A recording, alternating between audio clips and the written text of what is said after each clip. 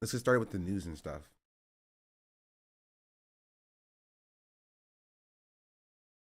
Where do we start?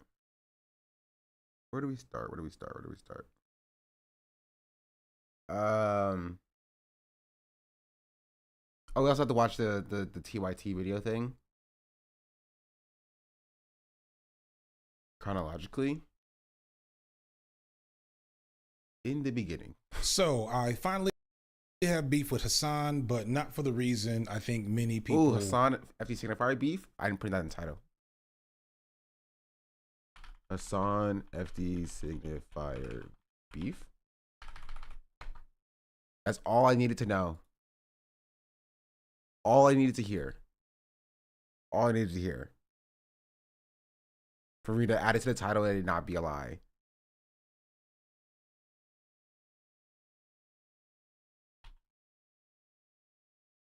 Okay, so we have this on the docket. What else do we have? You have Johnny Somali going to jail. Aiden Ross being unbanned. You know when you meet someone and they swear. Doesn't this thumbnail make you want to click on it? Honestly, not really, but like, yeah. Let's start with Johnny Somali going to jail. There is a loser more degenerate, more pathetic than Johnny Somali. His lore is sadder than the ending to Marley and Me, and it's entirely by his own doing and his insatiable appetite to be famous. Like, am I the only person who thinks that like Old Yeller was a bit sadder than Marley and Me? Maybe because I saw Old Yeller first.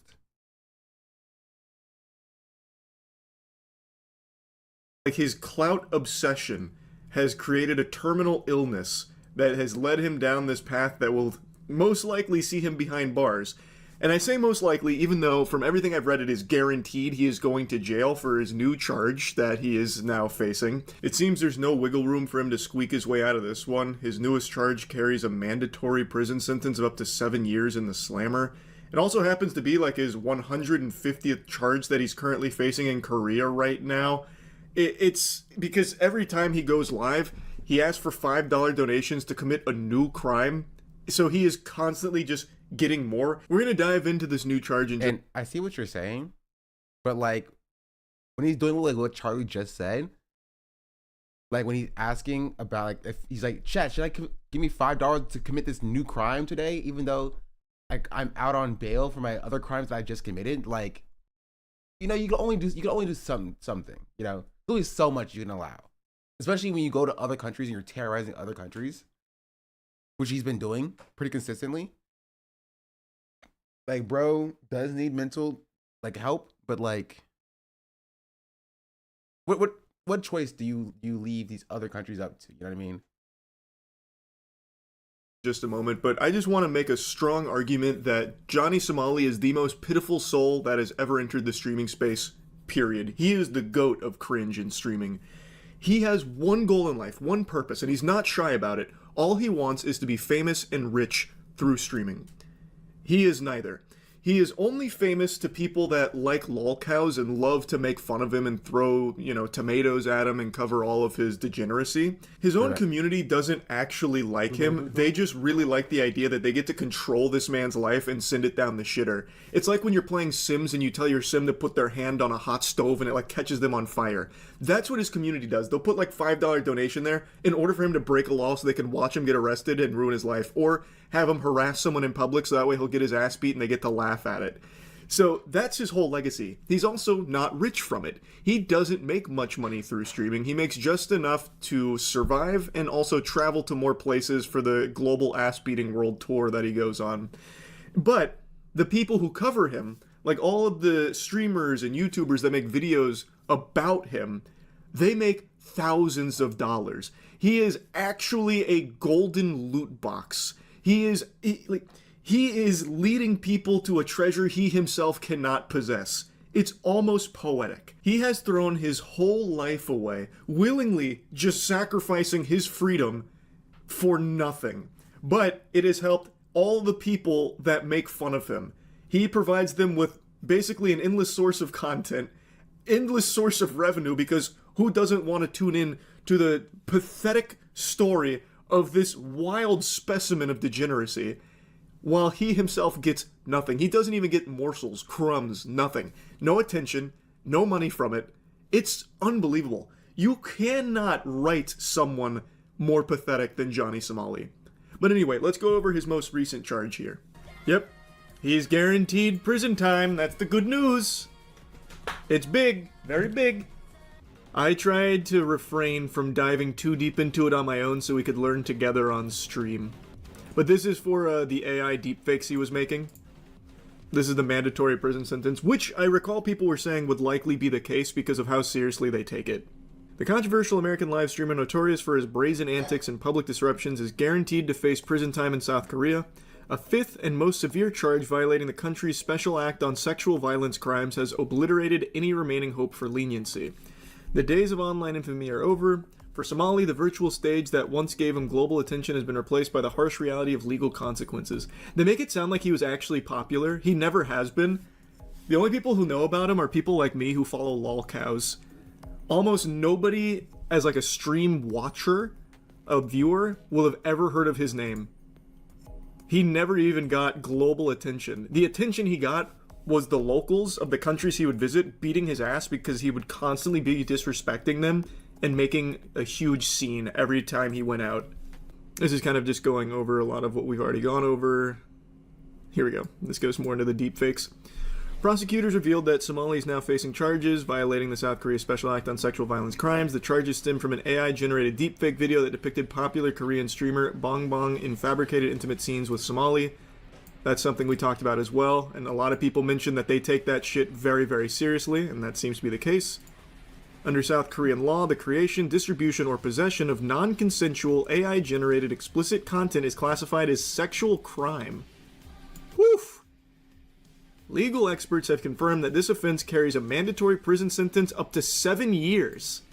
Unlike the previous charges, which allowed for financial penalties, this particular crime eliminates the possibility of a mere fine. This is not simply an issue of digital mischief, explained a legal analyst, Legal Mindset. This is a serious sexual offense, and South Korea's court will treat it as such. When deepfakes are weaponized to humiliate or defame, the legal system responds with severe consequences. What a fucking W. Oh, what a W. And again, another thing to make big mention of, this is one charge. Keep in mind, he has also pled guilty to other charges carrying a minimum of 5 to 10 years. But this one is a guaranteed prison sentence up to 7 years. I guess we don't know exactly how long it'll be. And he still has more charges to come. He just got new charges when he got arrested on stream the other day. So he is still collecting these puppies like the Infinity Stones. When it's all said and done, this guy actually could end up with like 30, 35 years in the slammer. All for like a crumb. A tiny tiddlywink of internet attention. It's unbelievable. It's a bold statement, but I'm going to make it. I think he is probably the most degenerate lolcow, at least in terms of like the consequences he's facing for being the lolcow, you know what I mean? Chris Chan is inarguably the goat of lolcows. No one will ever beat that. But not even Chris Chan received punishment to this level that Johnny Somali is. He's also going to get tried as a repeat offender with all the recent stuff too. I keep seeing that, but I don't know if that's confirmed. It sounds reasonable, like that sounds right. South Korea has cemented its reputation as a global leader in combating digital sex crimes. The country... I'm back. I was grabbing some breakfast.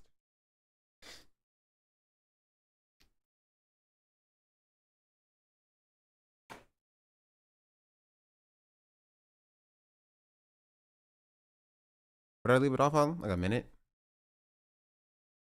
Most pitiful soul that has ever entered the streaming space, period. He is the goat of cringe in streaming.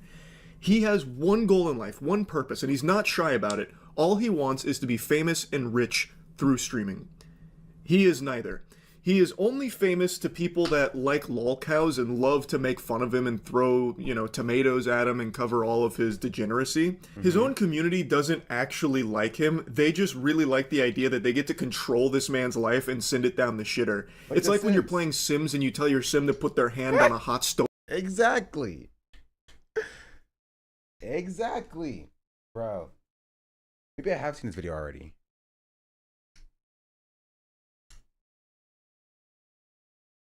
Was obviously done already? None. I just started. And it like catches them on fire. Right. That's what his community does. They'll put like $5 donation there in order for him to break a law so they can watch him get arrested and ruin his life, or have him harass someone in public so that way he'll get his ass beat and they get to laugh at it. So that's his whole legacy. He's also not rich from it. He doesn't make much money through streaming. He makes just enough to survive and also travel to more places for the global ass-beating world tour that he goes on. But the people who cover him, like all of the streamers and YouTubers that make videos about him, they make thousands of dollars. He is actually a golden loot box. He is leading people to a treasure he himself cannot possess. It's almost poetic. He has thrown his whole life away, willingly just sacrificing his freedom for nothing. But it has helped all the... I mean, Clout. Clout's technically not nothing, you know? That's something. Right? People are talking about it. Like a channel with 16 million subscribers is covering him right now. And he's like, that's a win for him. Even if he goes to jail. Is it dumb? Yeah. But like, that's how he views it. And Johnny Somali is a microcosm of a wider issue of clout in America. People that make fun of him. He provides them with basically an endless source of content, endless source of revenue, because who doesn't want to tune in to the pathetic story of this wild specimen of degeneracy, while he himself gets nothing. He doesn't even get morsels, crumbs, nothing. No attention, no money from it. It's unbelievable. You cannot write someone more pathetic than Johnny Somali. But anyway, let's go over his most recent charge here. Well, yep. He's guaranteed prison time. That's the good news. Wait, AI deepfake scandal? What is that even referring to? What? It's big, very big. I tried to refrain from diving too deep into it on my own so we could learn together on stream. But this is for the AI deepfakes he was making. This is the mandatory prison sentence.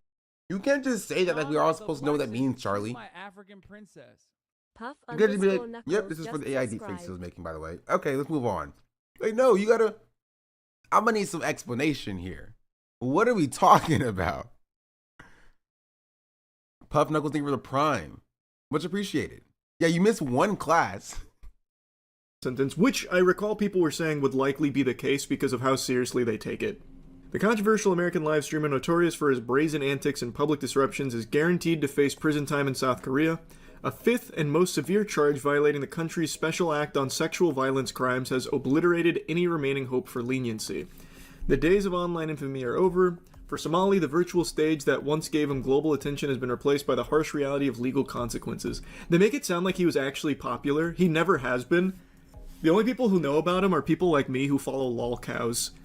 Almost nobody as like a stream watcher. Since when did Capri Sun provide their drink in like tubs in 64-ounce bottles? I thought they were only the packets. It would feel weird to drink Capri Sun like out of like a cup or something. You know, I need it at the tiny straw. A viewer will have ever heard of his name. He never even got global attention. The attention he got was the locals of the countries he would visit beating his ass because he would constantly be disrespecting them and making a huge scene every time he went out. This is kind of just going over a lot of what we've already gone over. Here we go. This goes more into the deepfakes. Prosecutors revealed that Somali is now facing charges violating the South Korea Special Act on Sexual Violence Crimes. The charges stem from an AI-generated deepfake video that depicted popular Korean streamer Bong Bong in fabricated intimate scenes with Somali. That's What?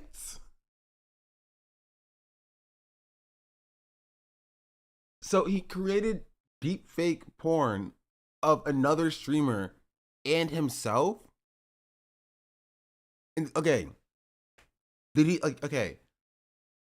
Did he publicize it? Like I have more questions. I have more questions.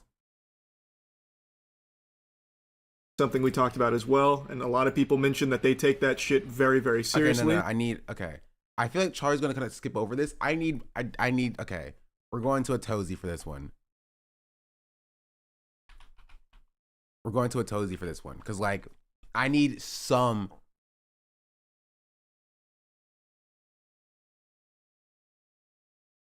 Today I want to talk about one of the dumbest and most Why is there 13 videos?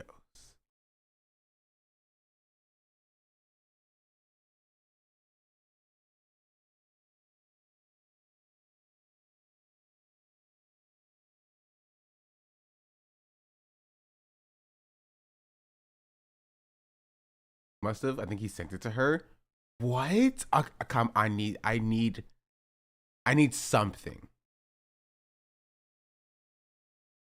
Things have now somehow got even worse for the most hated IRL streamer out in Korea, as his new charge has a mandatory prison sentence if he's convicted. And considering South Korea has a 99% conviction rate, things aren't looking too hot for him out there. It's safe to say the odds are not in his favor. So he's been a busy guy since the last criminal hearing in South Korea that we. And I will say, something that South Korea has, and also Japan has, that's still not a great thing, you know. I'm not like writing for like the legal system, because like what it means to have like a 99% conviction rate is that they will like essentially what happens is they will hold you for a certain amount of time, because legally they're allowed to hold you for like 2 weeks or whatever, to try to coerce like a confession out of you. And if they don't do that, then like, you know, they'll just hold you like indefinitely until like either you confess or they have enough evidence on you or whatever. It's like there's no, you know, bond where like you can like, you know, get out and live your free life. Like it's not like the American court system. It's a lot stricter, right? It's jail no matter what. It's just how long. Yeah, 99% for prosecution from the state. Police prosecution is lower. In South Korea, I remember reading something about this. It was kind of crazy.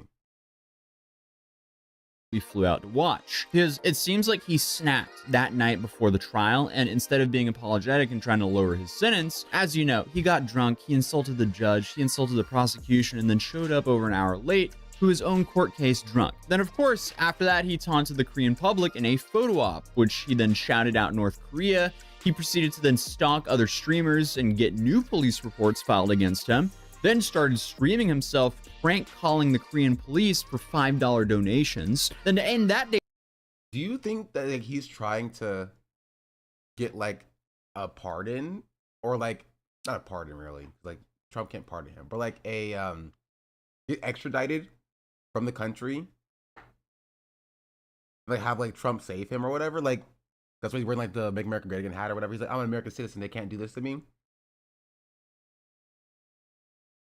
I also think that's what he's going for as well. Day of streaming, he removed his clothes and went out and harassed construction workers before getting arrested. And this is all just in the span of like under 2 weeks. And then on top of that, he was also punched in the face again. So clearly, a lot of people are starting to get fed up with his antics. But unfortunately for him, the music will inevitably stop, as he just keeps on getting hit with new charge after new charge, because he has zero idea how to live his life without being a burden to society. And to make things worse for him, as I mentioned earlier, he's got yet another charge. Because over the last couple of years, South Korea has been making laws cracking down on deepfakes, especially the 18+ ones. And Johnny decided to distribute an 18+ deepfake for profit on his stream because he's a moron that will do anything for attention. So according to Article 14.2 in the Korean law, a person... Okay, so he distributed it for profit on his stream. Now, what does that mean? Like, he was like, get into my private Discord server to see this video? Like, how is he like... I don't know. This does not compute in my mind.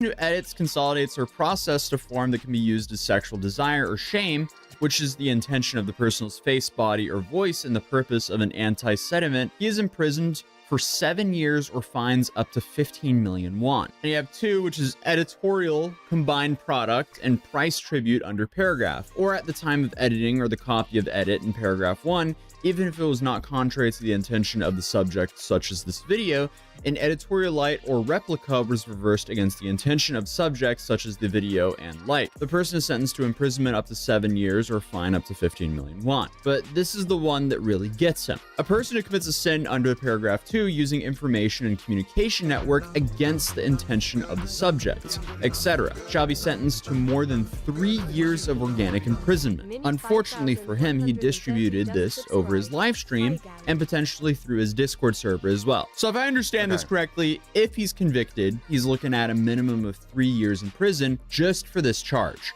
And that's without everything else. Then of course, you have the 99% conviction rate in South Korea, which we stated earlier. So it's safe to say that smile on his face might be wiped soon. Because unfortunately for him, his entire... No, it won't. This is the thing. This is the thing. The smile will not be wiped from his face. We keep saying this about people like this, and it just won't happen. It doesn't matter to them, right? It doesn't matter to him. It doesn't, not really. He's gonna keep smiling through it. Right? He's gonna keep trolling through it. And then he's gonna get out and he's gonna be like, I'm out now, or whatever. I mean, they give her the 16-month free subscription with Prime. Much appreciated. Chat, you know Prime is free. You can subscribe with Prime, and it doesn't cost you any money because it's free. Or you can gift subs, 35% off. Come back stream would be crazy. He would immediately get rearrested. He would immediately get rearrested. Guaranteed. He gets 3 years in jail. He comes out of jail. He will stream the next day, get himself rearrested. Her shtick is to harass and annoy people and be as disrespectful as possible, all for the group of 14-year-olds who thinks he's funny. So essentially, he's alienating any sense of goodwill and leniency that he could possibly get from a judge. I have never seen anyone in my life play themselves like this person has. It's actually unbelievable at this point. But Johnny, he has a plan to get out of this. What we're gonna do is we talk to, because I have 2 lawyers. I have a public defender and I have a paid lawyer that's helping us with other cases. The public defender said it's a good idea and that me and Hank are gonna go to a psychiatrist pretty soon and bring the paperwork. We go to a psychiatrist here in Korea and bring them the paperwork of that. And hopefully he said it can help my case because I am diagnosed as bipolar 2 in America, you know? I don't think being bipolar can get you out of this one. So according to South Korea's Criminal Act, specifically Article 10, this addresses cases involving individuals with mental disorders. It states that if a person due to a mental disorder is unable to make discriminations of their control of their will, they should not be punished. If their abilities were deficient due to the disorder, the punishment should be mitigated. This is really all up to the evidence and evaluation, because it's crucial to demonstrate a clear link between an individual's bipolar disorder and the commission of the crime. It then says the court will consider specific circumstances of the case, including the nature of the crime and the degree of which the individual's mental state was affected by their bipolar disorder at the time of the offense. Even if mental illness is considered a mitigating factor, public safety and the potential recidivism are also important factors that the court must consider when determining an appropriate sentence. So to summarize, it's essential to understand that having bipolar disorder is not an automatic get-out-of-jail-free card in this criminal cases in South Korea. The legal system applies universally, and while mental health can be a factor, it doesn't automatically exempt someone from legal consequences for their actions. And again, like, his largest problem is that he has live streamed himself for hundreds of hours. This behavior has been extremely consistent, and he's openly stated exactly why he does this. Bro, why are you being racist to other people in other countries? Why are you bullying people in other countries? For money, like, for clout. I've said it many times. I don't give a f. I have no morals. I'm a sociopath. I don't give a f at all. Like, period. Like, put this in your next YouTube documentary. I don't give a f. Like, I care about nobody but my f***ing self. It's like, dude. This is going to be really hard to argue in court. But then, of course, people who are around him, they think that he'll be able to leave within a month. It sounds like within a month, though, you could be out of here. It is a possibility. It is a possibility. I mean, like, if everything goes well with the thing, then it should just kind of be resolved, and you should be able to. You've got your passport still, so you It's should, right here. yeah, you should be able to just kind of dip that. Yeah, it's a possibility. Okay, this guy Bro, he's on a live stream talking about why he should be considered a flight risk. He's saying, yeah, I have my passport right here. So yeah, you could just dip in. Yeah, I could just dip in. What are they gonna do to stop me? Like, come on. has to be trolling him, right? There is no way he isn't trolling him with that comment, because from everyone who I've spoken to who understands Korean law, they believe this is basically impossible. There's clearly a lot of pressure for a sentence here, and I don't even think they're finished hitting the guy with criminal charges. And then to make things even worse for him, streaming has become more challenging for him out there because, as I mentioned earlier, he was punched again recently. And then in the same stream, he also had to flee because the other guy who punched him first, I guess in Korea, found him. In jail is coming. Oh, we gotta get the out of here. Go. Leave. Oh, Dagon. No fight. Peace. No fight. Talk. No fight. No fight. Please. I say stop still. Yun. I'm out. Sorry, cover FD. No. Starting FD after this. It's second on the docket. Out. Please help me. Go ahead. Out. I love you. Chingu. Dagun chingu. Hey. Come. Come with me now. Come. Taxi. So he then ran away and came back to the guy making the documentary on him and told them, hey, we got to get a taxi and run. You talked to Dagun? What did he say? Did he talk to you? No, he wasn't speaking clip. He said Korea. I'm telling you, you're going viral. You're going viral. Let's go. One sec. No, we gotta go taxi now, Alice. That is dangerous. I'm telling you. You're fine. Then I guess to make things even worse for him, it now seems like Hank is asking for donations to continue to fund Johnny's life. Because here on Telegram, Hank apparently said, legal fees are very taxing for me. If anyone wants to help out with legal fees, please donate. Also, Johnny has a travel ban. Korea doesn't let him work and doesn't give any support. Johnny is out of money now, and I'm supporting him. There is no choice. He will starve if I don't. Dude, this is the most self-inflicted situation ever. It's safe to say things are just really not going their way, and their entire response is essentially this. Like, it's all a front. Like, all of this is just this. I mean, they couldn't be coping harder for the terrible situation that Johnny put them in, all for just a little bit of internet attention and next to no money. And obviously, now he's getting prison time as well. Congratulations, moron. You completely played yourself. But his next trial date is set for April 7th, if I remember correctly. So it'll be interesting to see what happens. Although, from what I know, he's just showing up to enter another plea for the fourth charge that his lawyer asked for an extension on. But I mean, who knows? The guy might turn the trial into a circus show as well. I'm assuming they'll ask for more time to figure out what they're going to do with that fifth charge, as it's a way more serious one. But he's also kind of already given us the game plan there. So I guess only time will tell how that pans out for him. But either way, we'll be covering. Okay, we have a little bit more information. And that seems to be the case. Under South Korean law, the creation, distribution, or possession of non-consensual AI-generated explicit content is classified as sexual crime. Woof! South Korea got us beat on that. We could, or America needs to step up his game on its legal defense of like AI porn and stuff. Legal experts have confirmed that this offense carries a mandatory prison sentence up to 7 years. Unlike the previous charges, which allowed for financial penalties, this particular crime eliminates the possibility of a mere fine. This is not simply an issue of digital mischief, explained a legal analyst, Legal Mindset. This is a serious sexual offense, and South Korea's court will treat it as such. When deepfakes are weaponized to humiliate or defame, the legal system responds with severe consequences. What a fucking W. Oh, what a W. And again, another thing to make big mention of, this is one charge. Keep in mind, he has also pled guilty to other charges carrying a minimum of 5 to 10 years. But this one is a guaranteed prison sentence up to 7 years. I guess we don't know exactly how long it'll be. And he still has more charges to come. He just got new charges when he got arrested on stream the other day. So he is still collecting these puppies like the Infinity Stones. When it's all said and done, this guy actually could end up with like 30, 35 years in the slammer. All for like a crumb. A tiny tiddlywink of internet attention. It's unbelievable. It is...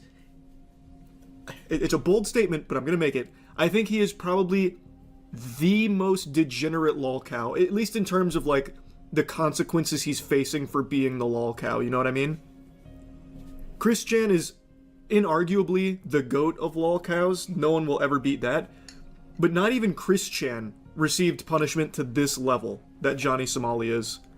He's also going to get tried as a repeat offender with all the recent stuff too. I keep seeing that, but I don't know if that's confirmed. It sounds reasonable, like that sounds right.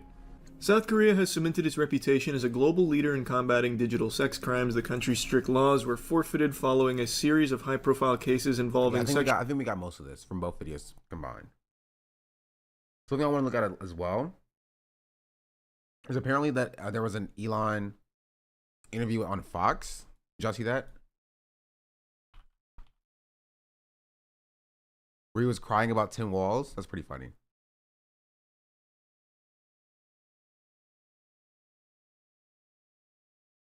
So you have this we can watch as well.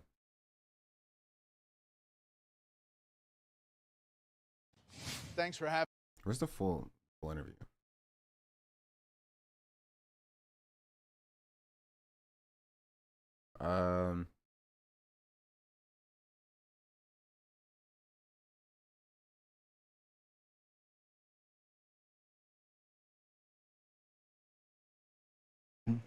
Does that help Tesla? I mean, you had Tim Walz, who's a huge jerk, right, you know, running around on stage with the Tesla stock price where the stock price had gone in half, and he was overjoyed. What an evil thing to do! What a creep! What a jerk! Like who derives joy from that? And I derive a lot of joy from that, actually. It makes me smile. When you lose money, it makes me happy. I'm glad when companies do poorly. It makes me happy. Let's get to the debate that's in my title about like FD Signifier beefing with HASAN. We'll get to that in a second. So I finally have beef with HASAN, but not for the reason I think many people want or think. Why does it feel like my volume is low? As of writing, I am around 8,000 subscribers away from 1 million subscribers, and it is still unreal, still really cool. Some cool stuff planned. Yes, that video, but that's not the topic right now. Ooh. Tyler Perry, don't even get me started on this man. Now, as I've grown, I've noticed something. My viewers and subscribers have indicated to me that they are much wider than they used to be just a couple of years ago. And I've also come to accept that there's probably nothing I can do to stop it. There was a time when I looked at my viewers also watch tab in the analytics for YouTube apps. It's hard to explain, but there's ways for us to understand like what other creators are connected to us. And I'm actually curious. I'm gonna check mine real quick. I don't even post on YouTube like that, which not anymore. I used to post a lot more frequently. And it's not that I don't have content. I can edit down my streams into like good videos, but like I just don't a lot of the time.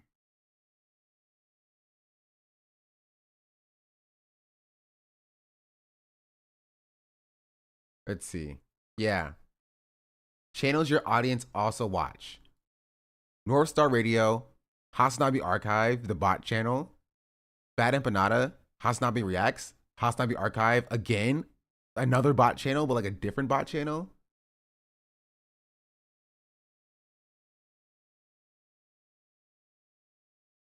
Uninformed Leftist, The Vanguard, Bunker Cat, Denims, No Comment Chick.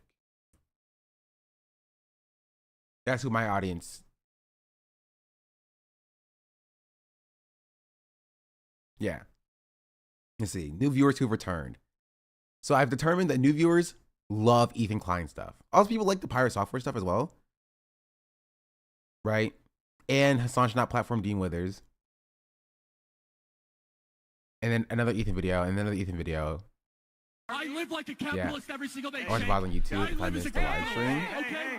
That's why I do them, actually. Lulas_beekeeper just subscribed. I watch the VODs on YouTube if I miss the live stream at Sean DeBlack. There are a lot of fallen H3 fans. I understand that. There are a lot of fallen H3 fans. Right, but that's what FD's referring to here. And years ago, when I looked to see who those creators were, it was Khadijah Mbo and Sean C and Foreign Man in the Foreign Land, etc. But in the last couple of years, this tab has gotten much, much wider. So some of these new white faces make sense, such as Anthony Fantano. I mean, is there actually unk between HASAN FD? There's no drama. My Trend of Black viewers also watch Suggest on Twitch, also live now. In case you try and struggle for Denims, Zach App, and HC Justin. Does Sean C even stream anymore? He streamed recently, I think.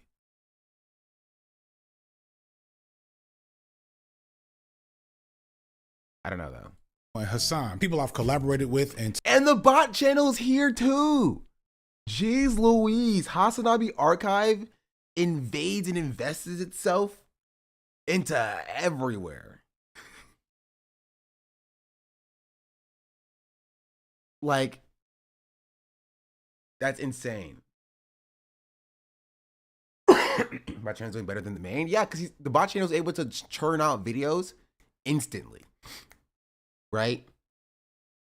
He's able to churn out videos instantly. And I know this because, like, I've dabbled with, like, trying to program a bot that, like, edits my own streams down into, like, bite-sized, like, vertical formats.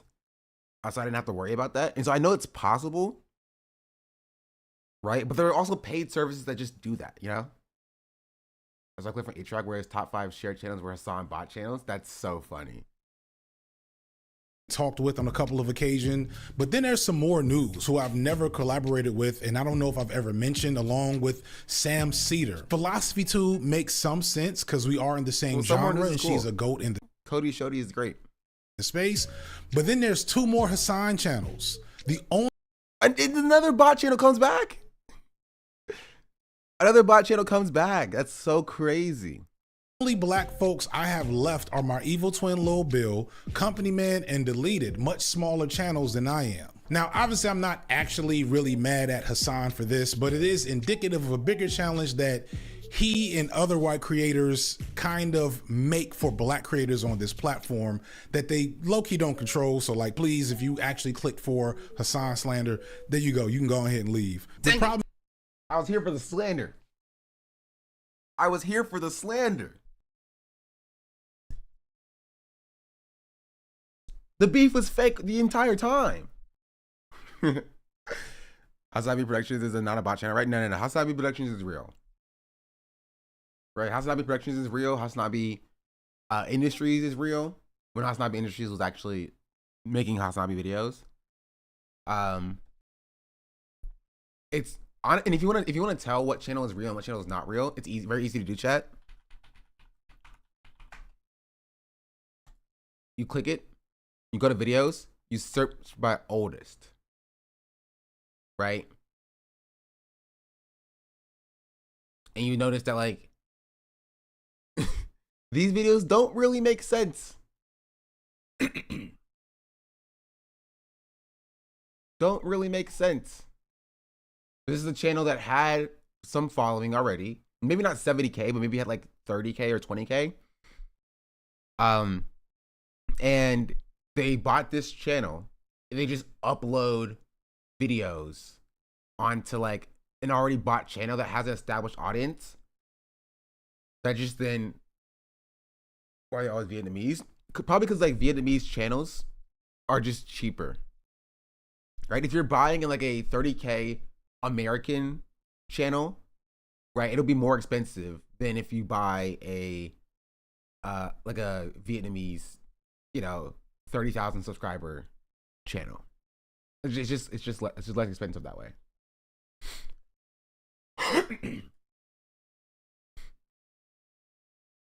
You had a random Vietnamese phase? Well, yeah, that would make sense if it wasn't the fact that like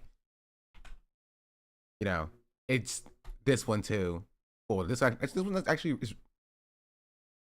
okay. This one they learned. They deleted all their Vietnamese content from this one. You have HASAN FD Beef Archive Fan 1, HASAN FD Archive Fan 2, where they bought a what? Huggy Wuggy plus Venom swap merger swapping dance speed paint?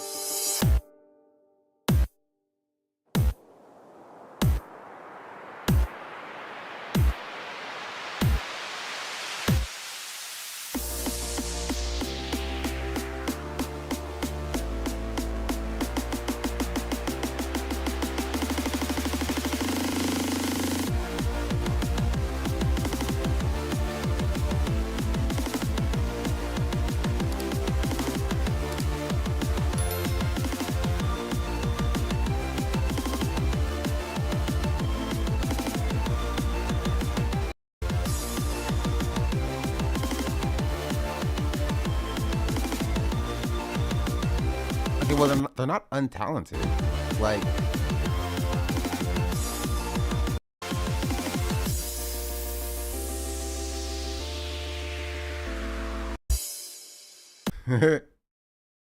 that's pretty cool. The owner of the channel did this. I know that they didn't, right? They bought this channel, but like, it's just pretty cool.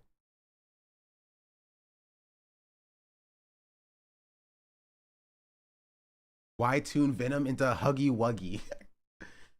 Or why does he still have the Venom tug?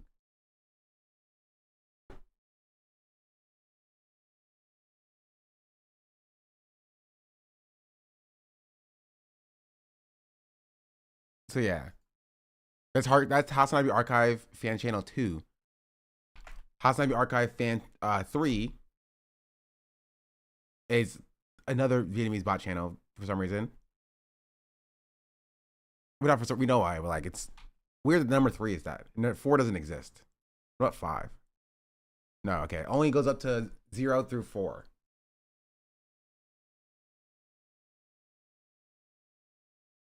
Anyway, sorry. Get distracted. Let's go back to the beef. Problem is that as you become actually click for black creators on this platform that they low-key don't control. So like, please, if you actually click for Hasan Slander, Beekeeper, thank you for the 18-month free subscription.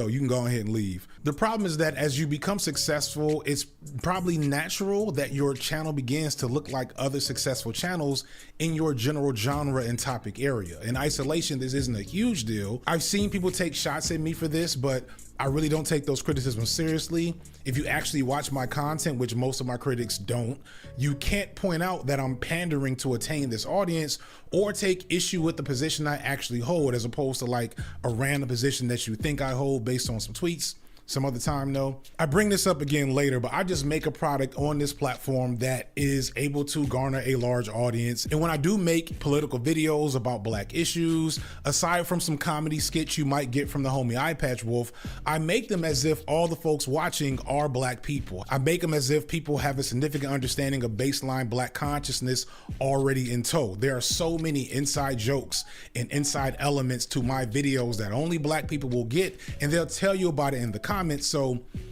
the whole he makes videos of white people thing just doesn't resonate for me. My videos on black conservatism, Spike Lee's Bamboozled, and most recently Hotep's and black radicalism are all videos that I'm very proud of that also have large black audiences. But I can't say that I'm frustrated that other videos I've made about black issues don't always find the black audience that I've been seeking out that I used to have once upon a time. To point out the difference, the second black conservatives video I did back in 2023, along with my Bamboozled video from the beginning of 2024, both have some of my strongest showings of black viewers, especially the black conservatives video, which up until the Kendrick Drake beef video was my most watched video ever.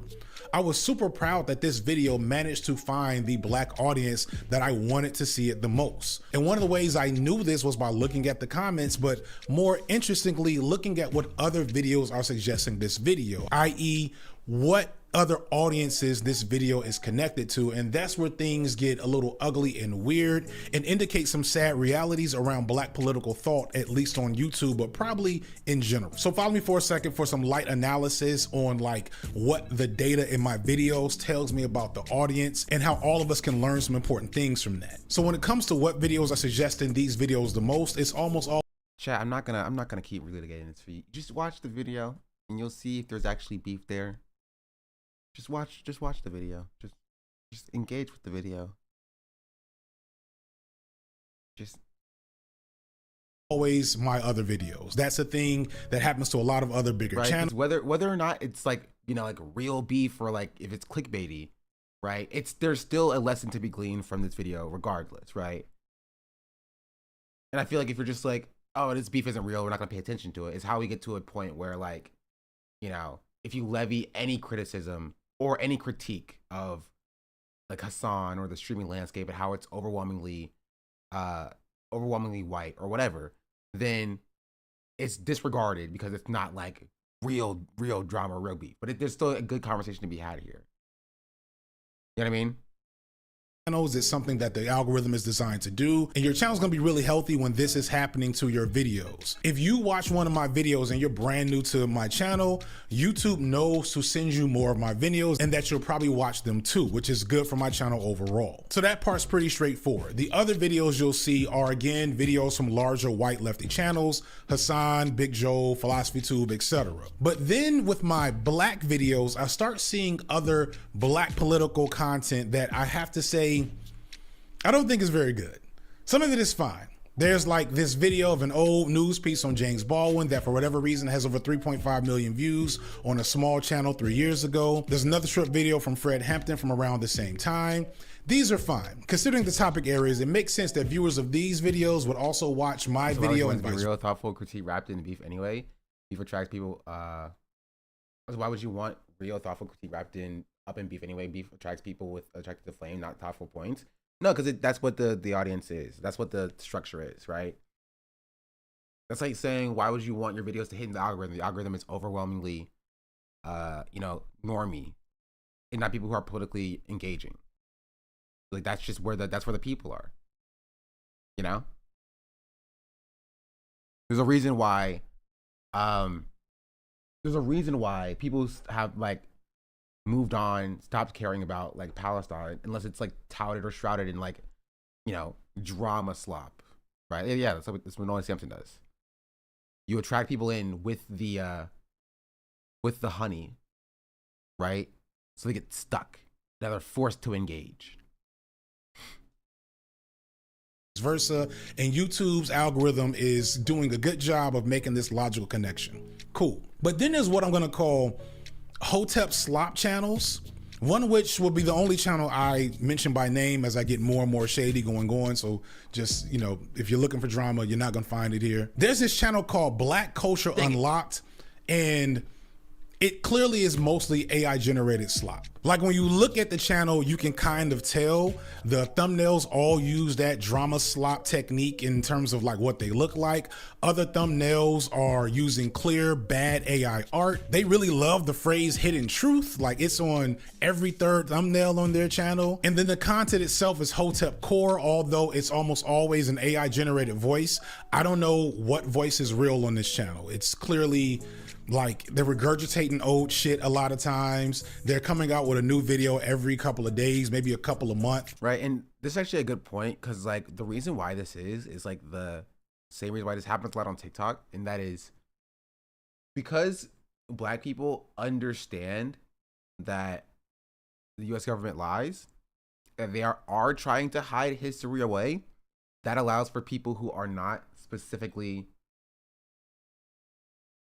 like specifically good faith actors able to swoop in and be like, oh yeah, they're lying about this too. They're lying about this too. And some of those things that they're saying may be correct. Some of them may be outright lies, and some of them may actually be dangerous, perpetuating like harmful stereotypes about other communities, like dipping into like anti-Semitism. Right? Like they're just taking advantage of the fact that like Black people are having their history erased by the US government. And they're like, But what about they're actually also lying about this? And then like, this also thinks it's like a complete lie. Like it's just not at all accurate. And so there's a whole market for like trying to tell black people will be like, I'm going to teach you the history that they didn't teach you in school or whatever. Right. And like, you know, it's just not true. It's incorrect information because it takes work to actually find that information out. This is a content farm, but it's about black politics. And as far as I can tell, it's doing pretty well for itself, which is sad. It has this weird tragedy porn element to it. Like when you look at the AI thumbnails, like a third of them are of black people crying and making painful faces. But it's getting an audience, not a huge audience. Like people don't come back for these videos, but each time it makes one of these videos, it's making an attempt to penetrate the algorithm and get people to click. And sometimes it does. This channel makes me think about what black political content, at least on YouTube, used to be back in previous eras. As I mentioned in that Black Radicalism Hotep video, guys like Tariq Nasheed, Umar Johnson, and Boyce Watkins were really popular in black political spaces for a time and had large followings, not necessarily on YouTube, but at least on Instagram and Facebook. You also have less problematic figures like Tavis Smiley and Roland Martin, who have presences in a variety of venues. Roland Martin,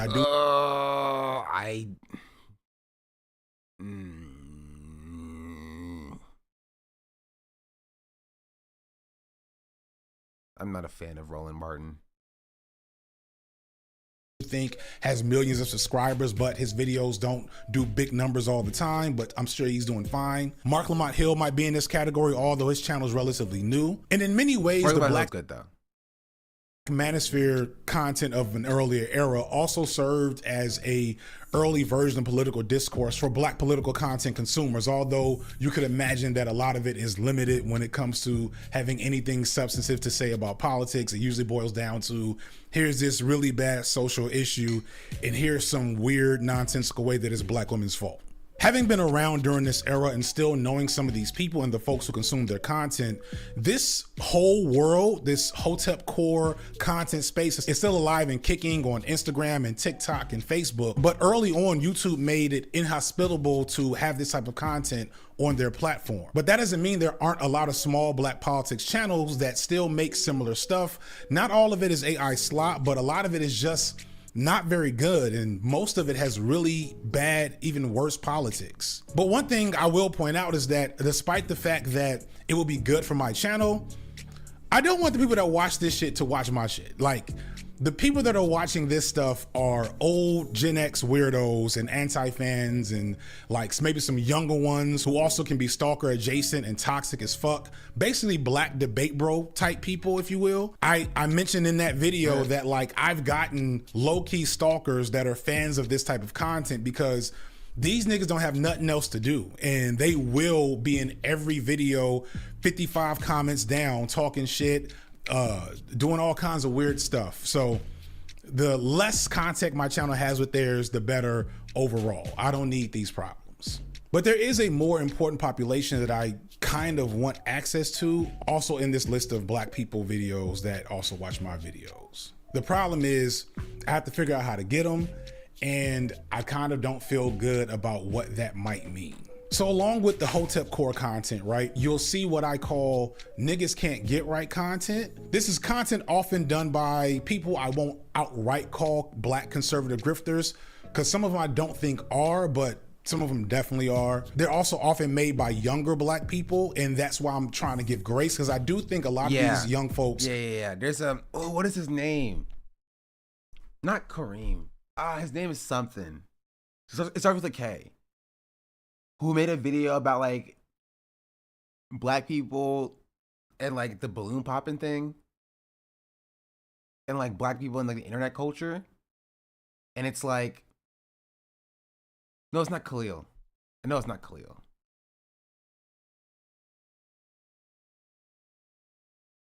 Cameron, that's what it is. Yeah.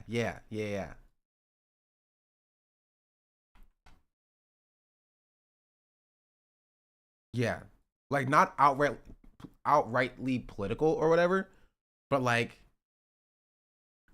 YouTube has this guy, right? And it's not necessarily like a dig at him, but more just a contextualization of like the way like somebody like his position on like YouTube space operates, and that is just, you know, it's hard to explain. I'll let FD explain it and see if it fits this situation. Just feel apart from what black media often promotes as blackness back to them. They are embarrassed and angry about how black people are depicted, and they don't like how they're treated and perceived. So they're slowly encroaching into Candace Owens, Thomas Sowell areas of thinking where they lash out explicitly at black people and black culture as the core of black people's problems, and not the bigger systemic stuff that they're... Yeah, exactly. Again, this is no beef on Cameron specifically. Like, we watched a couple of his videos and it's chill. But his video of like black YouTube has gotten even worse, right? It felt as though it's like he's not wrong in this video, but it feels as though it's like the subject of the video being pointed directly at like black YouTube, as though it's like a specific issue within like, yeah, like black YouTube and not something that is attributed to across the entire YouTube spectrum. It's like, why are we focusing on that like specifically, you know? It's just like a little interesting thing to focus on, that sort of stuff. Low-key scared, or maybe don't even understand that they need to talk about. So instead they make videos complaining about Sexy Red and balloon pop videos. It's real.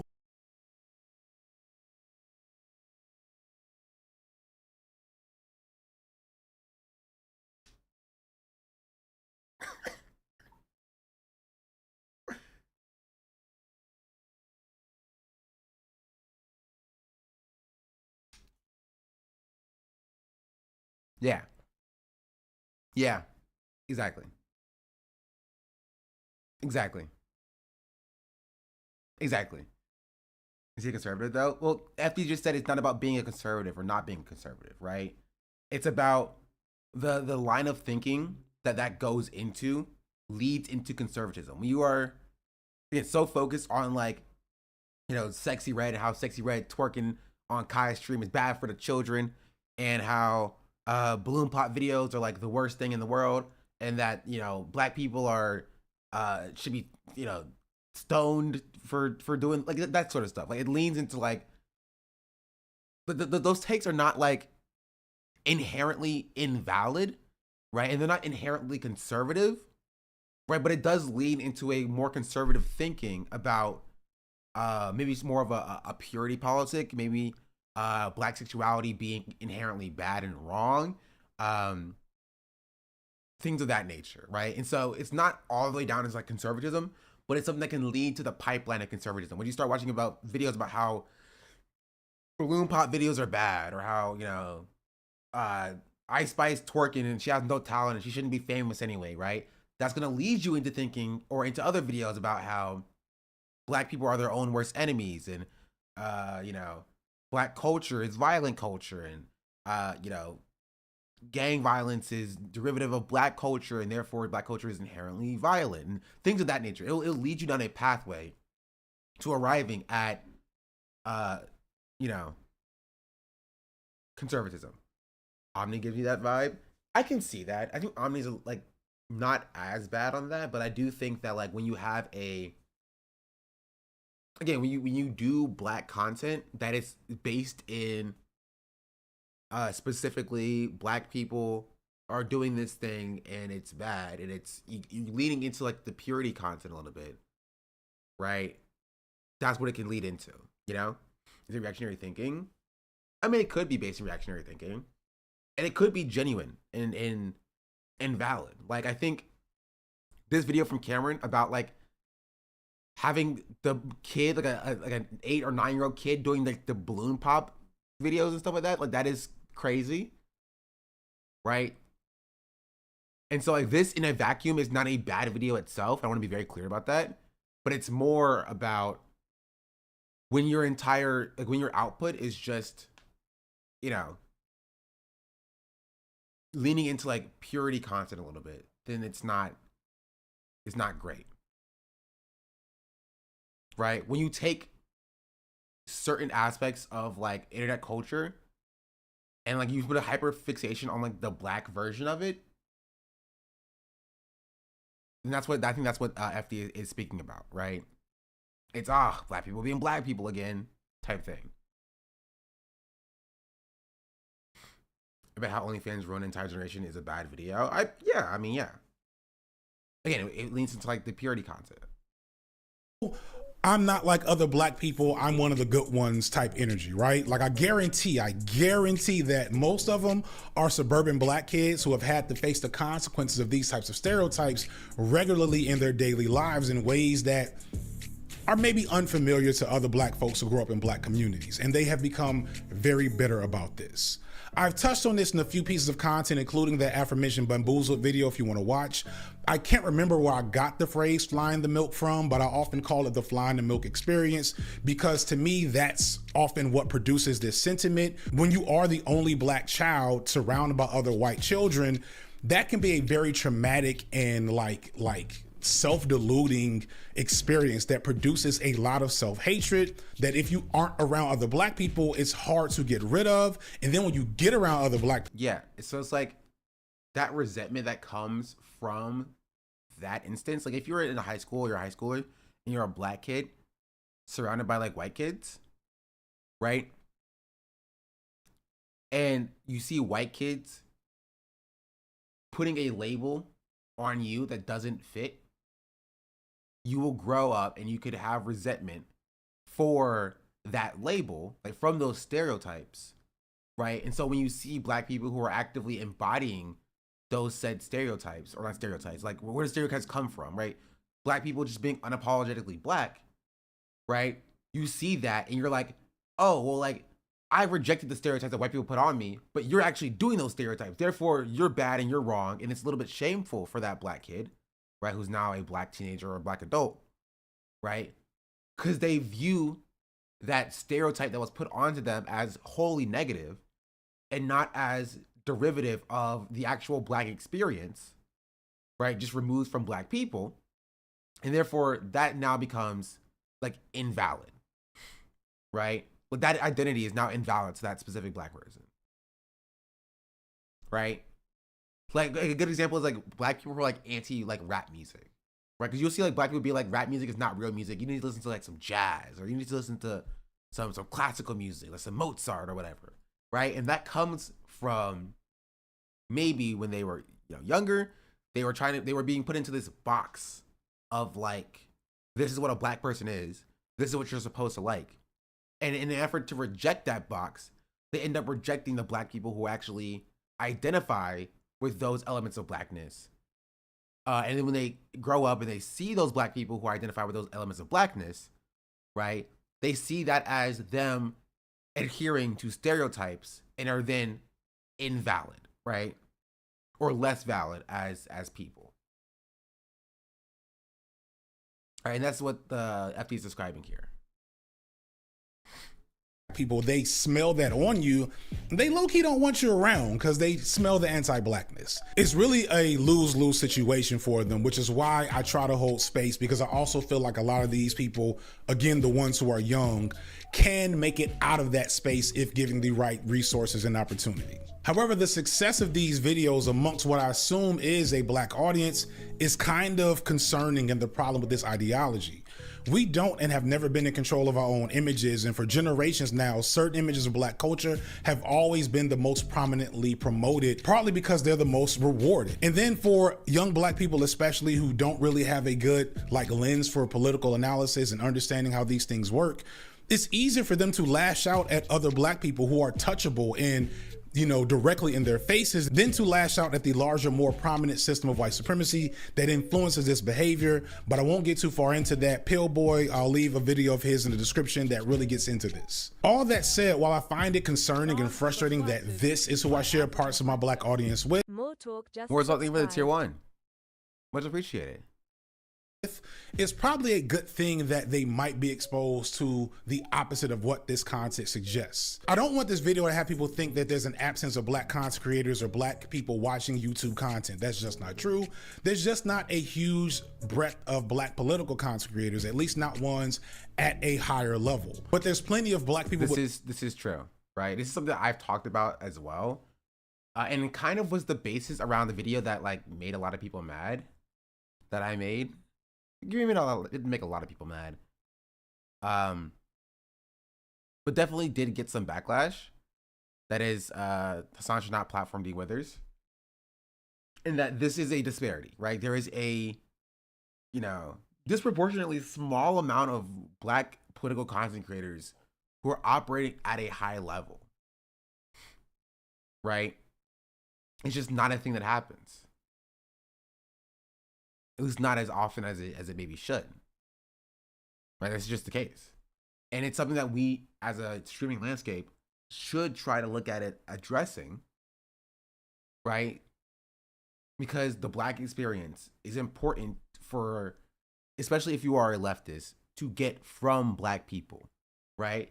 It's all well and good if you talk to a white creator and they talk about their experience about, being anti-black and then coming around to black people's positionality and experiences. That's all well and good to get that perspective, but it's equally as important, if not, actually I'll say it's more important to hear the perspective of black people from black people talking about their own lived experiences, right? And that is necessary, especially if you're coming from a right-wing background, right? Especially if you were like a formerly racist person who is like changing their mind and trying to learn and grow, right? Because if you don't do that, right? If you don't hear the perspective of black people, right? When another white person comes along saying like, hey, I'm on my journey too, I'm learning and growing, you're like, okay, come on in. No, don't need to take your shoes off or anything. Just come on and just, walk around, have fun. And they come in with mud on their feet, right? They come in with mud on their feet and they're tracking mud up and down the leftist house, right?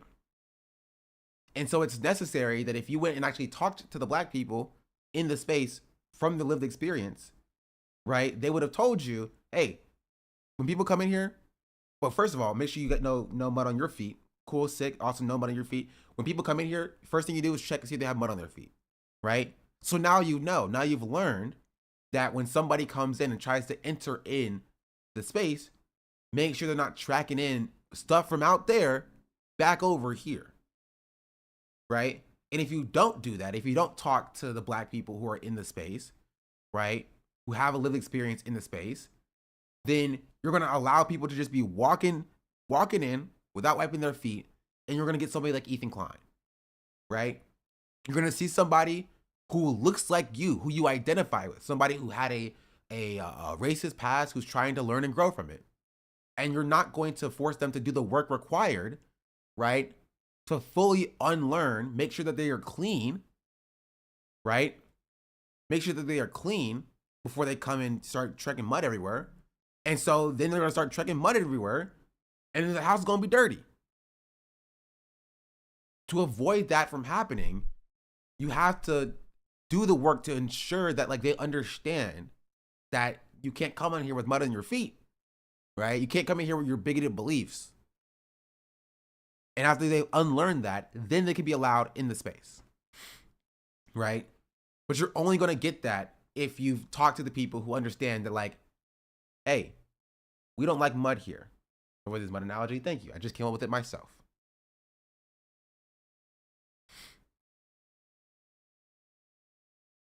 Ethan might be dark poo on his feet too. True. I did a party here, so I might be missing the point entirely, but I feel like I don't need to get a perspective on racism from Hasan or any other online content creators because I know a lot of black people and we talk about this stuff IRL. I mean, sure, but like it's more about it's further past exactly what you were getting for your perspective, and also about just the black creators themselves and their perspectives being heard in general. Right? And so if you're like, I don't need to listen to black people or understand black experience, right? Because I have black friends in real life. but I'll still watch HASAN for these other things, right? Then like, again, we've arrived at the position where we're like promoting and supporting people just by the very nature of them being like formally racist, as opposed to people who've experienced racism in the first place. Like in this video about Dean Withers, right? Like the point that I'm making in this video is specifically that we, as the left, promote voices of people who are formerly racist because they somehow have a unique perspective about how to deal with racism or how to unlearn or change people's mind for racism. And what that does is that leaves out the black people who have the lived experience to speak about that in order to promote the formerly racist teen people or whatever, right? Sure, I mean, talk about like that. Also, I lost these glasses. I have no idea where they went now. So I broke these glasses and I lost these glasses. So my glasses are kind of cooked.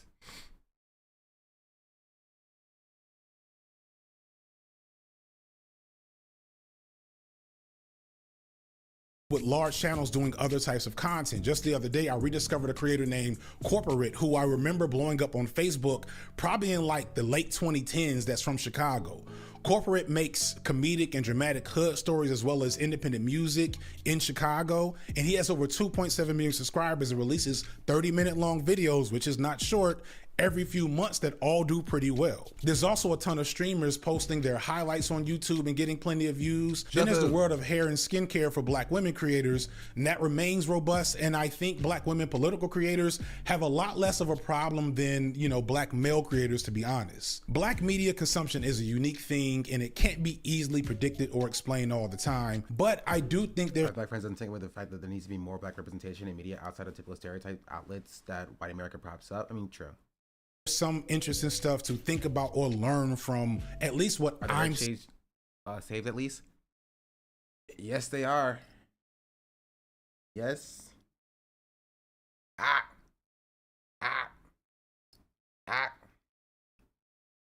It's stuck on my freaking hair. Okay. Yes, they are.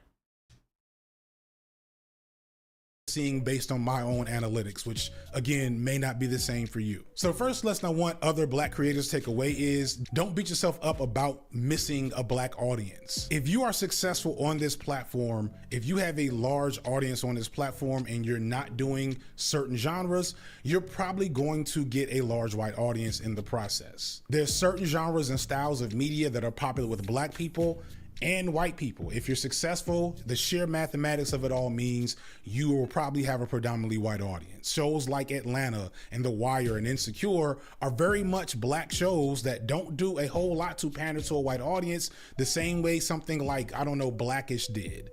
This system has never worked for us. 7 feet. But we still play ball. Most successful rappers have predominantly— They did not say that in the show. In the arms of the angels. Scribble and Dibble just subscribed. Oof, not this show. Bro, Black is just so funny. White audiences. Kendrick Lamar's music is inherently black, yet his audience is becoming more and more white by the day because of his success and exposure. And please understand, for those of you who have been fans for a while, he's always had a large white audience. There's some people with weird opinions who think this makes him a white people rapper, and I side-eye that because I've never heard someone describe NBA YoungBoy as a white people rapper or Lil Yachty as a white people rapper, even though their audiences are probably even more white than Kendrick Lamar's. True. This particular criticism, you have a white audience, so you're invalid, is probably saying more about the person making that criticism than the person being criticized. Another thing to point out is that there's also just a smaller pool of black political content consumers. This is not to say that black people aren't politically inclined. We're probably more politically inclined than anyone in this country, but consuming politics as entertainment is a whole other organism than being politically inclined. For a lot of black people, politics is painful. It's not something we passively engage with because the subject matter is often like literally us in our reality. To a white viewer, a video about black radical movements from the 60s to now is a passive history lesson that they can view from a distance.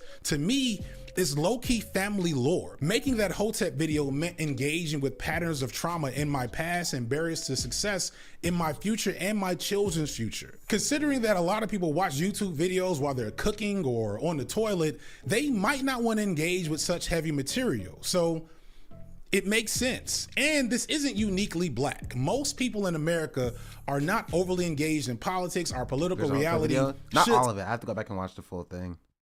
We watched like 30 minutes of it here, I think, on stream. But I need to finish it. Tell you that HASAN will never do Mr. Beast numbers, with neither will Ben Shapiro or Tucker Carlson, for this reason. So no matter what your politics is, a lot of people want to keep politics out because they don't want to deal with the heaviness and reality that politics present to them. I don't think it's a coincidence that the #1 consumers of political content are straight white men, probably by a disproportionate margin, and this is on either side of the political aisle, because at the end of the day, they're never really the subject of what's being discussed in a political piece, so they get to engage with it passively from a distance, and remember that for a few moments from now. All this said though, I don't want to make this full of excuses. A lot of us black political content creators are not doing enough to meet folks where they are, folks as in our folks. Yes, overall YouTube as a platform doesn't cater to black people, and yes, the population of black consumers is small by comparison, but if the goal is to spread certain ideas and promote certain political action, we need to get out of our comfort zone more than we are. Either that means doing what is this line? Either that means doing like I tried to do. Fuck, what was I writing? That's how it be. B-sides videos. You can tell sometimes I wrote these in a short period of time. You might think you're gonna like make the dopest political treatise on racism or capitalism or whatever, but if it's just like hardcore, like reading quotes from a book and stuff, it's not gonna get attention from the people that you really want to read it the most. You probably do need to spend some time doing good old media analysis and kind of weave things in. That's why I'm really proud of my Black Panther video where I'm bringing up Pan-Africanism in a movie that low-key is anti-Pan-Africanism. Long-form video essays aren't for— Yeah, Black Panther is such an interesting one, because like,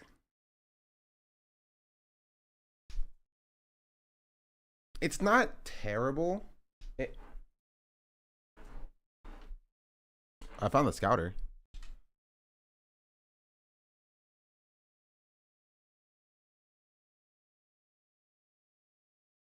There we go.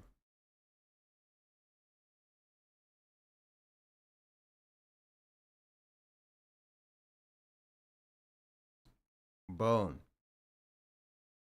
Oh, okay. It's not that deep. You're just a liberal. That's all it is. You're just libbed up. For most people, let alone black folks.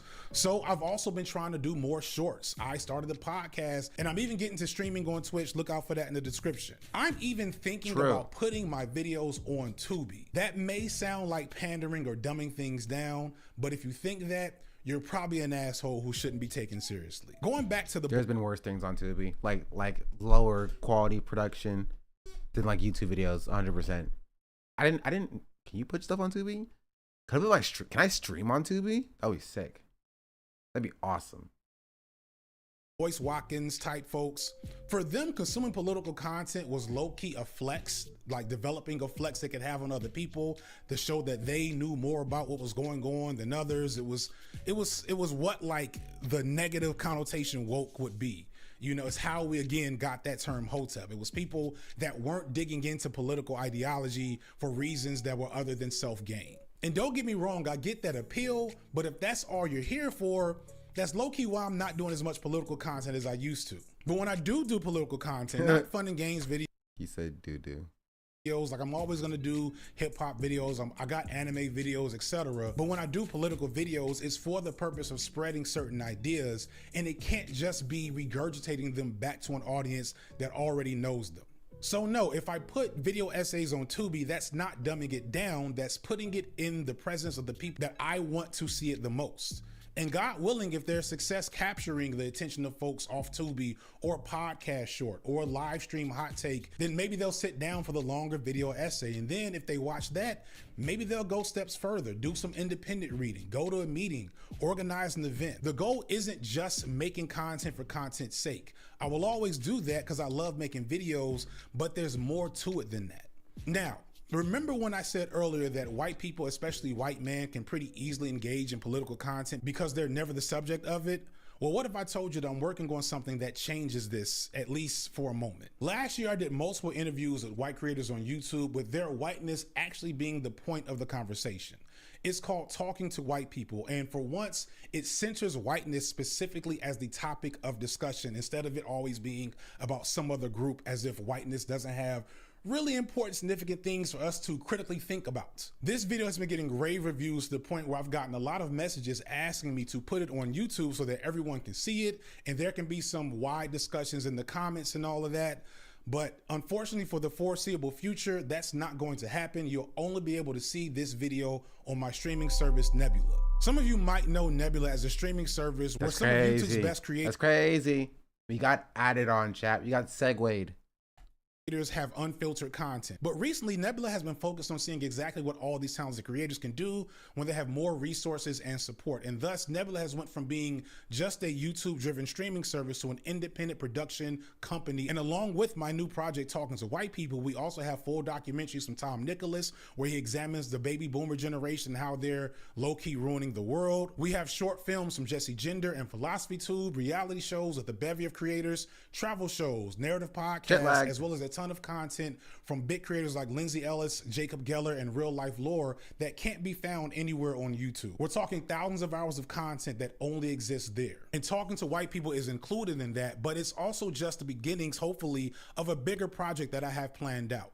This is not the end of what I think this concept could be, but I need people to see it and get excited for it and engage with what I've made thus far, which means that I need you to sign up for Nebula to go watch it. Because Nebula is independent, we're not partnering with Google or some other big tech company. We are not ran or owned by venture capitalists or NFT weirdos. We come directly to you all for support. But if NFT weirdos and venture capitalists want to support a leftist streaming service, give me the money and I'll build it out. I'm just saying. We only make money when you click the link in the description and sign up or follow the QR code on the screen. By signing up today, it helps me in general, but it also shows support for projects I'm trying to line up and that every other creator there is trying to do. So please support me by signing up today. Thank you so much to Nebula for sponsoring the video. Thank you to watching to this point. I'm FD Signifier, and this has been Light Work.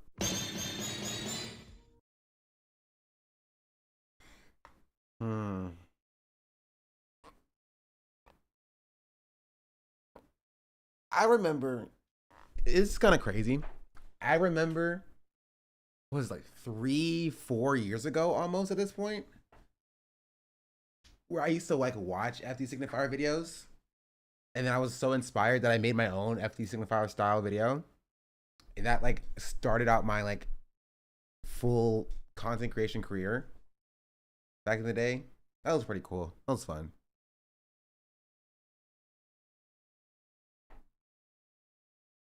Oh, I'm curious about this. This actually looks interesting. Deep Sean lore. I mean, it's not that deep. The deep lore would be me when I worked in Nevada digging holes for nuclear tests or nuclear fallout, actually. Now that would be deep lore. Covered this. When today's I do want to watch this as well. I also want to talk about the Aiden Ross situation too.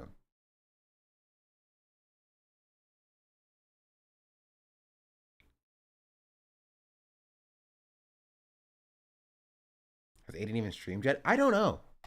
Has been unbanned. I know a lot of you guys have. Okay, now this is kind of loud in my ears. Been demanding my take on this. And wrongfully convicted of stealing baseball players' shoes from a charity event? No. I don't really have a take on it, honestly. I don't know what the which was thinking.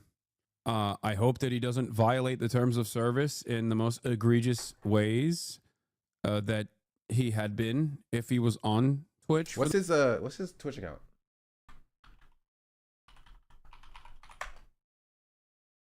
Is Aiden Ross? Yeah, chat saying they couldn't find it. I literally just looked up Aiden Ross Twitch and I found it. It's right here.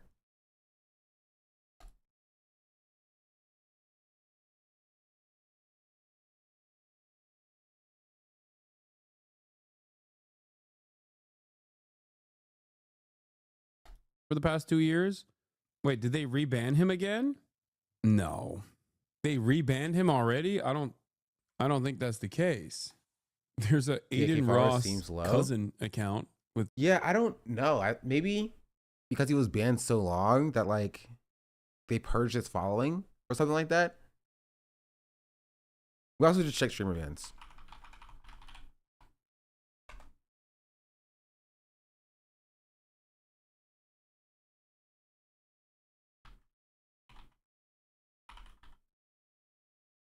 Well, he's not partnered either. Huh. They reset its following for some reason. I think it was in the hundreds yesterday. Yeah, he might have reset its followings. I don't know actually though. I'm not sure.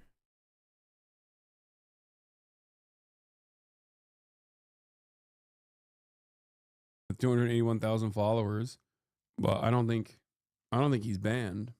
I'm in a unique predicament here because, like, obviously deplatforming, aggressively, people have come after me to try to deplatform me. Having said that, there are understandable... And I think that's the reason why Aiden Ross got unbanned. If you ask me, Sean, what do you think is the reason Aiden Ross got unbanned? I think the criticism that Twitch was getting about, like, Aiden Ross being banned, but HASAN not being banned, or they're showing, like, terrorist propaganda, is a way for them to, like, skirt that criticism, right? Because like they don't want to ban HASAN, but they hate having to deal with like people being like, oh, well, why is this person banned and HASAN not banned or whatever. And so that on top of like Kai Cenat vouching for Aiden to be unbanned, and on top of other viewers vouching for Aiden to be unbanned. Let's see.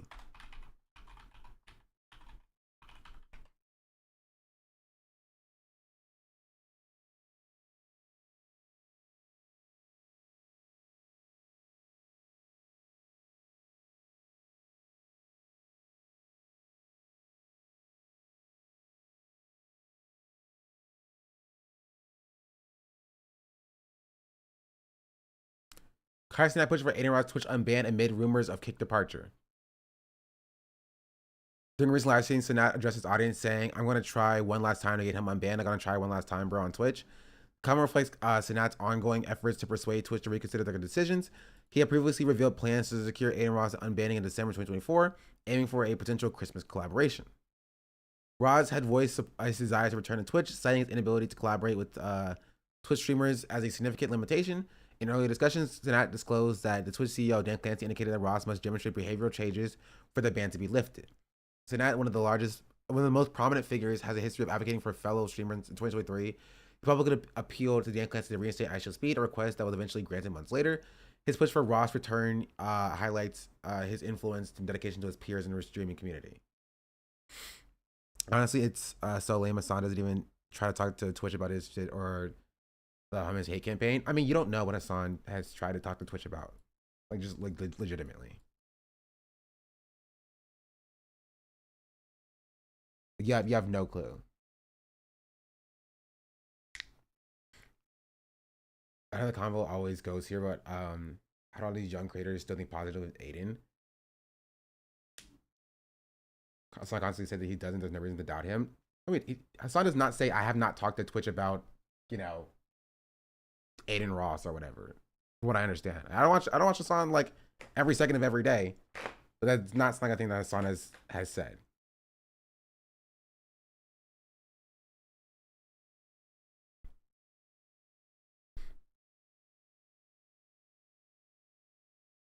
Are they friends, or does Aiden have dirt on Kai? Not like Aiden. I don't think Aiden has dirt on Kai, right? Like, I don't think most streamers care, except for like maybe like a surface level, how it looks for them kind of way about like what other streamers do. You know what I mean? Like, even take something that's like cut and dry as like the Dr. Disrespect situation, right? Most streamers didn't even care about Dr. Disrespect like messaging a minor, right? It was something that they could joke about, right? Something that they can farm Twitter likes on, but it wasn't like I am like ideologically against Dr. Disrespect because of this, and we need to like, you know, shutter him from the streaming landscape or whatever. Like, it was just like, oh, look, it's a funny thing. He admitted to it, LOL, and that was it, right? And it goes for like the entire streaming landscape, right? Yeah, because it's I think I say it all the time. It's a thing that I have coined called the thin purple line. Most streamers do not and will not actually engage with, you know, or take an ideological stance on anything. Right? And there's a reason for it. Like, Cinna was getting drugged on Twitter yesterday. Drug? For being super, like, milquetoast on Aiden.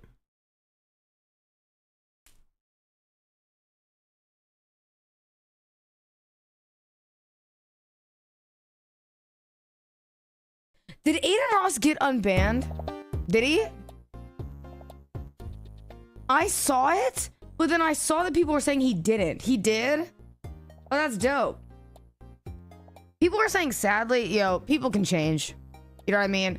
Hopefully, let's say, hopefully, like, he doesn't keep baiting, you know, the white supremacists, everything like that. I think people can change. You know what I mean? I think he, you know, did shitty stuff before. Hopefully he changes. If he doesn't, then I'm sure Twitch will deal with it. You know what I mean? But hopefully he does. I don't think that half the stuff he does, you know, would be allowed on Twitch anyway. So, you know, kind of is what it is. It's one of those things. But I do think it's like Twitch permanently banning people. No, chill on Cinna. I'll say, I would defend Cinna on this. Like, this is the most you're going to get from people, chat. Legitimately. I don't like the take, right? But this is the most you're going to get. That's it. This is the most you're going to get.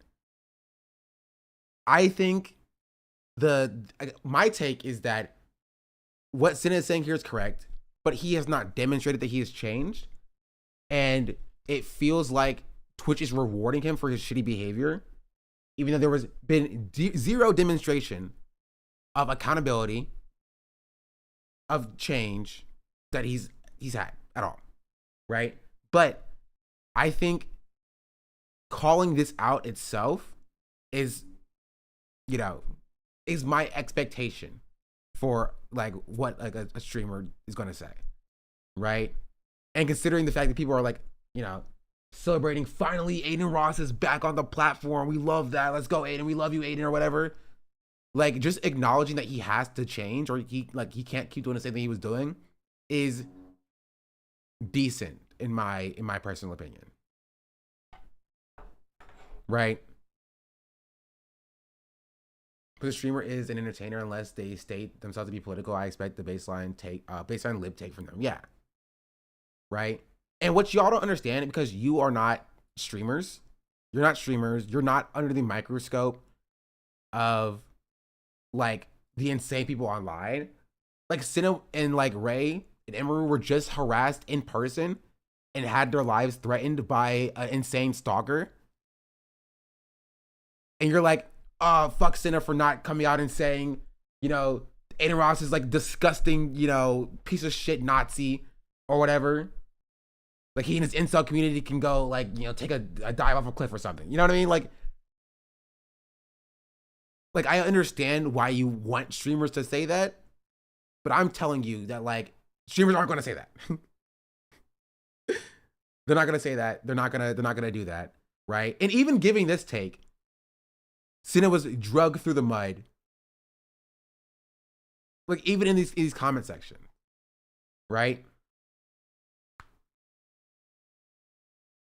You see that when Hassan started talking about Aiden's fans, and Hassan haters just started posting Hassan's address in chat. It was wild. Some people are. I did not see that.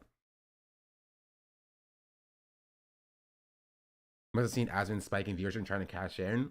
Who is they?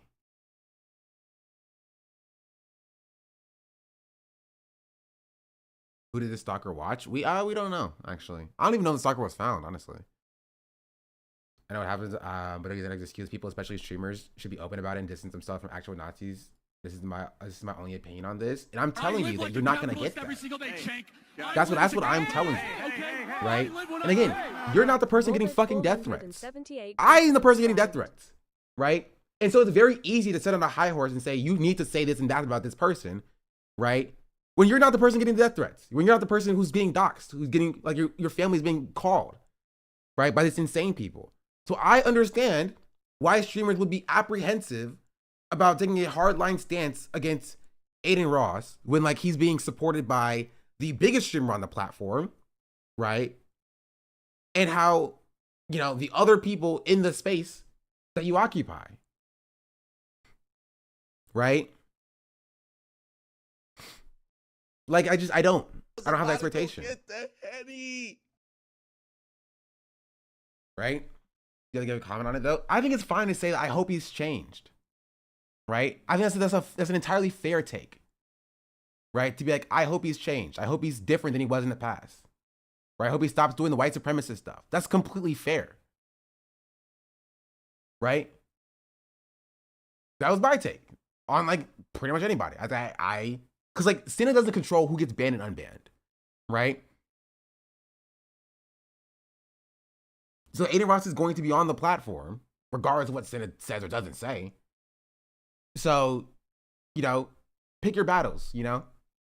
Yeah, Twitch unbanned him, so I hope he's different than he was in the past. Right? I hope he stops doing the white supremacist stuff he did in the past. That stuff was bad. It's a totally normal take. Right? Somebody go get that it is. penny. Mortal, thank you for the 5 gifted subs, and Anonymous gifted, thank you for the 10 gifted subs. Much appreciated.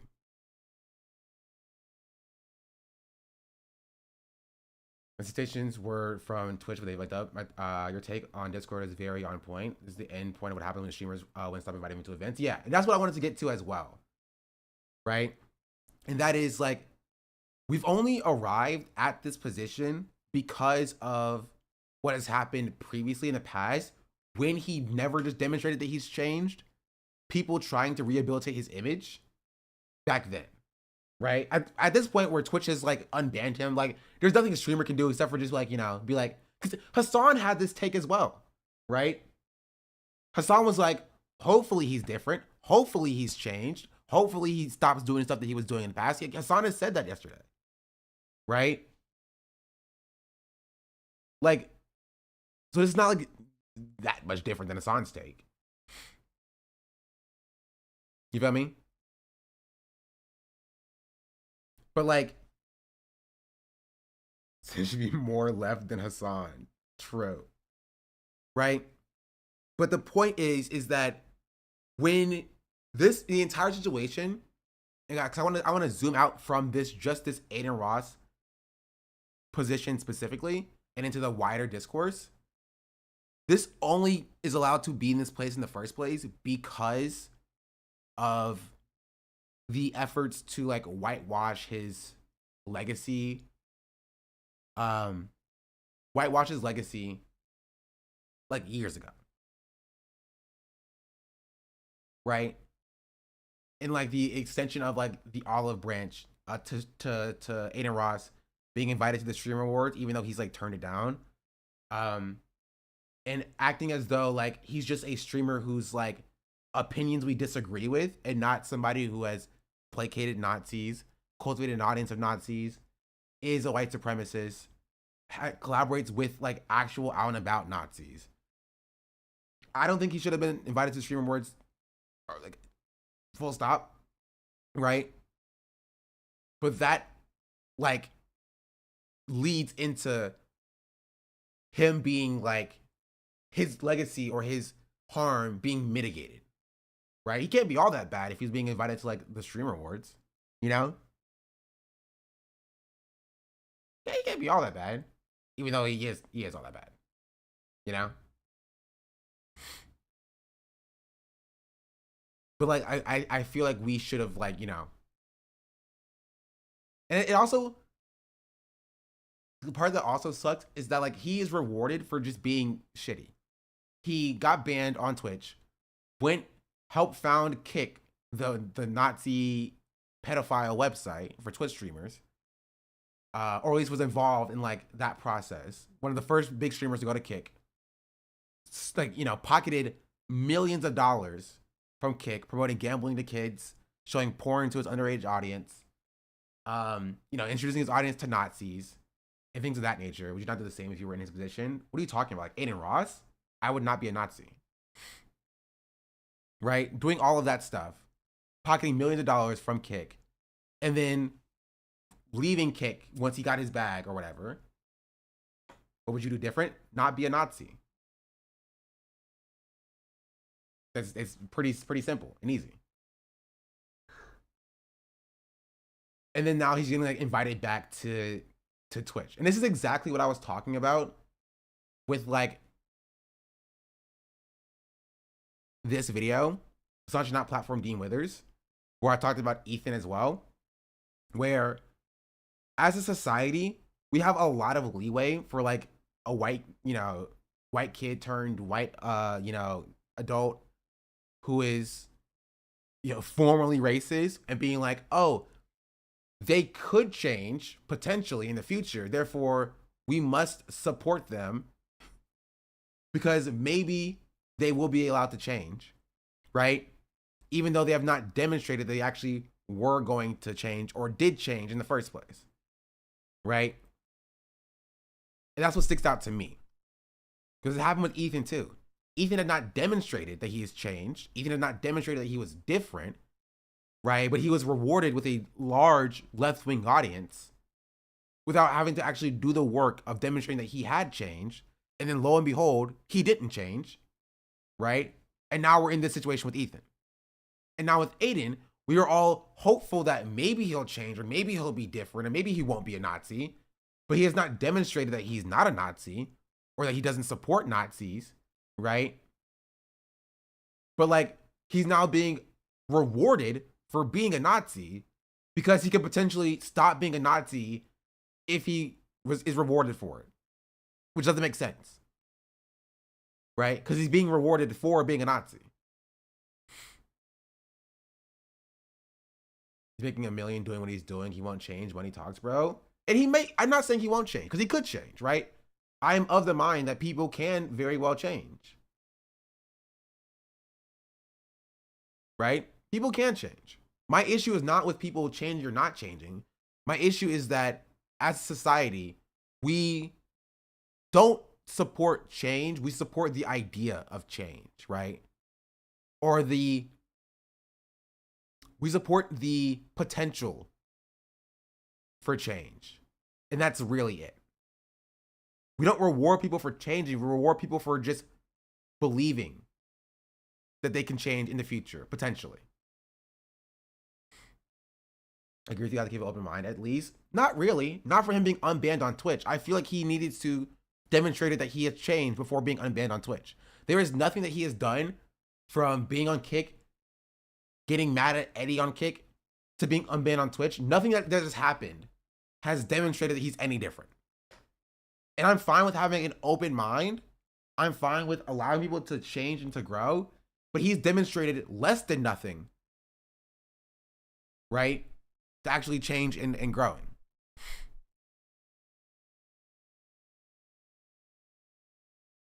There hasn't. He's not demonstrated anything.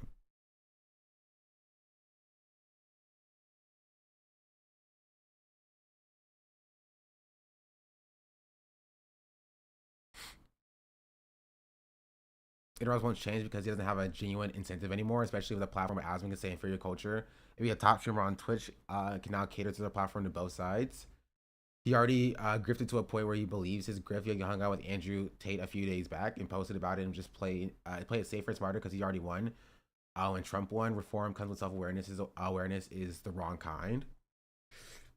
Yeah. You're allowed to change, but you're not owed a platform. Be a better person for the sake of being a better person. I mean, yeah, but again, I think that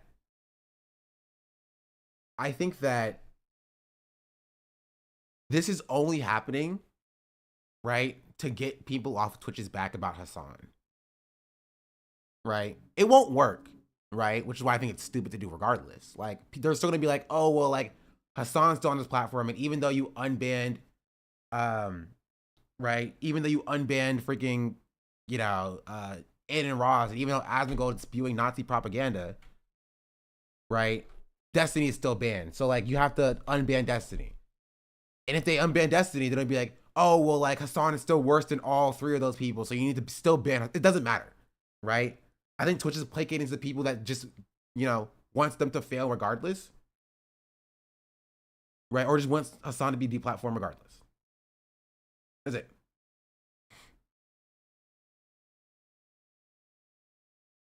I mean, I think Aiden will be rebranded within the year for something, or rebanned within a year for something. Maybe, but like my problem is that now that he's unbanned, he's gonna have a lot of leeway, right? In a way that like I don't have as a streamer, right? He's gonna have a direct line of communication with Twitch, right? Or like through Kai to Twitch, and so he can just like appeal to Twitch directly when he does something to get like a day ban or a week ban or a month ban, and to skirt by the perma, right? He has like direct line of access to the CEO. Like, casually have Nick Fuentes on stream? No, I don't think he will have Nick Fuentes on stream. At least not immediately. I think this will enable all the other gross kick streamers to come back to Twitch and flood the site with their toxicity. But that's what Twitch wants, though. That's the thing, right?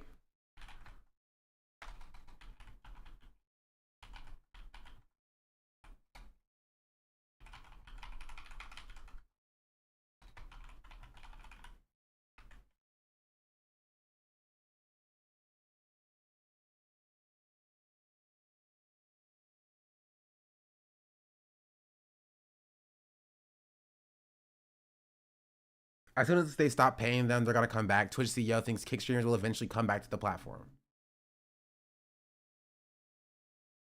And then Twitch is placating the only people giving them shit, though. Like, if people organize around the massive amounts of racism and ableist from top creators, they need to do something about it. No, they won't. I mean, go for it. We can try to yell about Aiden Ross and freaking how bad he is or whatever. But like, Asmongold is still the third largest creator on the entire platform. And I'm gonna be real, in the last year, Asmongold has said worse shit than Aiden Ross has said. You know what I mean? Like, he has. Asmongold has said, like, worse shit than Aiden Ross has said. And he's still there.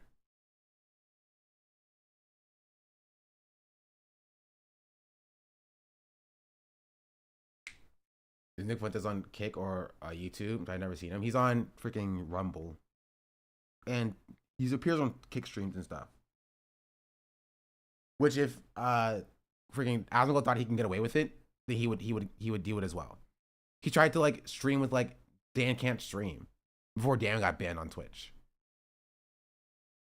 If given the opportunity, and he thought he can get away with it, Asmongold would have Nick Fuentes also on stream. Trust and believe.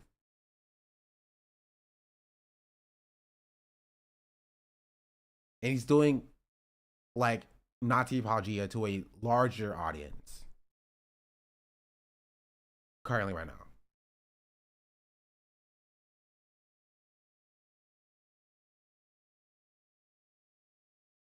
So that's what we've arrived at.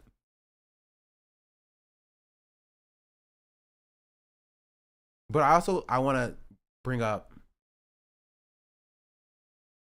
where's it at?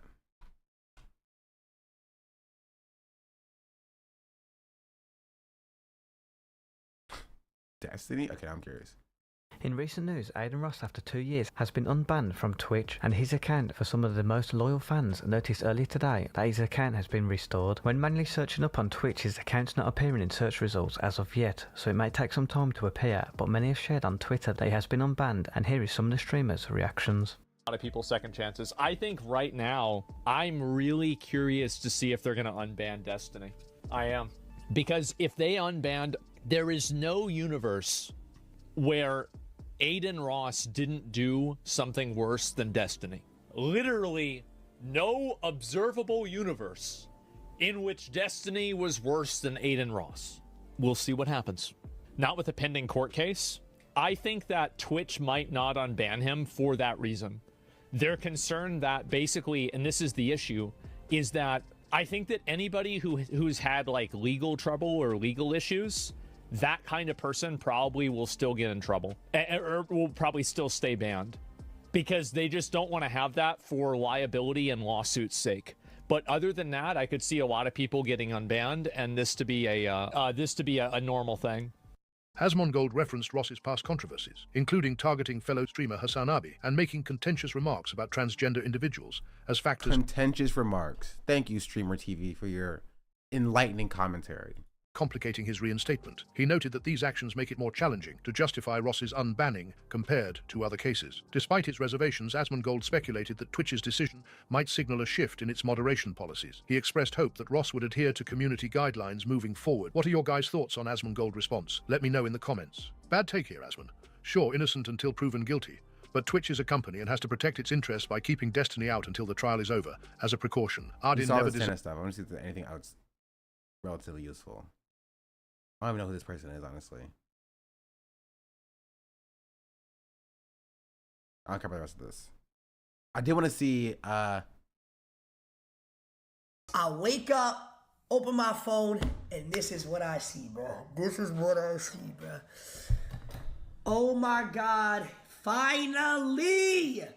Finally! Thank you, bro. It's about time. It's been 2 years. Give him another chance. This is FaZe Lacey, a part of FaZe Clan.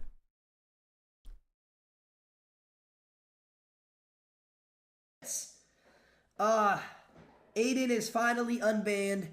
The GOAT of streaming. The pioneer of this shit.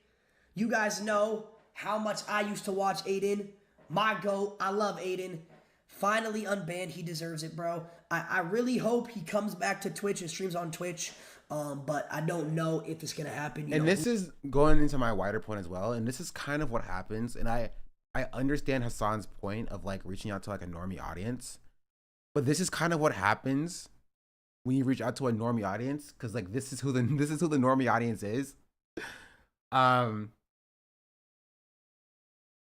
Like there could be some benefit in like introducing like the normie audience to like your politics and like getting them okay with like a left-wing perspective, but like, you know, they're still fucking losers at the end of the day. Like,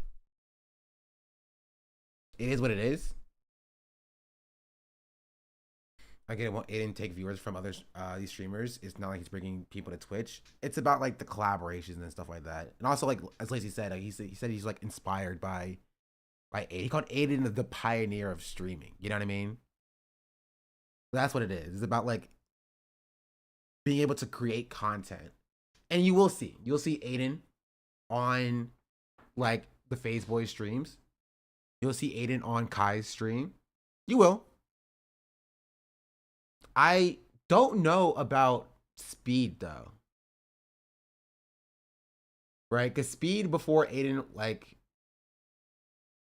moved permanently to Kick, when Aiden was like on YouTube doing YouTube stuff, Speed was like distancing himself from Aiden. So I don't know, but you will see Aiden on like on Kai's stream, on the FaZe Boy stream. Like that's just, you are going to see that, right? You're going to see Aiden like reintegrated within the streaming landscape. You know, you are. Who knows? Maybe he'll stay on Kick. Maybe he'll still come back to Twitch. Who knows? But at the least, I can do streams with Aiden again. I can play games at night with Aiden. Has the whole top of the platform gone insane? Why are they celebrating a dude who does Nazi apology and getting unbanned? Because it doesn't matter, chat. That's it. The people who have an issue with it are either not going to speak on it, or they're going to give like a lukewarm, like, I hope he's changed, I hope he's different, right? That's it. That's it. That like, otherwise they're not going to speak on it. Aiden's audience are insane. And the other people who do like Aiden, like I think Lacey actually does like Aiden. I think Kai actually does like Aiden, right? You're going to be standing against like the powerhouses of the streaming industry, of the streaming landscape, right? And they don't want that. They want to go live, do their content, and have their business minded. Not minded. They want to mind their own business, essentially, right? And so they don't want to be the person who starts up trouble or or has any issues, right? Or is the fuddy-duddy, if you will.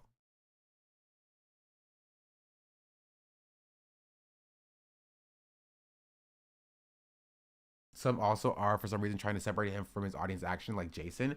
Well, Jason is doing that because, like, I believe, again, I don't know these people, because, like, his friends, like Lacey, are supporting his return, right? Because if Jason is like, fuck Aiden, I don't like Aiden, Aiden sucks, right? And Jason, and then, like, Lacey was like, I love Aiden, we're glad Aiden is, is back or whatever. That causes, like, unnecessary division between, like, the FaZe boys who, like, do collaborate together, right? Like, that's sort of why. And so I saw Jason's statement.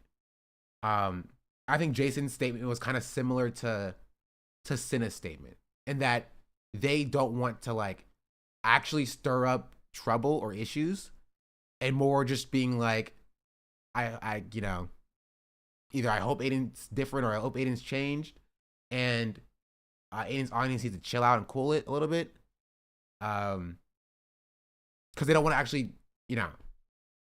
actually have or draw any issues. I'll wake up. Oh, I had this open already. You see.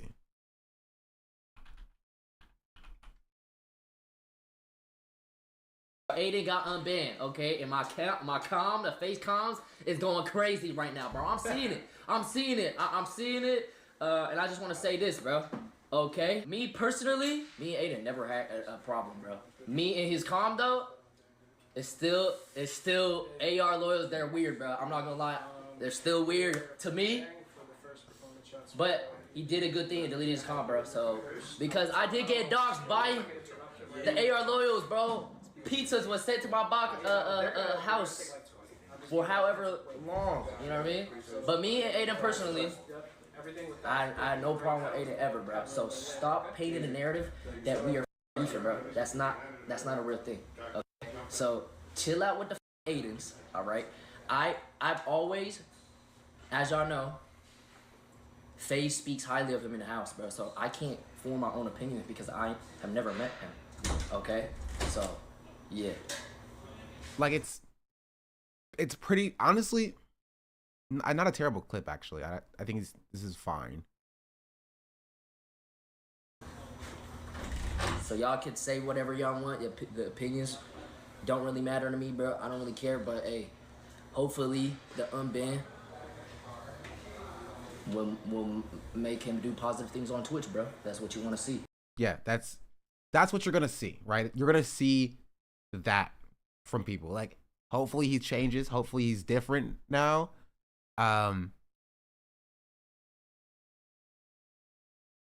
It's harder when he lives with Aiden fans too. Yeah, like his the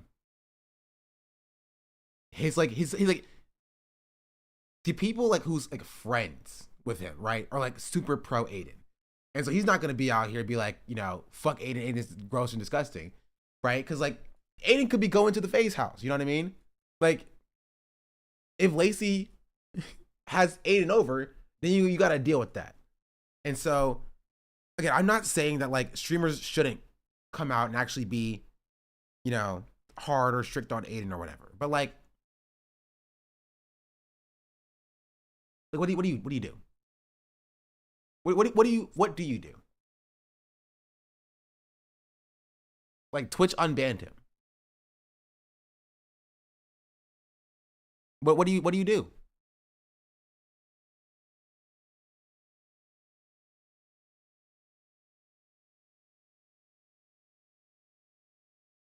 Twitch is going to devolve into the current Twitter at this rate, both sizing people.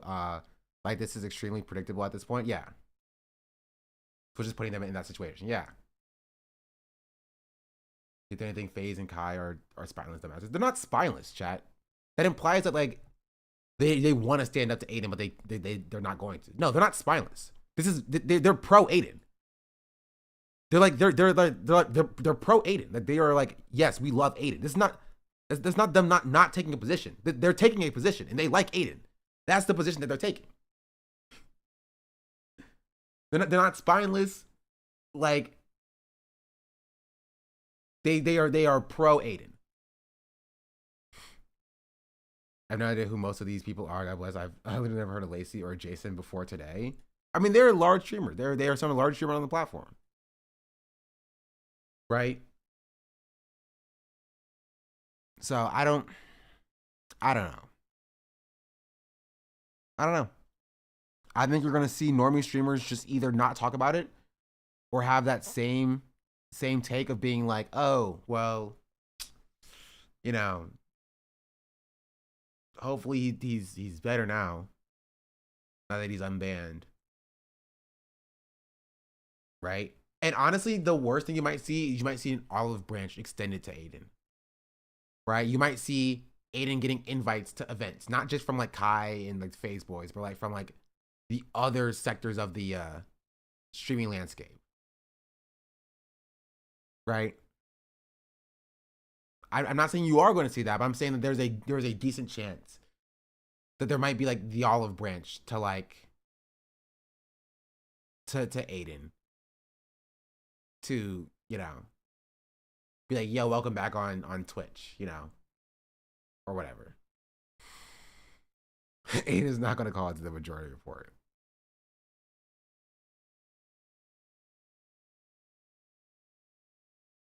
I don't know. And the game nights are gonna hit. Oh my god. Nobody literally I try to have a game night every night and no one wants to play games. I know Aiden don't play games. Not again. Asma Aiden collab win? Okay, not again. Honestly, you're talking like two apex predators. Would they collaborate together? Maybe. But I can also see Asman doesn't need Aiden. And Aiden has his own base of support from like the FaZe Boys and Kai and all those people. So honestly, they might not like each other, like legitimately. They might not actually engage with each other because they occupy the same space. And like Asman's not like pro Aiden either. Asman is like more pro Destiny than he is pro Aiden. And like anti HASAN, right?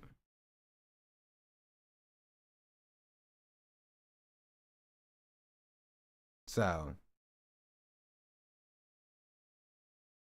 they're both Nazis with Nazi fan bases. Yeah, but like maybe like Asman will view it as like Aiden trying to step on his turf a little bit. You know? What do I know?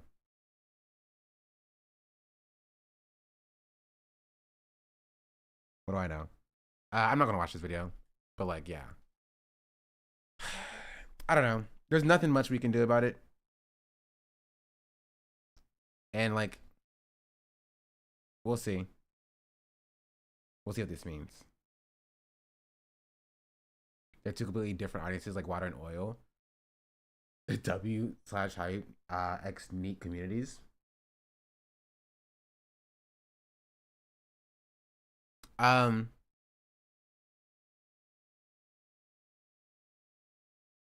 let's continue with this. There are understandable there are understandable enforcement decisions that platforms need to take. If you're constantly having Nazis on your platform, that's like not just clown behavior. That's something that like good chemistry, to be honest. I mean, yeah, because like somebody needs to have the brain cells, you know, and I don't think either have the brain cells. Obviously, no one wants to have on their platform, with the exception of Kick. Okay, and considering, and I definitely see this. And the positive here, the upside of this is Kick going under. Legitimately, this is Kick going under. Not specifically because Aiden is leaving, but because like Kick only exists as a place where like banned streamers from Twitch go. Like there's a reason why they're reaching out to me, trying to get me onto Kick. You know what I mean? They need people, they need bodies, they need audiences. So, you know what I mean? This is Kick being being kicked, if you will, down the ladder. Because if banned streamers can just end up back on Twitch, and Kick is not giving people, you know, contracts anymore, which they're not. Kick has stopped giving people contracts. People are just going to go back to where the large audience is, and that's on Twitch. Kick's promised revenue for booting up a stream is far less stable for sure. Yeah. Like they'll tell me, hey, you can make from within $10,000 to $20,000 the last 30 days if you were on Kick. I'm like, yeah, but I'm not going to be getting 800 viewers on freaking Kick. I'm going to be getting like 80. Maybe. If that. If I was on freaking Kick. So, yeah. Yeah. So,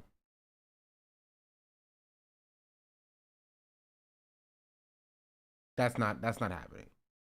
So does this maybe Kick being on its last legs as the contracts end in the next few months and people just return back to Twitch? And then Twitch just has a larger overall established audience, but just is more overtly right-wing? I can definitely see that being the case. Still doing that trolling up until recently. I don't think that he is like genuinely changed. I love a positive story. I love a story about someone who goes, you know what? I f***ed up. I'm reformed. It's going to be it's going to take a long time for someone like myself. Not that it matters, clearly. It's not like Twitch comes to me with these decisions, you know? But at a time when the right-wing media landscape is so dominant everywhere, and we have incredibly right-wing content creators in general popping off on Twitch to begin with, the very fact that you know, Twitch is making this decision. The program offers $16 an hour, but growing list of stipulations, and many Kick streamers have been complaining about not getting those guarantees, small to big ones. See, you should know that. You know too much about Kick streaming.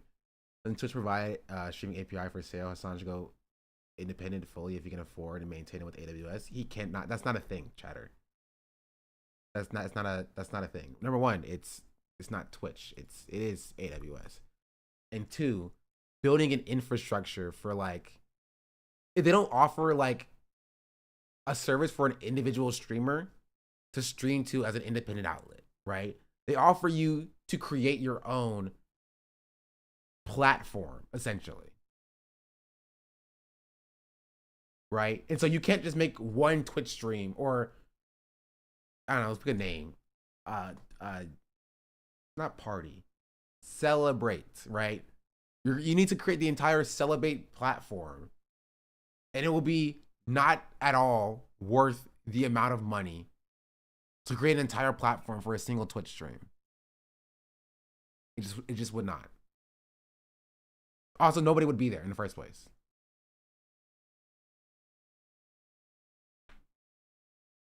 Is a statement in and of itself. Drawing communists who demand HASAN do that all the time, building its own content site. They do realize that like it won't work. That's not a thing, right? What HASAN is doing only works because he's on a space where the established audience already is. Like, you want him to create a hug box for only his most loyal fans, so you can jerk off about theory in. But like that's kind of irrelevant, right? When like you're trying to like convert people and change their minds. Like, how would you get people to your own streaming landscape in the first place? Like, how would you do that? Just make it make sense. You would still have to post clips on like TikTok and YouTube, and you would still need to be on these other platforms in the first place.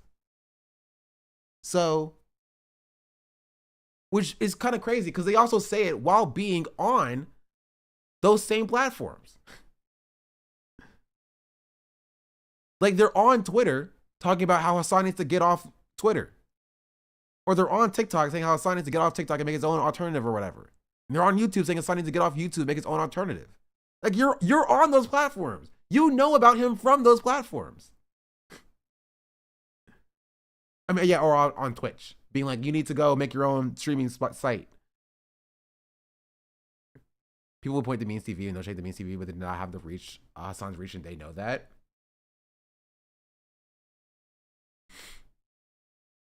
I love reform. I love a story of reform. I tried to stop Aiden Ross from going down this incredibly right-wing rabbit hole that he went down to the best of my ability. But post Andrew Tate, it was over. It was never happening. But I mean, he's done virtually every bad decision you can take. He's done all of that. I mean, he recently and he's getting rewarded because of it. And that's what pisses me off, right? Not only has he done every bad decision, because like if you do that, sure, whatever, but he's getting rewarded from it. He's being rewarded for being a shitty person. He was rewarded by going to kick and sticking a kickback and then like gambling in front of his, child audience. And now he's being rewarded for not even changing his mind and having the same position that he had by just being unbanned on Twitch. Shitty people being rewarded for the potential of changing. Andrew Tate he paid him money to be on his platform on Kick. And I mean, he's done a metric ton of awful shit. And there's not really much I can say or do about this process. This is like my overarching point. I keep bringing this up, right? Is that I hate that people are rewarded for being shitty, and the people who are shitty too have to like claw and scream to get a modicum, a fraction of that audience size, right? Talked about it with Dean, talked about it with Ethan, now with Aiden. The people that Aiden Ross is being shitty to, right? The people whose rhetoric that he hurt by having the position that he has have to like claw and scream to be noticed by Twitch, right? But no, if you're Aiden Ross and you're like a shitty Nazi apologist, right? You just have to be best friends with like the top streamer on the platform to get whatever you want. But if you're a freaking black streamer and you're trying to be partnered, but Twitch refuses to partner you for whatever reason, or you never get invited to any like Twitch rivals, or the streaming landscape just kind of ignores your existence. You know what I mean? You should have been a Nazi then. You should have been a white Nazi. That you would have been supported.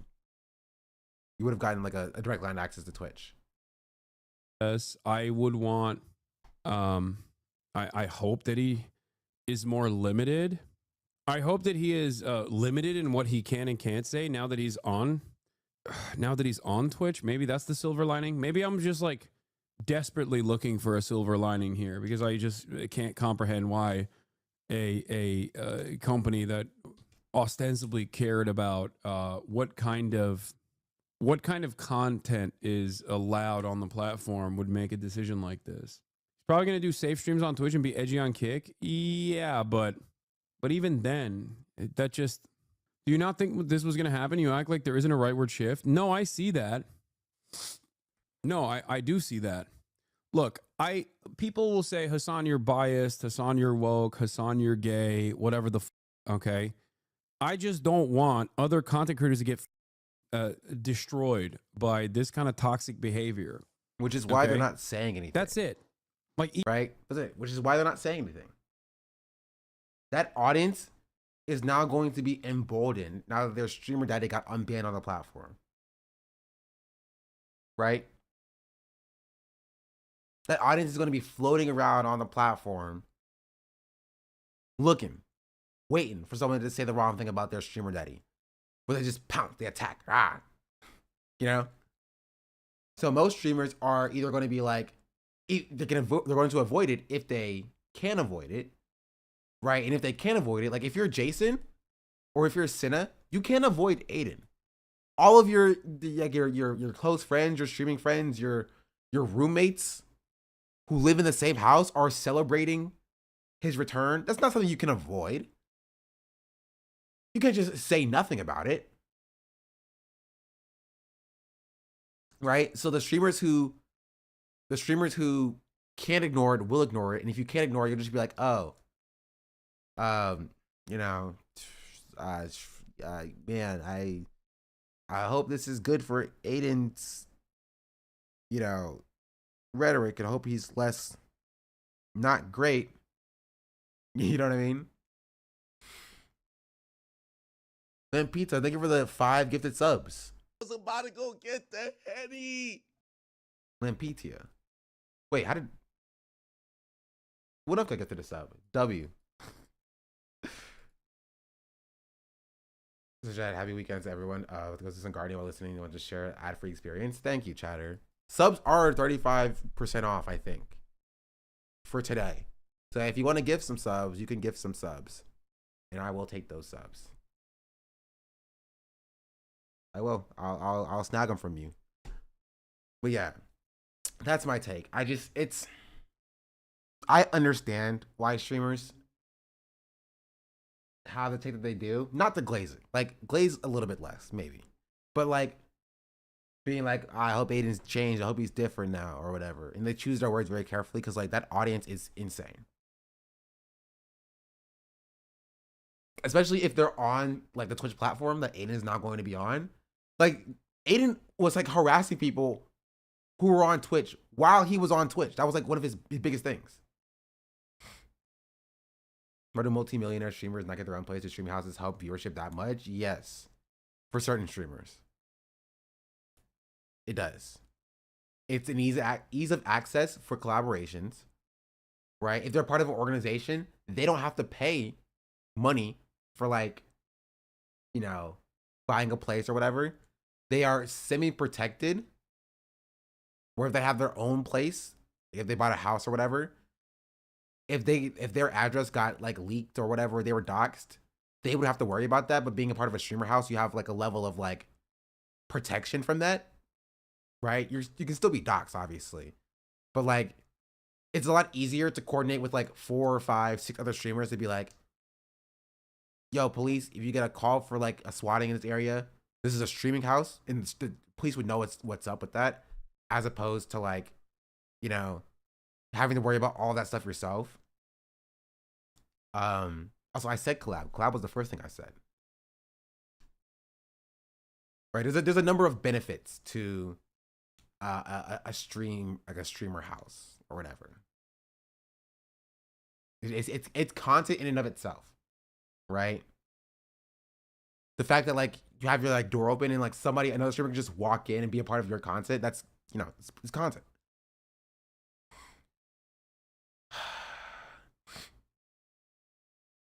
Copium is that Aiden's team has a moderation team and a plan set in place to be normal. My dream is that Aiden is planning nothing, is not ready, and gets rebanned immediately. Yeah. Left his streamer house? You think Leftis got money? Leftis can afford houses. Am I wrong in thinking that Kai said no free handouts or support in streaming to my friends a couple months ago? No, you're not wrong. He did say that. But I think it was more about like giving his streaming, like his IRL friends who were like around or adjacent to his streaming money. I don't think it's about like Aiden and doing collaborations and stuff. You know?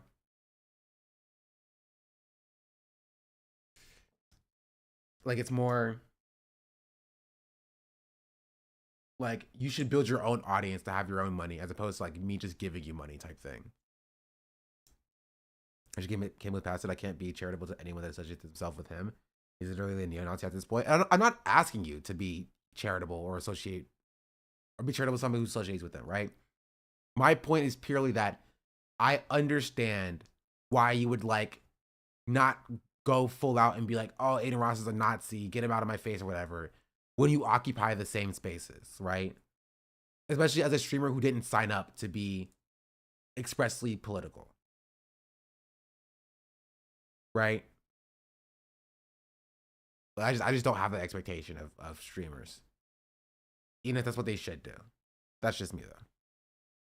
Even beyond the Adolf Hitler associations, okay, I think outside of like being woke, there's an environment of toxicity associated with these guys that are like serial harassers, serial doxers, incredibly toxic. and it completely rips apart the remaining semblance of community that Twitch has had, as opposed to other platforms like YouTube. Like, no collab has happened yet. What are y'all talking about? Y'all are so ready to like crucify streamers for like normal regular like milquetoast take like that Aiden or that Sinner or like Jason had or whatever, when like he hasn't even streamed on the platform yet. Like, when somebody does a collab, then you can yell at them.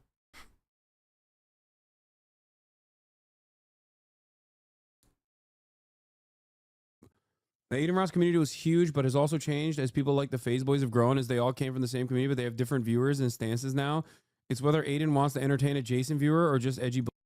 Yeah, that's what I worry about, though, because it's so alluring to be edgy, because it's like I mean, we know the other people suck. Like, and honestly, like, I did not expect anything better from the other people. Am I being entirely real? Like, I did not expect any better. Like, those people have not demonstrated that they were like, moral arbiters in any way. Because those same people, like Lacey has been glazing Jason for the past 2-3 years or whatever, Kai has been wanting to get him unbanned for the past 2 to 3 years. Like, I'm not even talking about those people. They suck. They're bad. Ronaldo too. Yeah, like they've been wanting Aiden to be banned while he was like outwardly talking to Nick Fuentes. Like, he will be like on stream with Nick Fuentes, and they'll be on Twitch being like, "Yeah, we need Aiden to be unbanned. Unbanned Aiden." You know what I mean? It's the most like bottom of the barrel content. It's so hacky. You have two directions that you can go in. You can be a positive force and try not to be like as racist as you once were. Plays Aiden. He's 100% joining FaZe. No, he's not. He's not joining FaZe. Or you can just he doesn't need it. FaZe doesn't need it.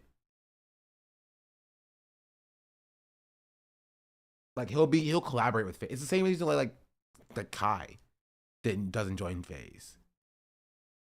Like, it just, yeah. Unshackled and unrestricted and be as racist as possible. Like, there's also like, I disagree with this. Like, sure, we want rehabilitation and growth, but like, you have to demonstrate that rehabilitation and growth at least a little bit. At least a little bit. Like, y'all are so dumb, right? That y'all will get fooled. Y'all are not dumb. Y'all are fools. That's what you are. You're fools. You're being fooled. You take rehabilitation and growth, right, as just like nebulous concepts instead of like steps that people have to take. Like, you have to like at least identify like he wants to grow. Don't be fools. You can just assume somebody is going to be better. Going to try and do better when they literally have not even shown even the slightest sign of doing better. Exactly. And that's the problem. That's the issue. And this is the thing. This is something that the left has done all the freaking time.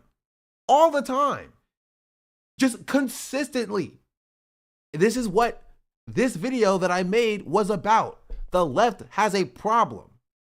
We see somebody that can grow, potentially, and we're like, we're going to support that person because they can grow in the future. And not, we're going to like force that person to grow and change their mind, right? To grow and change their minds.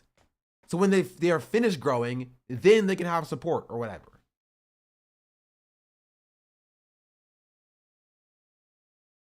Like, the Dean effect, like even calling it the Dean effect is like not very fair to Dean because it's happened like numerous times. Like, I think people can grow and I think people can change, but you have to demonstrate that people can grow and change. Son is batting 0 for 100 with this take. The one person this held up on is kind of was Ian. He changed despite it not making financial sense. He actually changed first. Like, I don't even think HASAN is like saying this for like Aiden. And more, because we're only like 5 minutes in. Like, I think Hasan's take is that he doesn't think Aiden has changed. But like, you know, hopefully Aiden has changed, which that's my take. Hopefully Aiden has changed. But like, hopefully being on Twitch tailors his rhetoric just a little bit. I don't think Hasan is like pro Aiden in this instance. This is why I hate when people get lost in writing fanfiction in their head, imagining scenarios. Just sit back and wait and see. You don't have control. Just wait for it to happen. Yeah. Yeah. Like, this happened with like freaking Ethan, right? Where like Ethan very much and very well could have like, I don't know, like could have changed. Right? But at no point did Ethan actually demonstrate that he had changed his mind. At no point.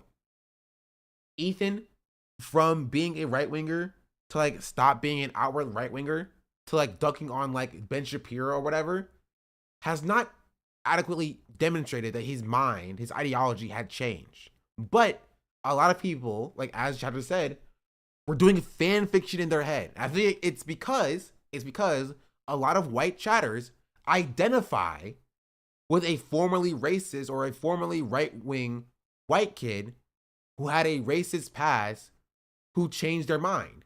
Because they were those same white chatters who had a racist past and had their minds changed. And so they offer a lot of charitability, more charitability than they probably should, right? More charitability than they probably should in order to, like, again, imagine or fanfic a situation or project onto another person about their own personal journey in changing. Right? Could the person have actually changed? Yeah. Like Dean. Could Dean have actually changed from his racist past? Yeah. Right? Did he? I don't know. Right? But the point is that a lot of people just see a formerly racist, you know, white kid turned into like an adult or whatever. And they're like, oh, well, I used to be racist and I changed my mind. So this person also can change his mind. We must be charitable. Instead of like, okay, this person can change their mind. Have they changed their mind? And if not, can we push for them to change their mind in order to actually arrive at the correct positions?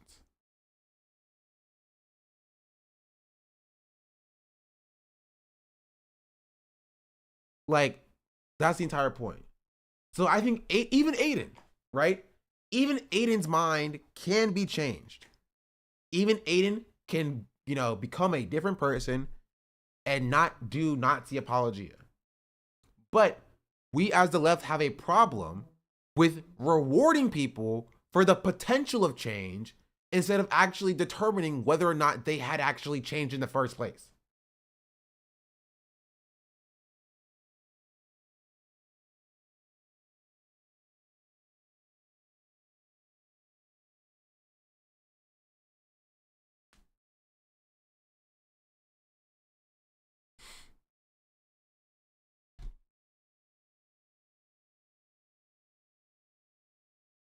Oh my God, Hasan, I cannot wait for that. Oh, bro, I'm praying. Yo, I'm praying to God your shit leaks this year. I will pay $1 million.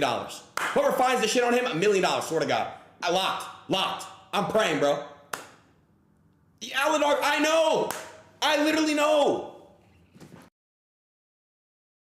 Yeah, this was like 8 months ago. But did he get banned again? I never liked him because of his lukewarm IQ, but I never looked into it. I don't freaking know, bro. He's done a lot of stuff. Hate raids, maybe. Mass harassment campaigns.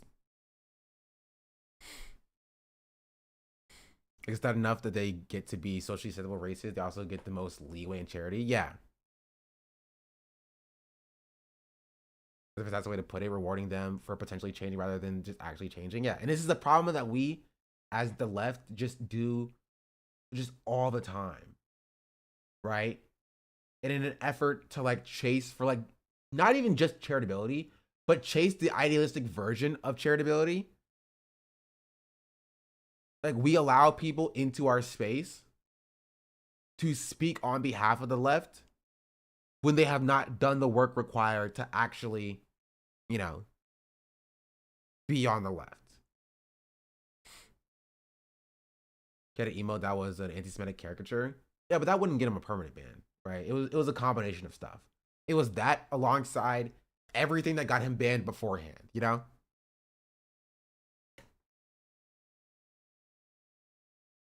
Like, just an unmoderated chat would not get him a perma. So it was a laundry list of things that like Twitch just got fed up with. You know what I mean? Like I said, it's highly individualized by white leftists who used to be right wingers who see the same growth in others, kind of like how you see a good character arc in a movie. Oftentimes, people allowed into the space are often people who abuse minorities. They find inside space, it feels also awful. Yeah, it's no different than them chasing after Republicans for votes, making a hug box of acceptance with no condition to get you nothing. Yeah. MSNBC anchors are all ex-Republicans following the same agenda. They just switch parties to grift to avoid responsibility. You both said the exact same thing at the same time. That's pretty funny. But yeah, this is just, it is what it is, you know? And I do hope he's actually changed. Do I think he's changed? No, obviously not, right? Do I hope that he's changed? Yes, I do hope that he's changed. Maybe within the next 8 months, he like, you know, had a come to Jesus moment. He was like, man, this is wrong and I should not be a Nazi. And he stopped doing that. Or at the very least, he stops being overtly Nazi on Twitch so he doesn't get banned or whatever. But yeah, I don't know. I don't know.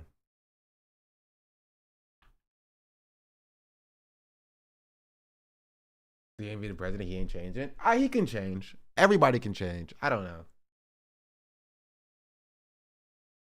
You know, maybe he bonked his head once again, and then he like changed his mindset. Right? It's happened. It's possible. And I'm hoping that set of circumstances where he like, you know, he's like playing football and he gets tackled a bit too hard and he wakes up and he's like, I've been a bad person and his mind has changed. You know, something like that. Directions you can go towards, and I fear that a lot of especially young content creators are very malleable, and they'll see the growth and they'll lean into that easy content, easy slop, you know, because every time you go and collab with any of them, most of their chat hates you. I don't even think that's true. That's not true either. How they don't push their views onto their viewers? What do you mean? Their viewers have these views. Why do we not just on these people like 100 at all times? I don't get the streamer universe where everyone is kind of charitable to each other. The stakes are so low no matter what. Because we're powerless, dumb. Do you not see this? Do you not understand? That's why it's laughable when other content creators will be like, Hasan controls Twitch. He controls Twitch. He dominates Twitch. Twitch runs on his opinions. Like, clearly not. Okay. Yeah, this is my take. Right, where that's why like you won't see chatters or streamers being like, Twitch, how dare you? It's fuck Aiden, bro. It's fuck Aiden. He's a Nazi. How like what does that do? Genuinely, what does that do? Streamers don't control who gets banned and who gets unbanned. You know what I mean? And Twitch decided to unban him. There's not much you can do as a streamer. And what you're going to do is you're going to mitigate the harm to yourself and your own community by not making like yourself a target of the harassment that will definitely come when Aiden is back on the platform and he like, you know, goes back to doing his targeted harassment campaigns. Okay. Like, I think that there was a time and place when people would just be like, okay, if you're espousing neo-Nazi views, if you're espousing like Holocaust revisionism, you're done, you're out. And it was good. It was a good moment while it lasted. I think that's a pretty decent standard to set. Okay. But then even beyond that, I think that there is a No, big disagree. There's a big difference in not having a say on whether or not he's unbanned and openly saying, I don't know, maybe he changed, good luck.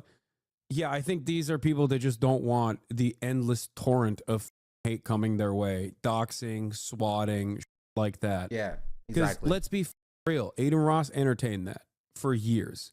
He actually, he literally, he hyped it up. He loved that shit. 100%. And he got rewarded for it. And he never actually the right thing to do would be not engage with him or his community ever. Yeah, but like that's not something that like Jason can do, right? Or Cinna can do. Or if you're in the space surrounding like the phase boys who are like glazing him, you can't do that. You can't just ignore Aiden, right? Like we saw the Jason clip where like he started out by saying like I've seen the Twitter community, right? I've seen all the takes on Aiden Ross or whatever, and then, like people demanding my take or whatever. Like I don't know where it is. Aiden got unbanned, okay? And my the face comms is going crazy right now, bro. I'm seeing it. I'm seeing it. I'm seeing it. And I just want to say this, bro. Okay? Me personally, me and Aiden never had a problem, bro. Me and his comm though, it's still AR loyals. They're weird, bro. I'm not gonna lie. They're still weird to me. But he did a good thing and deleted his comm, bro. So because I did get doxxed by the AR loyals, bro. Pizzas was sent to my house for however long. You know what I mean? But me and Aiden personally, I had no problem with Aiden ever. This is something that I still just don't understand, and maybe it's because I'm too old, right? Maybe I aged out when I turned 24. They just have like random people just like standing and like behind them.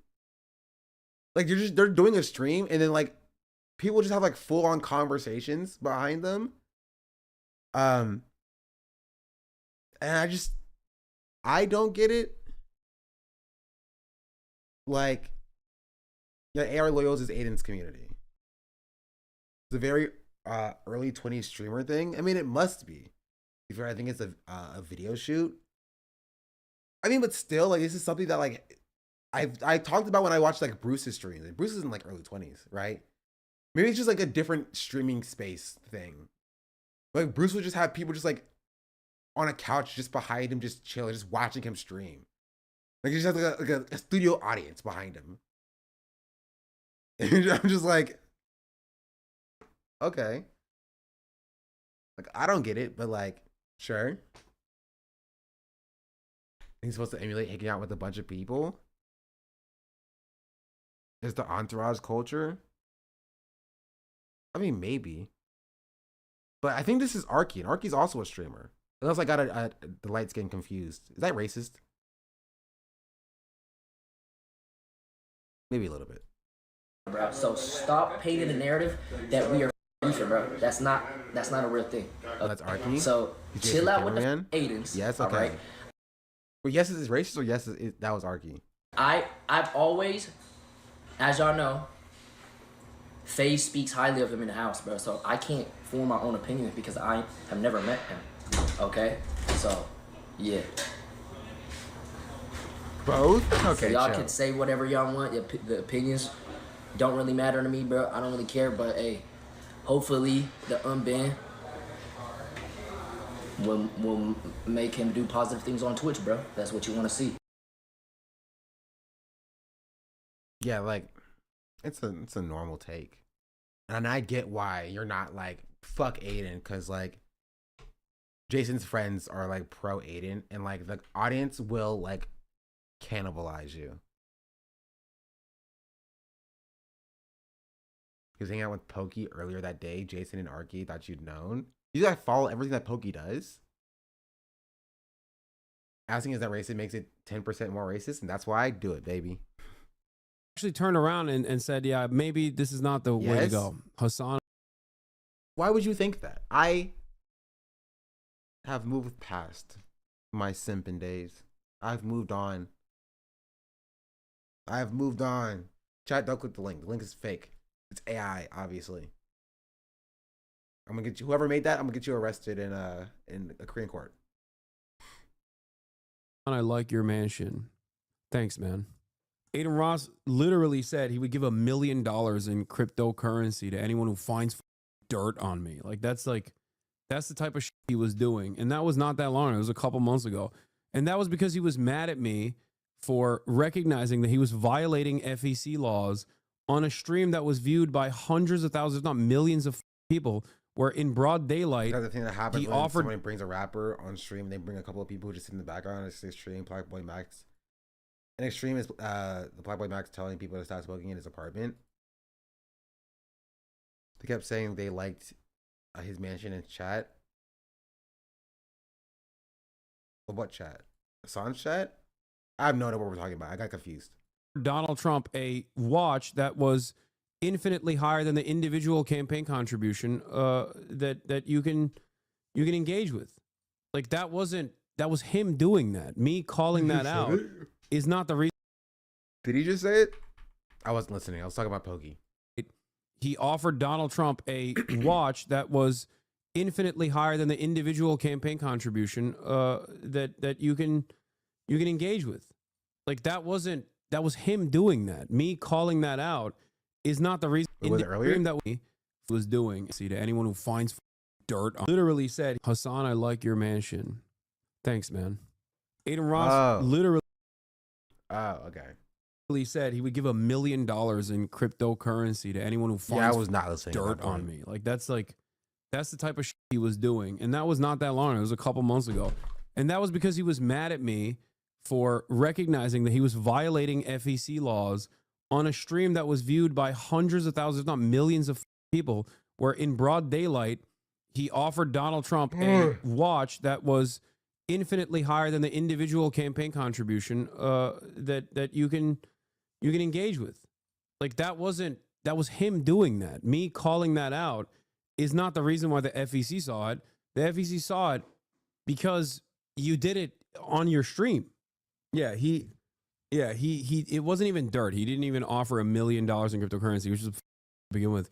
He said it for someone who could find dirt on me being a sex criminal. He was begging to God. Here it is. Oh my God, Hasan, I cannot wait for that.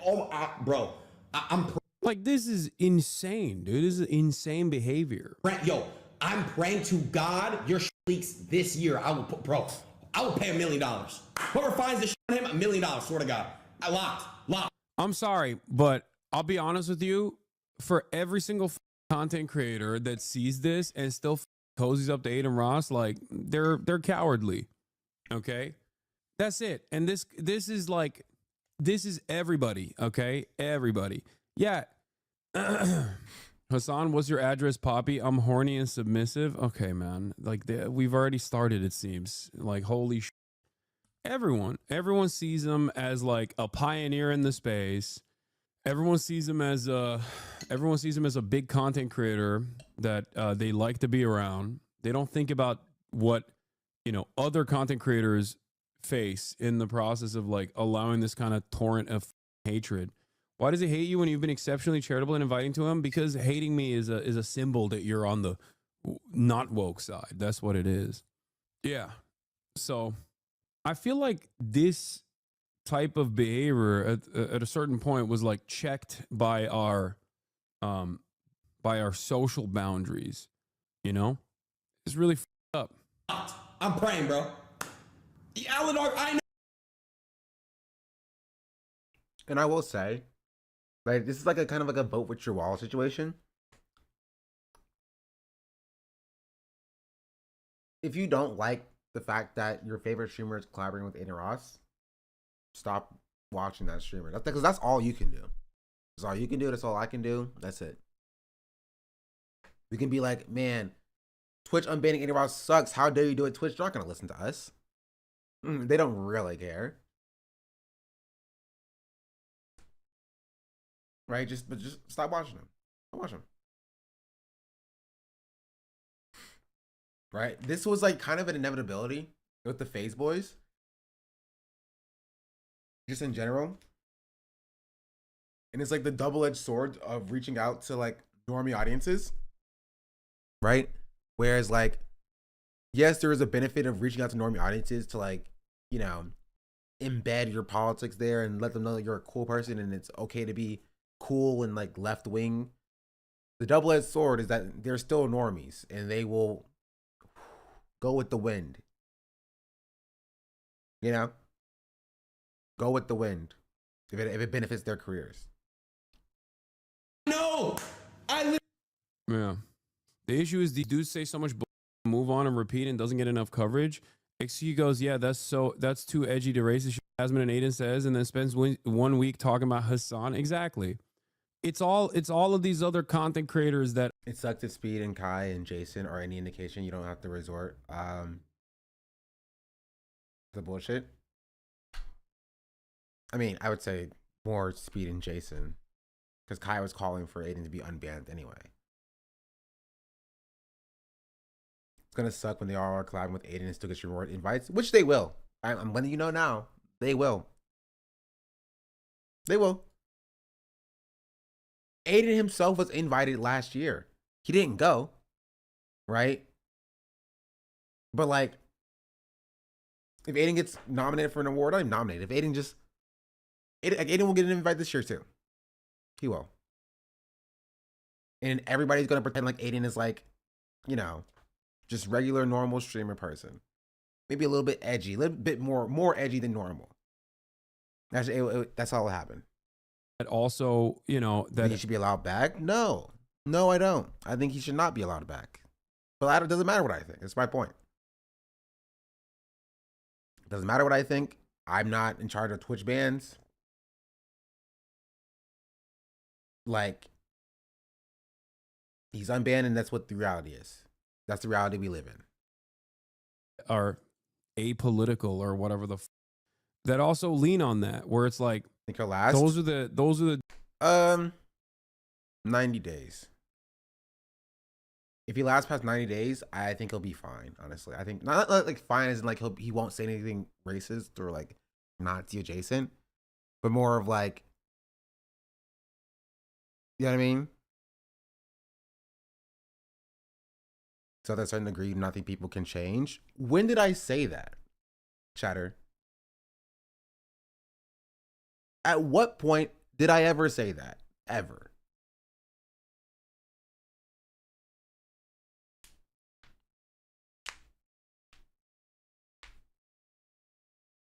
You're totally be rebanned. 9 days is a good guess. Thank you. That's a completely new sentence. It is a completely new sentence. Literally like pancake waffle situation. Literally completely new sentence. Dudes that like the XQs and the Asmongols of the world will be like, It'd be yeah, a sign that you can at least learn the tempers rhetoric if you last 90 days. Yeah, it's like a trial period at a job. Most trial periods at jobs last 90 days. You know, this is free speech. Yeah, based. You know, or every now and then when they push it too far, we'll go, oh, that's too edgy. But then they move on.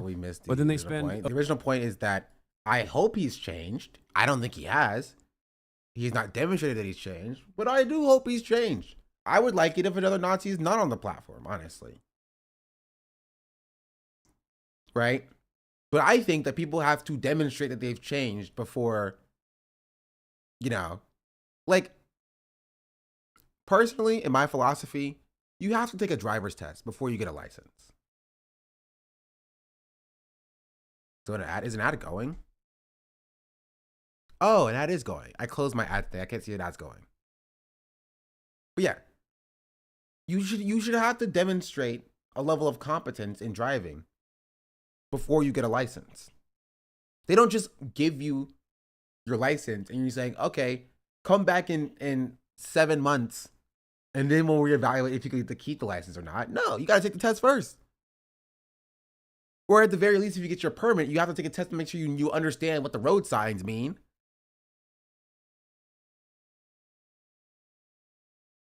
For a certain age, I don't think you have to do a physical test. You still have to take a test about seeing what the road signs mean. You know what I mean? There is still some level of competency you have to demonstrate, right, before they allow you to legally drive on the road.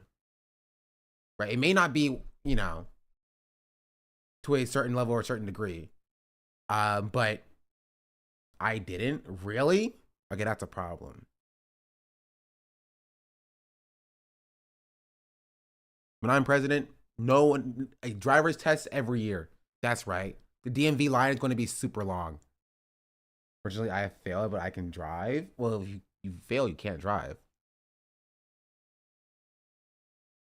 If Twitch isn't woke SJW blue hairs, then why does Kick need to exist for him? He's just going to be another funnel streamer. I don't get it. No, he'll stop streaming. If he starts streaming on Twitch, he's not going to dual stream. That's what I'll say. He may dual stream for, like, again, like the first 90 days, but he would have, like, he will move back to Twitch full time. He hates Kick because Kick has wronged him in his mind. Right? Kick has wronged him in his mind. You know what I mean?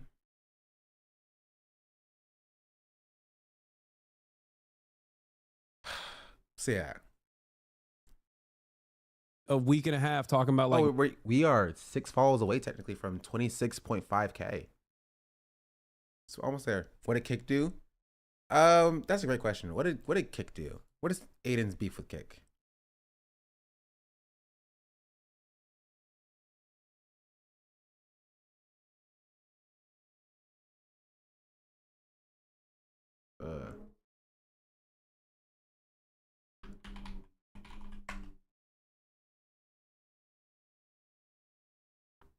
Kick team, hello there. We want to give you a heads up. The content you're currently streaming isn't in line with that. Hey, yo, Kick team, I don't know who's running. Shut the fuck up, respectfully. Oh, right. He was streaming like the Super Bowl, right? He was streaming the Super Bowl. Team, hello there. And then they got a message from the Kick team to be like, hey, you're not streaming. You can't stream this, actually. You can't stream. You can't stream this. We want to give you a heads up. The content you're currently streaming isn't in line with that. Hey, yo, Kick team, I don't know who's running. Shut the fuck up, respectfully. Shut the fuck up. You're not going to do that to me, and I promise you not. Ban me. Ban me. I'll take another 81-day break. Do that to me right now. I dare you.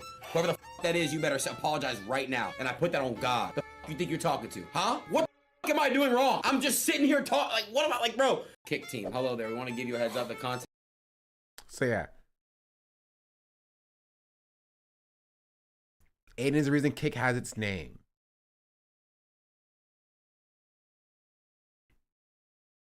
Kick team, hello there. We want to give you. Top Notch family, what is going on? Okay.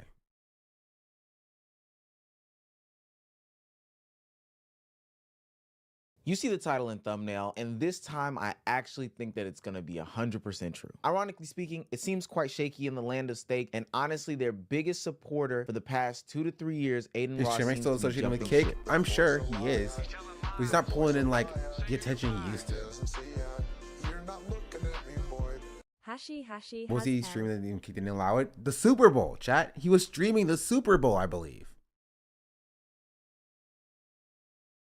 I'm pretty sure it was the Super Bowl.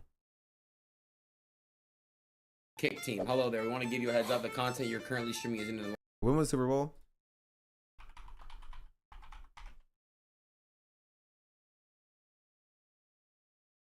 Or maybe it was something else.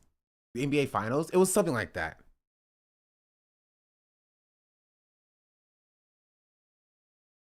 Something I'm pretty sure is it the Super Bowl or maybe like no, probably Super Bowl actually. Let me see. Stream Super Bowl.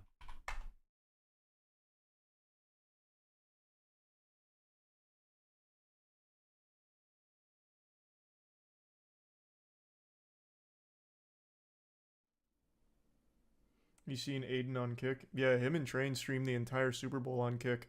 Did Kick have like a license for it? But this was 2 years ago.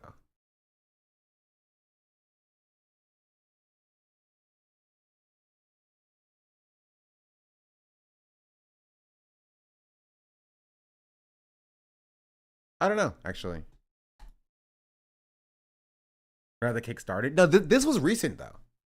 This was recent. This was like last year. Hey, yo, Kick team. Let's go back to this. You see the title and thumbnail, and this time I actually think that it's going to be 100% true. Ironically speaking, it seems quite shaky in the land of steak, and honestly, their Tracy biggest... Poop, thank you for the 4-month resubscription. Much appreciated. supporter for the past 2 to 3 years, Aiden Ross seems to be jumping ship. Now, the past few months, there has been some signs that this day of reckoning was coming. He's been back and forth with the CEO. He's been trying to get his friends unbanned to no avail. He's been basically MIA for a long time now, only to come back in spurts when it was like a big stream or so. But today it was announced that Aiden Ross sold 50% of his equity in the company of Kick. And I quote, "I've made my impact on Kick, but now it's time for the next chapter." And it's also being reported that Aiden and the CEO of Kick have a shaky relationship, like they have not talked at all. And it's because Aiden Ross and SSB have gone on strike after Just Snags has been banned from the platform. And like Just Snags was also banned on Twitch though. So like I think he's banned on Twitch. He should be banned on Twitch. I mean, this is a problem on Twitch because like there are people who are banned on Kick who are like able to stream. Like Jack Doherty streams on Twitch. Derek Grass streams on Twitch. Just Snags is unbanned on Twitch, I'm pretty sure. Now I think about it. He does? Yes. We looked at it a few days ago. About to sneeze. And is not coming back, even though they are pleading for him to be able to stream again. It's funny because we thought Kick had a bright future. Aiden Ross just came off of one of the biggest streams in history. And I know that sounds crazy, but ultimately it was one of the streams that helped get Donald Trump, the current president, elected into office. And this seemed to be his return to streaming after a couple months of not streaming. You know, he went on a little hiatus, but then he came back in full force, having Nick Fuentes on, doing his streams with a couple of his Kick friends, being the normal Aiden Ross that we know. But then after that, in October or so, we didn't hear from Aiden Ross until late November when the rumors and the writing on the wall seemed to reveal itself about him and his relationship with the Kick staff and CEO. Now, we all had conversation about it. Kai, XQC, Rage, whoever in their mama made comments about Aiden Ross being missing and gone and how much he was needed to the streaming community, but there was one collective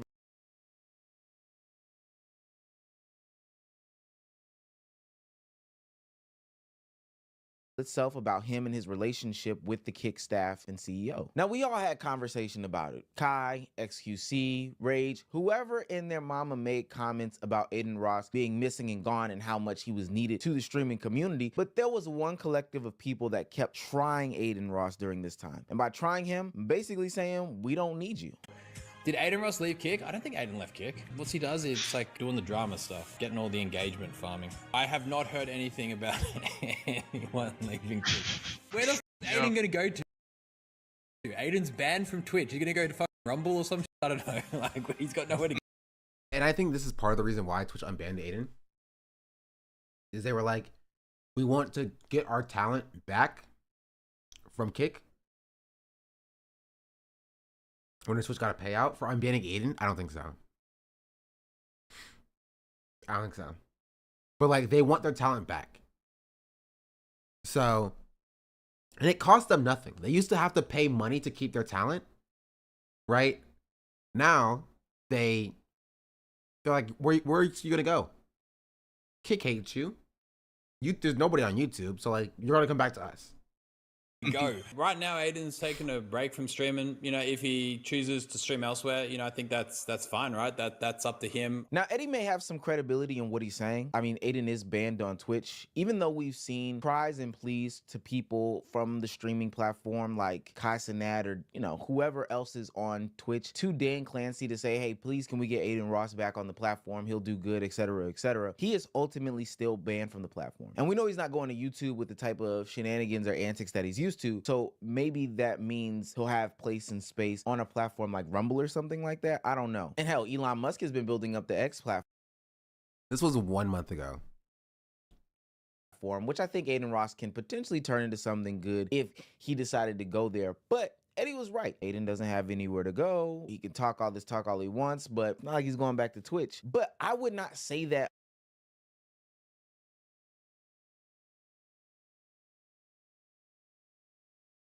I blame this guy. I blame this guy specifically. Omeezy, I blame you.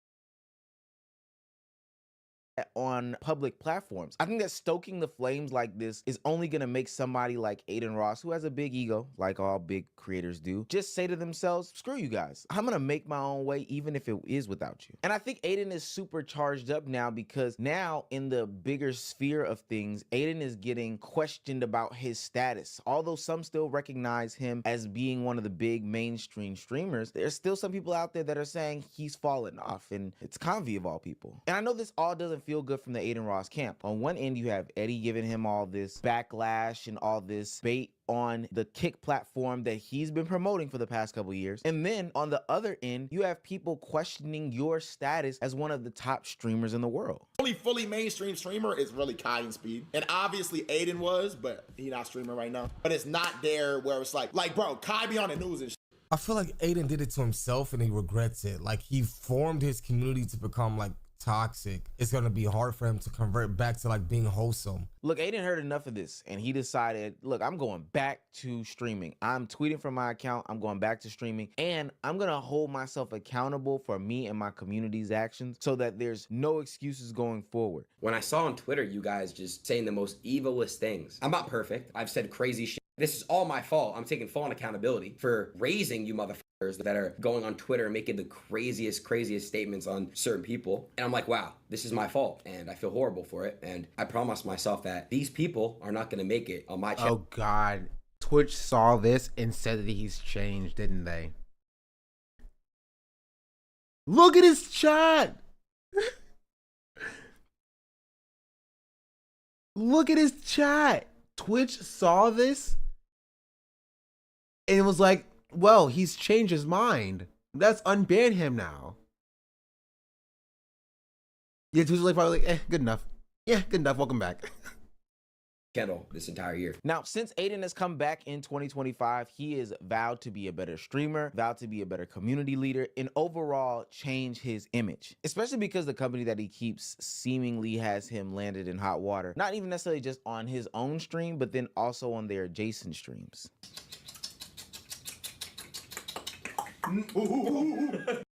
Dude, I'm cooked. Yeah. It's just Twitch is like, I sleep. I sleep. All right. Whether it was that or the pump and dump streams, his friends literally keep getting him in trouble day in and day out. And I think that's what the CEO of Kick was basically saying. Twitch is like, that's what we want. That's what we want. Yo, we're not getting rid of the bans for Cuff'em, Convy, Cheezer, Just Snacks, whoever else is in SSB. So that's gonna have you making some real tough decisions about what you do with your friends. And Aiden finally made a tough decision. Chenzo, Cheezer update. I hope he's doing well. I don't speak to him at all, but I really do hope he's doing well. Now, with that being said, this doesn't mean that Aiden Ross is squeaky clean. His recent incident with Kanye West had a lot of people raising their eyebrows, specifically because, yes, he did condemn Kanye West for his actions at the end of it. He said, screw that guy. I don't want to be a part of you and what you got going on, etc., etc. Did I fuck up here? Fuck no, and I'll stand on it again. Kanye West. And again, it's not even Kanye because me personally coming at him. You made jokes about Make-A-Wish kids. You're Kanye and you feel bulletproof. We all love your music, bro. But at the end of the day, yeah, you made Graduation. How many times can we defend you and say that shit? You're a piece of shit. You're a scumbag. You need help. But a lot of people were even questioning, why would you even want to be involved with Kanye West in the first place? He had pitched that he could do the interview for him. He was bowing down to him, calling him Mr. West or Sir, or whatever the case may be. A lot of people would ask, though, during Kanye's, can you say anti-Semitic tirade on Twitter, his crazy tirade on Twitter, why would you even entertain the fact that you could have conversation with him or be the interviewer for him? But regardless of all of that fact, little slip up, not clean image, whatever he's trying to do, I believe that Aiden Ross is pulling the deck together, cleaning up his act, and trying to make a transition to Twitch. He's been doing it for the past couple years. He's been... I mean, okay, this is good analysis because, like, he's correct. He was unbanned on Twitch. So, yeah, he's not wrong. having conversation and begging. He's had other people like HASAN have conversation and ask questions. I think even Blackboy Max has gone to bat for him. He's trying to clean up his image so he can make his ultimate escape. The problem is that he doesn't have anywhere to go. But if he has these guys backing him, then maybe he can make his move to Twitch. Now, we do have to acknowledge that the reason that Aiden Ross even had to make this transition in the first place is because of multiple TOS violations, suspensions, and bannings that happened on the platform. So I guess one of the questions that does arise is, will he change his behavior? Will he do something different? Whatever happens, I know if he can make it through 90 days, I think he'll be able to make it relatively cleanly. But I don't think he's making it 90 days. So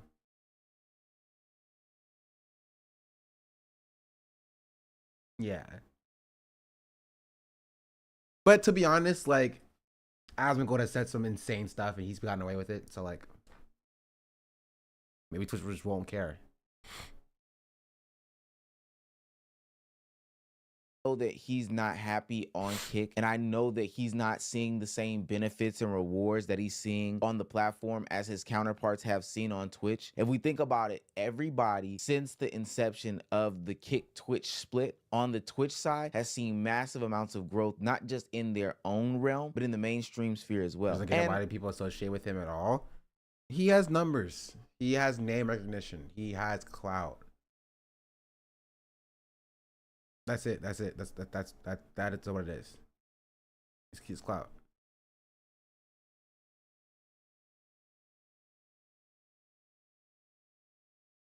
Like he had the president on his stream. Like the current president of the United States on his stream. He was specifically named at the inauguration as helping Trump, not the inauguration, at Trump's acceptance speech, helping Trump win.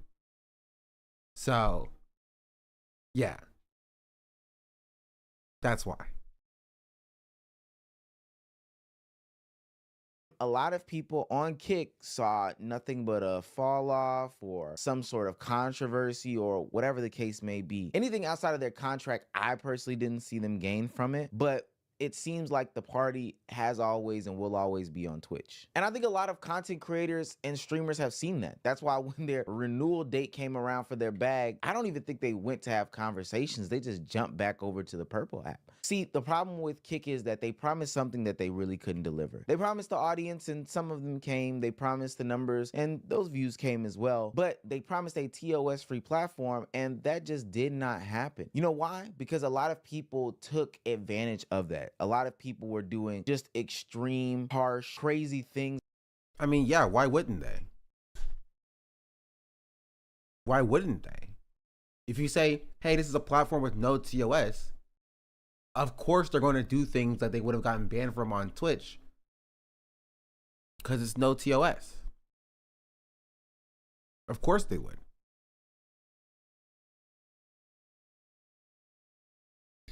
Right? The problem is that, like, yeah, they lied. They said no TOS, but like they need a TOS, and they've learned they need a TOS because you had people who were like soliciting nudes from minors, right? CSAM, to then distribute it on their paid Discord servers, facilitated on the Kick platform. Not even talking about like the lesser crimes, like the assaults, the thefts, the robbery, the showing porn to minors, all of that stuff. Like, yeah, of course your platform needed a TOS, and then people are gonna jump back to Twitch because like you have nothing to offer. You stopped offering contracts, right? Your viewers are botted, and there's no space for collaboration because there's no streamers on the platform. Rage jumped back to Twitch, given the opportunity after moving to Kick after 2 years, right? And now Aiden Ross, the original, the progenitor of moving to Twitch or to Kick, is jumping back on ship. Congrats, someone sharing that crap on Kick. How does that trigger a federal lawsuit? I don't know. Great vocab word. Thank you. On the platform, saying whatever they wanted on the platform, and Kick itself got a bad reputation. You can YouTube search Kick streamer does X, and some of the most outrageous things pop up. Dextro and other Twitter pages on a daily basis. What mean Dexerto? Confirmed.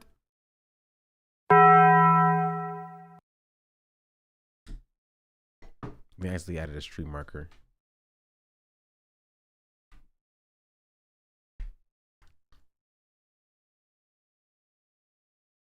Putting up the most outrageous things. And so the initial appeal was appealing so much that a lot of these crazy people came to the platform, but ultimately that had Kick tightening things up and people getting displeased with the platform every single day. And by the people leaving the platform, I mean some of the original draw of the platform as a whole. We're talking about Bruce, we're talking about Rage, we're talking about Nick Merckx, we're talking about all the guys that they said would be over here. They left because there was no more money. Dude, words are some broke bums that Kick picked up off the street. We had money before Kick gang. We didn't need money. Rage is stealing my look, bro. Rage is stealing my look. The hair hanging out the bonnet, that's my thing. That's my thing. I did it first. Money to elevate Kick wanted us there to do what we were doing on Twitch on Kick. Oh, I didn't take the second deal because they was trying to make me sign an NDA, chat, and you know I am not going. But it's all love to Kick. They're still giving new and up and coming people opportunity, and they gave me one of the best opportunities I've ever accomplished ever in my life. 100K. No. Nay. 300K. Kick, I'll come. I'll do it. 300K.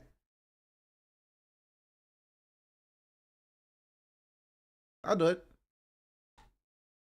You cheap? I am cheap. I don't need crazy stuff. I don't need crazy money. I don't need a milli. I'm 24 years old. Bro, 300K at 24? That's solid money, chat. I'll take it. I just gotta stream to like an audience of like a tenth of this size. 30 people watch me play League of Legends for like 3 hours a day. Like, I can go live my life, do what I want to do, right? And just gotta come home, go live to 30 people on Kick, and play League of Legends to 30 people. Yeah, I'll do that.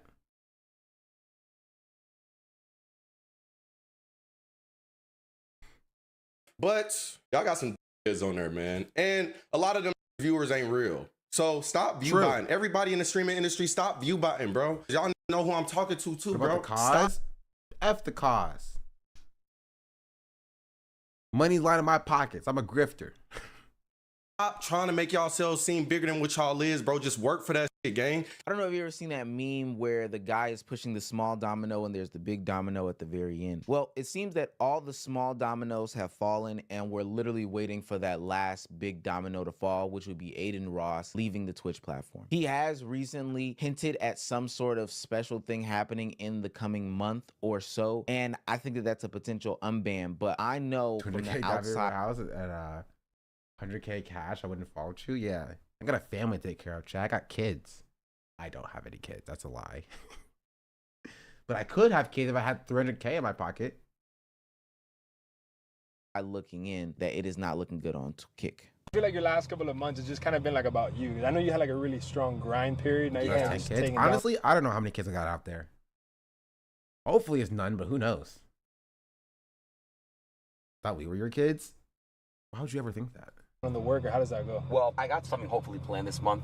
It's going to be elevating for my career. So I'm just being very patient with what I'm doing right now. I'm not really doing too much. I'm just really focusing on myself, trying to make sure my mental, my physical, everything is correct.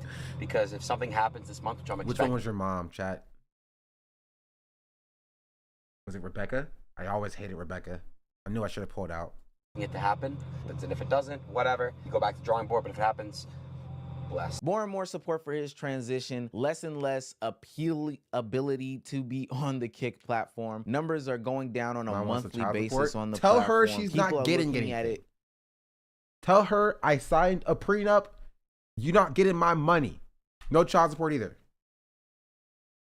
ever so crazy on the platform. And without those bigger eyes that they paid in the beginning, the only thing left is what? XQC hating, some gamble streams that you can get with Drake, who's not the hottest right now, and just a toxic culture that's even more toxic. I mean, XQC is already on the Twitch platform. He just has to stop streaming on Kick once his bag runs out. But to be fair, right, XQC signed a $100 million deal, but most of it's tied up in equity. So he needs Kick to be successful in order for him to like actually have any money.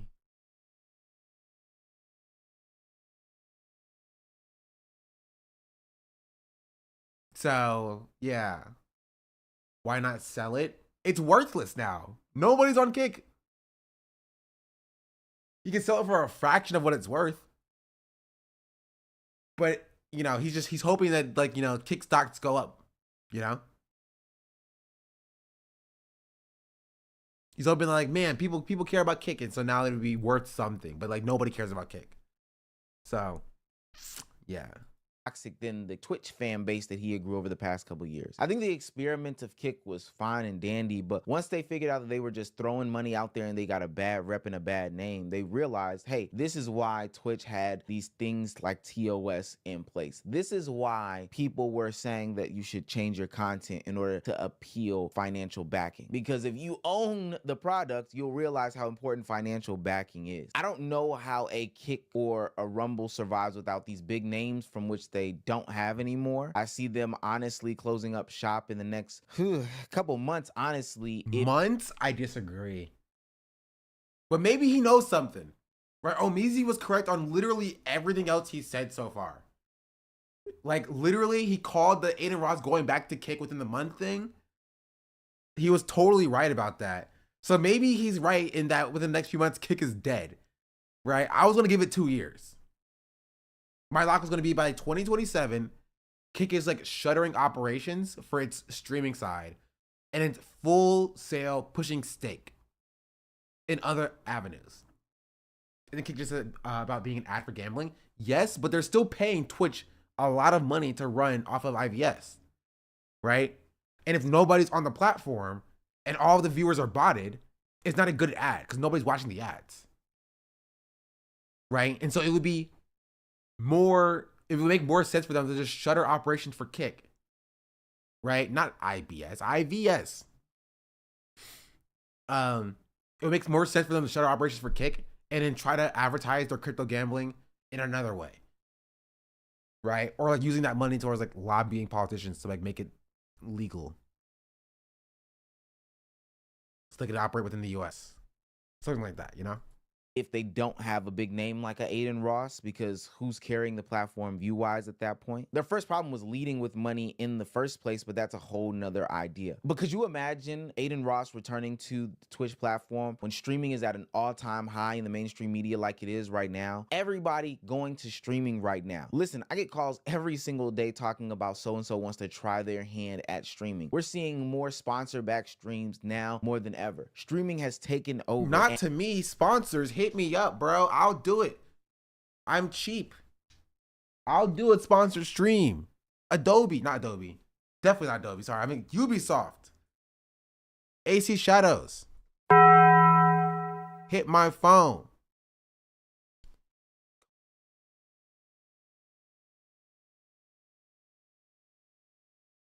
Call my line. Hit my line.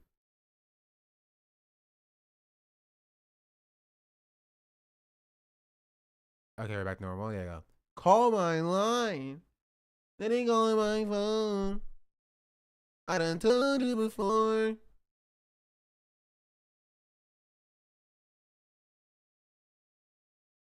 Then it's over. Leave me alone. Whoever's got you on a blacklist. Well, I use Photoshop every day.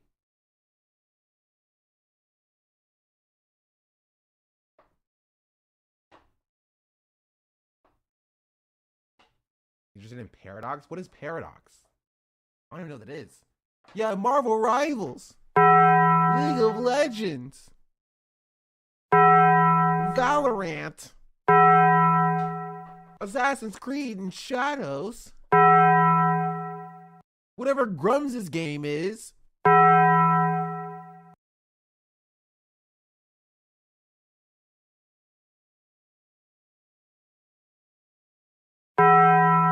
Taco Bell.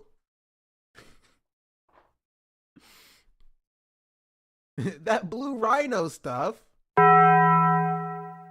Is that, are those dick enlarging pills?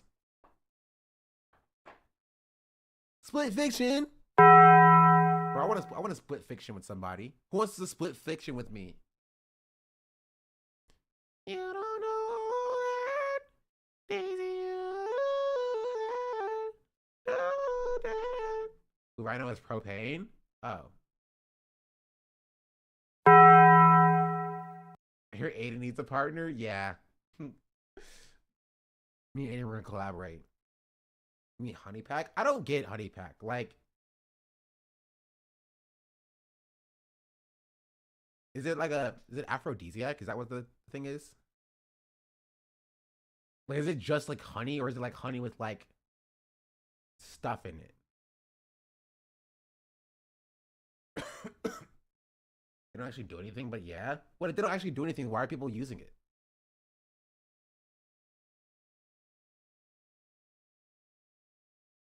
I have questions. Placebo is a placebo effect? So they're supposed to make you think that it does something?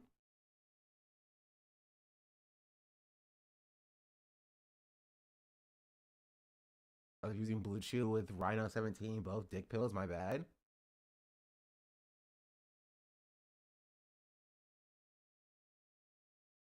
Did they make you think it's gonna be make you last longer? Oh well, soda.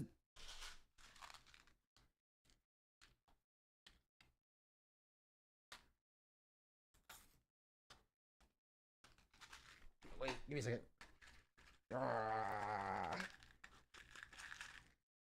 So does these unnamed pill things.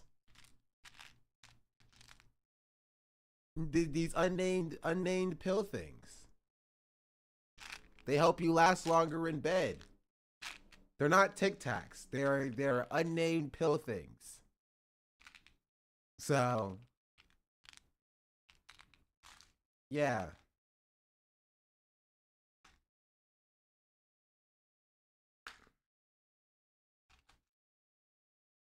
Where can I get those? Honestly, you can't. You can't buy these anymore. Because they're technically BDS now.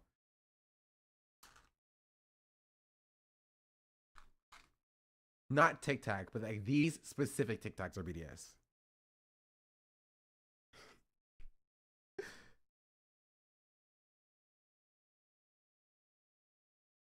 Then throw them away. I forgot they were BDS. So I literally just picked them up. They're also not good. They're pretty disgusting. Can I buy a single one for $1 million? Yes.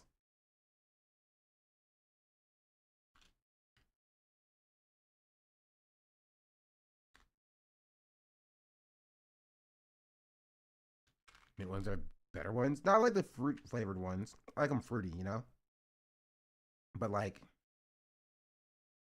these are technically unnamed subsidiary of the Coca-Cola Corporation flavored. The lemon lime soda. And as we know, the Coca-Cola Corporation is BDS.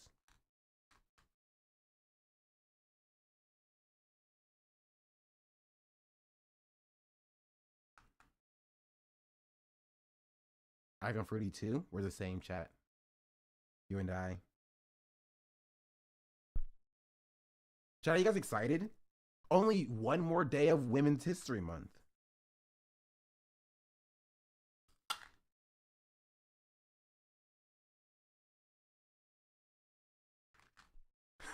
Finally.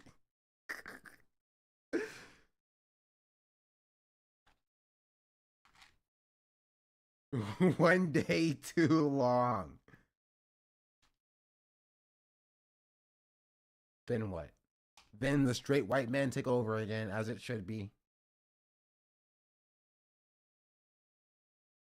TikTok is also BDS. I love you say TikTok is also BDS and then not sending the BDS list. You send an entirely different list. That means it's not BDS. One day, chat will learn to actually read. Parent company. This is not the BDS list, chatter. You sent a different boycott list. You're saying it's BDS. It's not the boycott list. And it's not the BDS list. BDS is a specific list.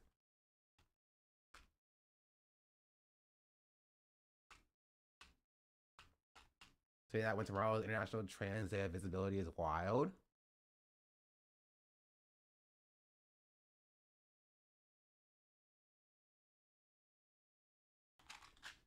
You don't know that. Maybe you don't know that. Know that. If you use graphic to understand, people still get confused by it. I mean, it's because BDS has become like a catch-all term for like boycotting, honestly. Which is not terrible because it means it has more notoriety, but like it's not a catch-all term for boycotting. It's a specific movement that is specifically targeted to be the most effective. And again, I'm not saying you can't follow other lists or that other lists are invalid, right? But like, don't call them the BDS list.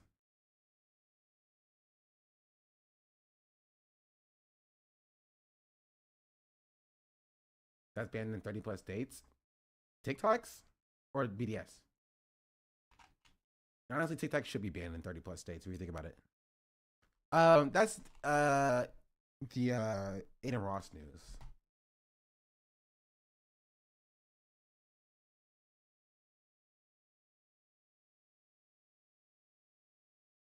Covered this, covered this, covered this.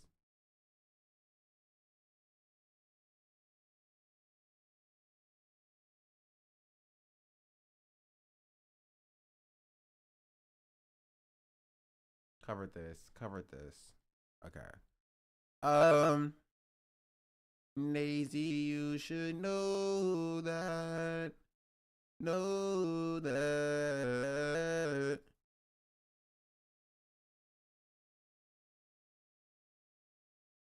That is E drama. I guess we could talk about Ethan Klein drama. What even drama is there? Like, there's just Ethan claiming that like Noah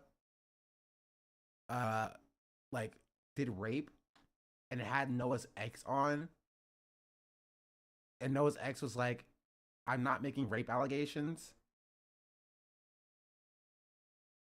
while she was on the stream. Like, Noah essentially did the same thing Harry Sisson did, essentially. And now, like, Ethan's community is trying to be like, well, I mean, technically, it's still kind of rape if you really think about it.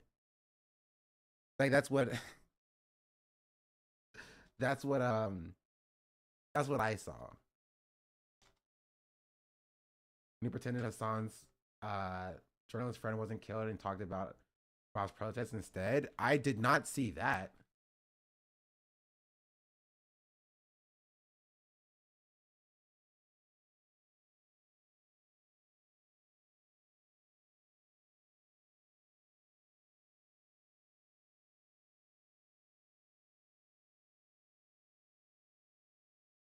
Do I even want to read this?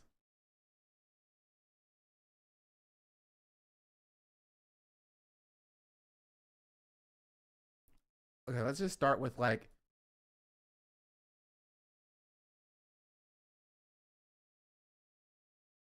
let's just start with if you have the original post of like Dan and Ethan insinuating that like Noah committed sexual assault. Let's start with that. If I can find that somewhere.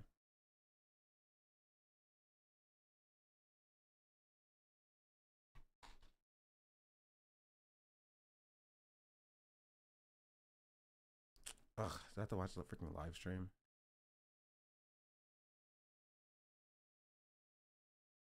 Daisy, you should know that. Know that. short video. I'll take this instead.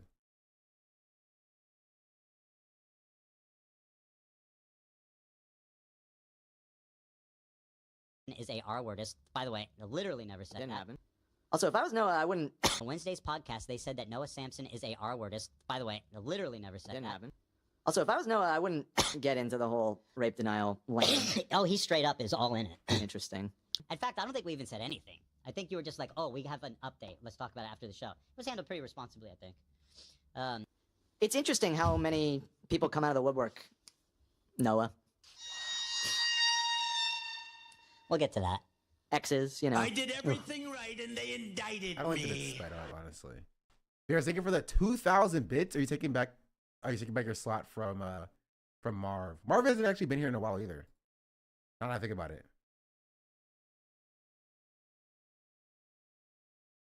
It's been like 15 days.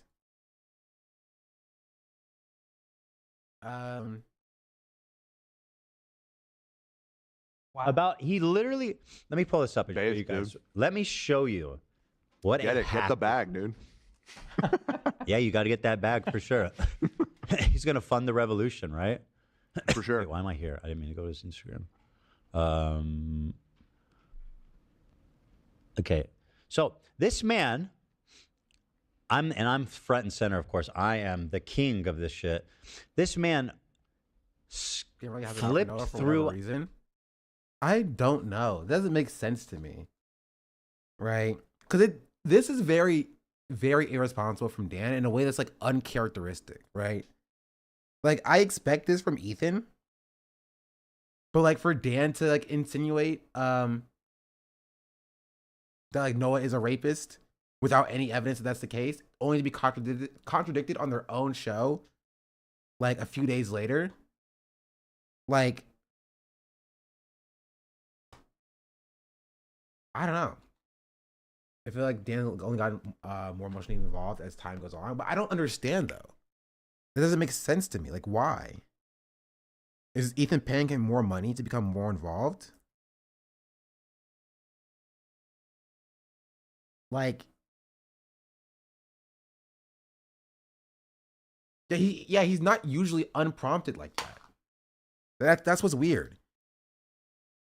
Like he's not usually like he's usually the devil's advocate. I'm for the other side thing. Dan has relatives who are settlers in Israel. Yeah, I don't really care about that. Like that doesn't inform like his position itself. Outside of like, you know, his rhetoric. Like you can have like relatives who are settlers in Israel, but like still be like anti-Zionist. And like Dan at least had a better job of, or did a better job of trying to be less pro-genocide before now. Right? I don't know. I definitely see it more as like him not having like a personal gripe against Noah for whatever reason, as opposed to like it being like ideological. Right? Like for some reason he has like a personal gripe against Noah. And he wants to like take Noah down specifically, as opposed to like him being like, how dare you, Noah, speak out against genocide? I don't know.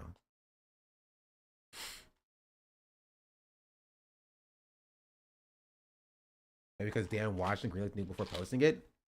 Yeah.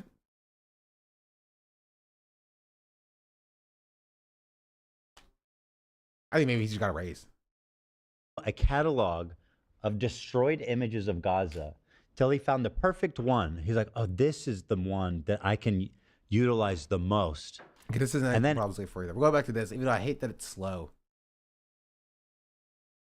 But like, also, I do want to point out, like, look how like giddy Ethan is at the idea of like sexual assault allegations of his enemies. So I just want to point that out. On Wednesday's podcast, they said that Noah Samson is a R-wordist. By the way, I literally never said that. Also, if I was Noah, I wouldn't get into the whole rape denial lane. Oh, he straight up is all in it. Interesting. In fact, I don't think we even said anything. I think you were just like, oh, we have an update. Let's talk about it after the show. It was handled pretty responsibly, I think. It's interesting how many people come out of the woodwork, Noah. We'll get to that. Exes, you know. Oof. Is this a new thing? This is a new thing. This happened during the show.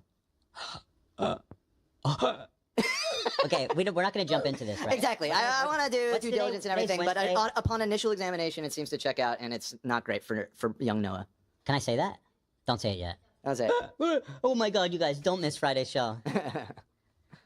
So he's a rape. So of course his standard. I don't know what he's accused of, so I'm not actually going to say. But by the way, it literally never said. Didn't happen. By the way, it literally never said. Didn't happen. Also, if I was Noah, I wouldn't get into the whole rape denial lane. It was handled pretty responsibly, I think.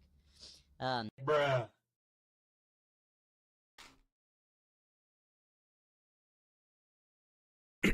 Yeah. So basically, they insinuated that Noah was a rapist. Not even insinuated. They said Noah was a rapist. He let it slip before like walking it back.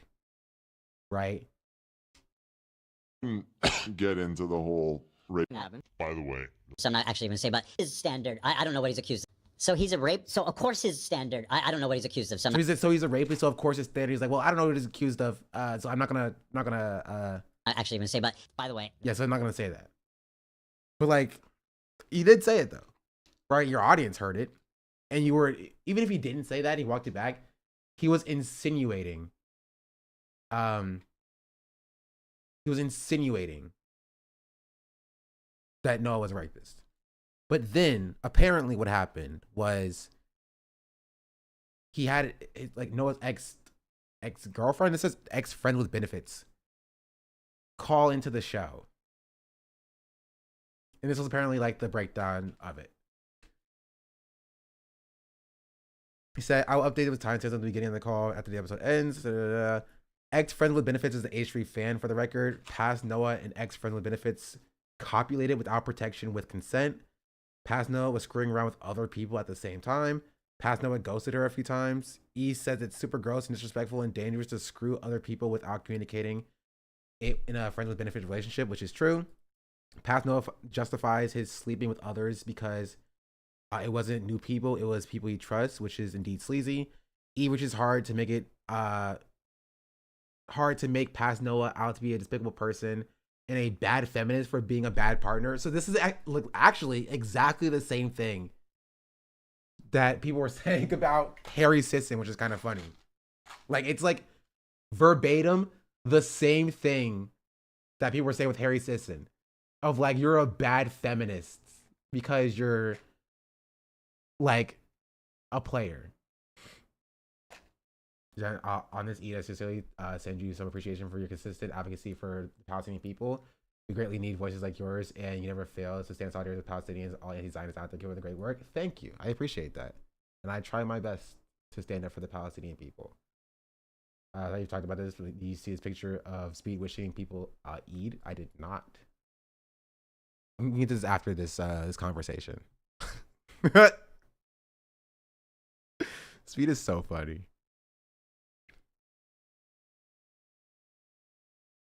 Yeah, this is the same thing that people said about Harry Sisson as well.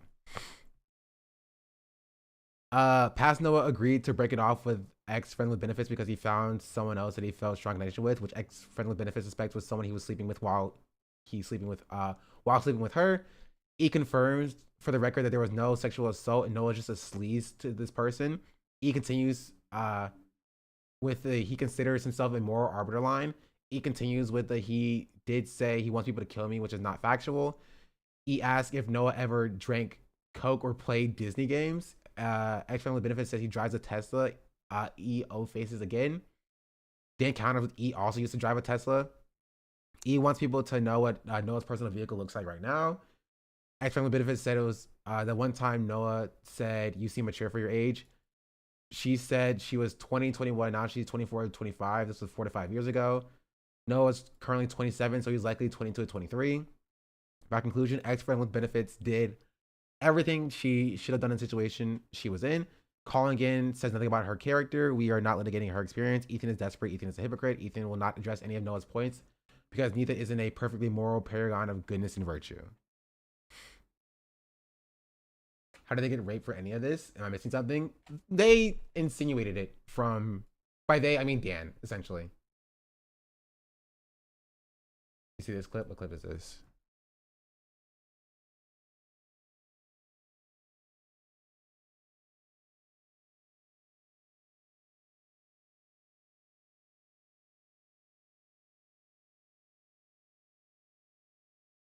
So a massive nothing burger with cheese, yes. But it doesn't stop them from like trying to put the narrative out there.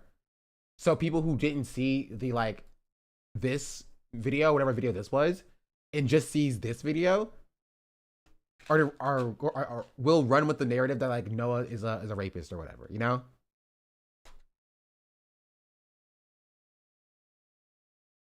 But that's the idea. The goal is to just make it so that people get the insinuation that like Noah is a rapist and then run with it without actually doing any research. Putting the narrative out there. Thank you for being so brave and telling your story. Yeah, thank you. Thank you so much. Is there any? Sorry, go ahead. Go ahead. I was just going to ask if there's anything else you want to say, anything else you so want to share. brave, so brave. One tiny little detail. I do remember on our first date him making a comment about how, I don't remember verbatim what was said, but you know, that I seem mature for my age. So, that's a little weird. Icky. Wait, but she's in her fucking 20s, no? One tiny little detail. I do remember on our first date him making a comment about how, I don't remember verbatim what was said, but you know, that I seem mature for my age. So. You're in your fucking 20s. Yeah, like the only reason to add that is if to like add the insinuation that like again like Noah is like a creep or a weirdo, which at this point like we have now. I love Ethan's insinuation to like leave his personal life out of this, like out of his like inter-creator beef and drama with stuff, but then like I'm gonna bring on Noah's ex to insinuate that he's a groomer by him grooming this 21-year-old child at the age of 23. Like I sure, okay, sure. He's like a year or two older than her and she was in her early 20s. I'm out. Like, yeah, like, oh geez, I hope people don't realize that my girlfriend is a year younger than I am. I'm 24 and she's 23. I'm cooked, chat. Am I cooked? If I cooked it, is it over?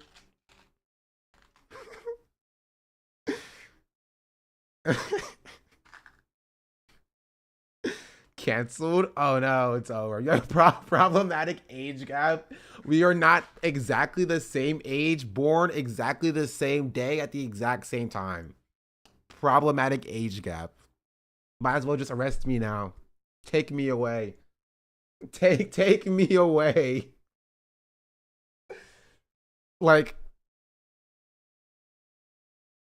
that's not a creepy comment to make it about someone in their early 20s.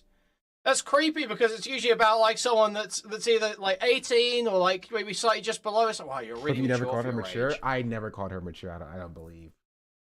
I was not like, man, you're so mature for your age. That I know of. Who knows? Wow, you really get these adult things that you shouldn't understand. Him saying you're mature for your age at like 21 is him saying, well, it seems like you've got your life together. It seems like you know what you want. It seems like you're not a fucking... That's what that means to a 20-something-year-old. It doesn't mean, well, I could fuck you even though usually I couldn't. Dude. That's a little weird. You seem mature for your age. Yeah. Never a good line. Because it's totally what, dude. It's just like so inconsequential. Oh my god. Like, it is kind of funny because they're like, man, if you were a child, that line would be pretty gross. Man, if you were a minor, that would have been a disgusting line to say. Like, yeah, if she was a minor, this entire situation would be disgusting. But she's not. So what are we talking about? Who is the broccoli hair? I don't know. I have no idea who the broccoli hair guy is. But like, he's like reacting to the stream. Like that's pretty funny.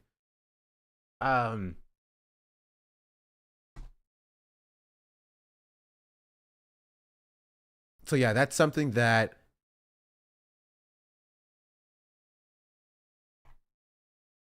Ethan is still posting about Ethan has posted more about Palestine than he's ever posted before.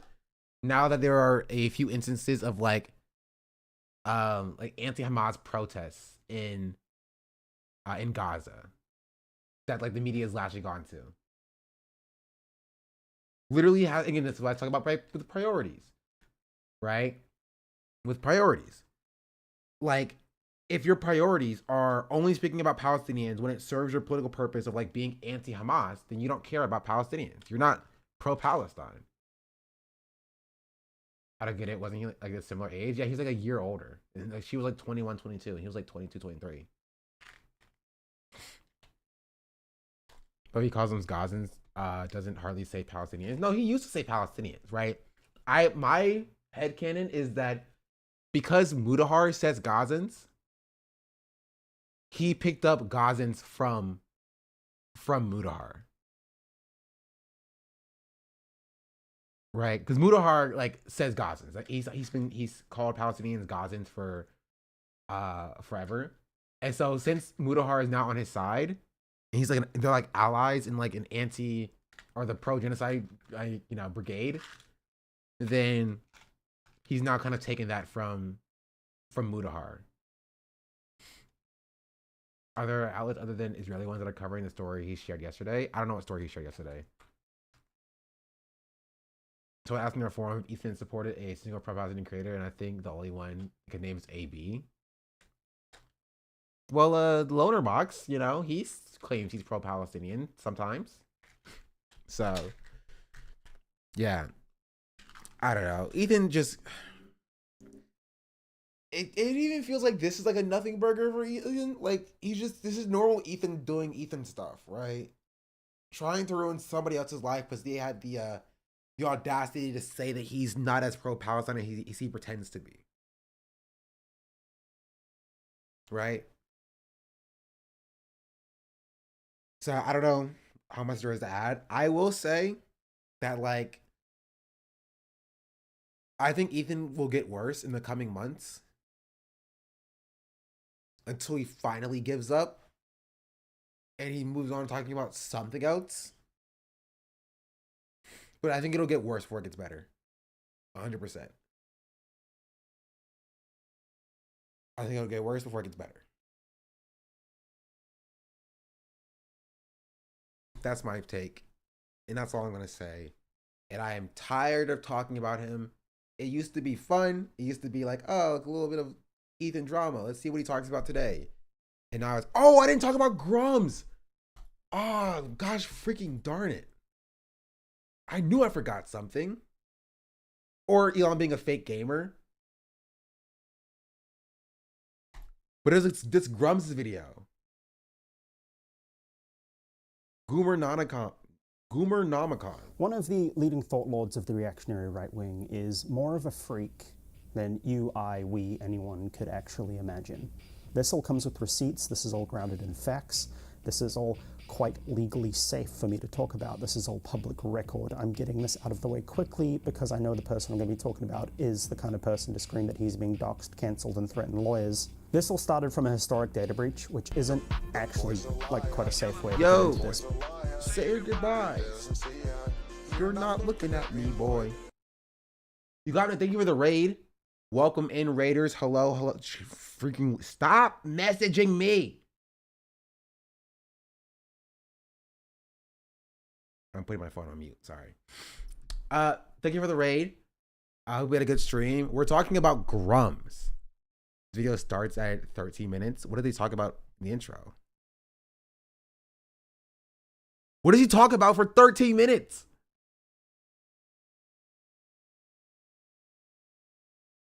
Yeah, speed it up, trust me. What does he talk about for 13 minutes of the intro? And this is part 1, bro. Is he covering that against lawsuits? But when I corroborated it with other sources, I found out that this was just sitting out in the open for anyone to find who knew exactly where to look for a name, a registered company, And then you start pulling on a string and pulling on another string and another string, and you find out that this goes deeper than you would think. Don't worry, Mark. I'm not going to show any more than I have to. You and your family will not be identified. This is not doxing in a meaningful sense that you're going to talk about. This is just you and me having a conversation. Everyone else is along for the ride. By the way, don't reuse passwords for shit like this, especially if you're trying to make two separate personas with different names that you're going to LARP as for 20 plus years. If you're a 40-year-old man at the time and 60-plus-year-old now, you've done that. Wait, Mark Kern is 60? And he's still screaming about wokeness online? Got an Assassin's Creed and Minecraft movie ad, but they won't sponsor me?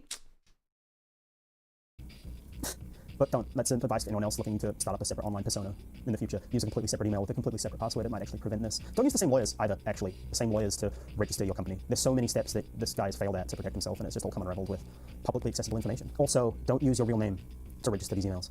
Your real name's out there on this historical Whois information. When you update this information, it doesn't go away. It's there. It's stored. The internet never forgets is a phrase I summarize up a lot. The internet never forgets. The internet will never let go. The internet remembers everything that you have done, everything that you have purchased, everything that you have registered. Somewhere deep down until that drive stops spinning, the internet will know, and now we have found it. Some of this, disgusting onus defenders are going to immediately reject the video based on how many subscribers and followers I have, and I don't care. I am a podcaster. I have a normal job. Consider getting one of those before you start trying to swing at me. Most of you are on Twitter for 15 hours a day arguing over whether Yasuke is too woke. Statistically, you don't know me. I know this. He is yapping. I will say, he's yapping. Yapping quite a bit. Bastum just subscribed. Conspiracy Mans was like this for the good of the world. Bastard Jim, thank you for the 2-month resubscription. You know this, we know this. By the time this finishes, you're going to know me, and that's fine. It's nice to meet you. My name's MLYP. Pause the video, grab a drink. We're going to be here for a while. I want you walking away from this video being used the idea that there's a 60-year-old man out there who has a maid outfit wearing VTuber as his public-facing persona, who abuses his parents' goodwill to front up LLC companies so that he can avoid California taxation law, while also trying to drive gamer culture further to the right because he thinks things are just a little too woke for him these days, and his little 6-year-old brain can't handle it. There's a reason I'm showing my face on camera today. There's a reason that I'm not hiding behind an avatar like I normally do. I am better than him. This is just one of the ways. I'm better than him in every way that fucking matters, to be honest. Like on a moral level, on a conceptual level, on a how I earn my money level. I am better than this man.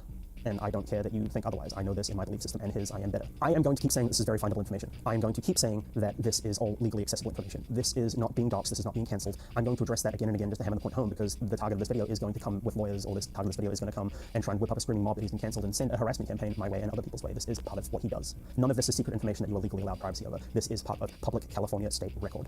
I will not be revealing addresses, I will not be revealing full emails. I can assure you they match, Mark. You are just going to have to trust me. You know it, I know it, and everyone else will know it. The fact that you're out there deleting things rapidly when you got a hint that people knew about this kind of proves that it's you, and that's what actually matters deep down. In your bones, you know what's about to come out. These same emails that I'm referring to that were in that data breach earlier have been publicly posted by you in multiple places across multiple Whois records. Listen, that's a key and public-facing part of internet structure. That is not doxing. That is all right here when you check DNS and Whois records. That will never go away. That is part of what you have put out into the internet. If I type your name into a specific search engine, I can see exactly what websites you're registered going way back to about 1996. There is very public LLC information with your family's name, and I'll get to why it's your family's name and not yours on these LLCs in due time. I haven't stolen any private information. I have not illegally accessed any information. This is a case of finding one little string of public. Okay. Any qualms to just skipping 13 minutes?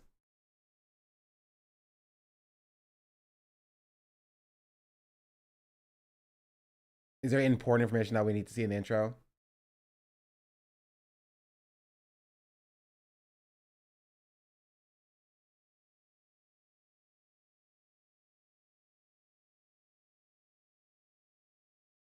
He's talking about how sick he is. Well, we know Grummz is sick. We know, we understand this. And he's kind of yapping. More about you than anyone should. Draw your blade, pervert. Ladies and gentlemen, welcome to what I'm calling the Guna Nomicon. Now, this is an magic book full of spells that you can only cast one-handed. This is a documentation of Mark Edward Kern, the first in a series of some of the worst onanists, some of the worst masturbators in the gaming sphere, who are trying to mold and manipulate gaming culture to return to a time when they were 12 years old and all they had in life to look forward to is extra cheese sticks and a woman in a bikini. It will become pretty obvious that these men just think with their erections.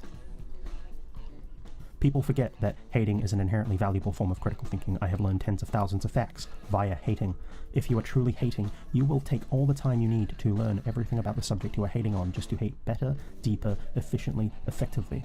This stop editorializing. is He will not stop editorializing. He's very much so in the deep realm of editorializing. Of nature, this is a law of hating. The only thing that stopped this from coming out earlier is no one has been motivated enough to pay a data aggregator $11, and there are multiple data aggregators that have this information just sitting out there in the open. The story here is that Grummz is a man who has aggressively pursued his personal interests at great cost to his family and his career. The biggest crime here is that anime babes with huge bazongas are his main interest. Actually, no, that's not the biggest crime, it's tax fraud. We'll get there. All of these points are archived in the description with source links. In 1968, Grummz comes into the world. Mark Edward Kern. He is a former video game executive. 1992, he gets his bachelor's degree in cognitive science from the University of Rochester. He eventually gets his doctorate from Boston University School of Law with a specialization in IP. He goes on to found Qualia Games in Boston, developing a top-down 2D shooter called Crixer. This is with Blizzard's backing, and he loves the name Crixer. Crixer is eventually cancelled by Blizzard, they do pull the funding, and Qualia shuts down. There's not enough money to pay the payroll. Blizzard used this as a way to get some talent, and Mark is unfortunately the only one to take them up on that offer. He eventually moves on to a role at Blizzard. He serves as an associate producer for StarCraft, works on StarCraft 64 and Diablo 2 as a producer. He's in the credits. I'm not going to dispute the fact that he worked on these games. This is part of his career. March 27, 2001, FoxyFighter.com is purchased by Mark Kern. Ignore the country of France. That is where Gandhi's SAS is located. They're a French company, but Mark Kern is the registrant. Now, Mark Kern isn't a unique name, but there's later information that basically proves that this is him. Now, what is FoxyFighter.com?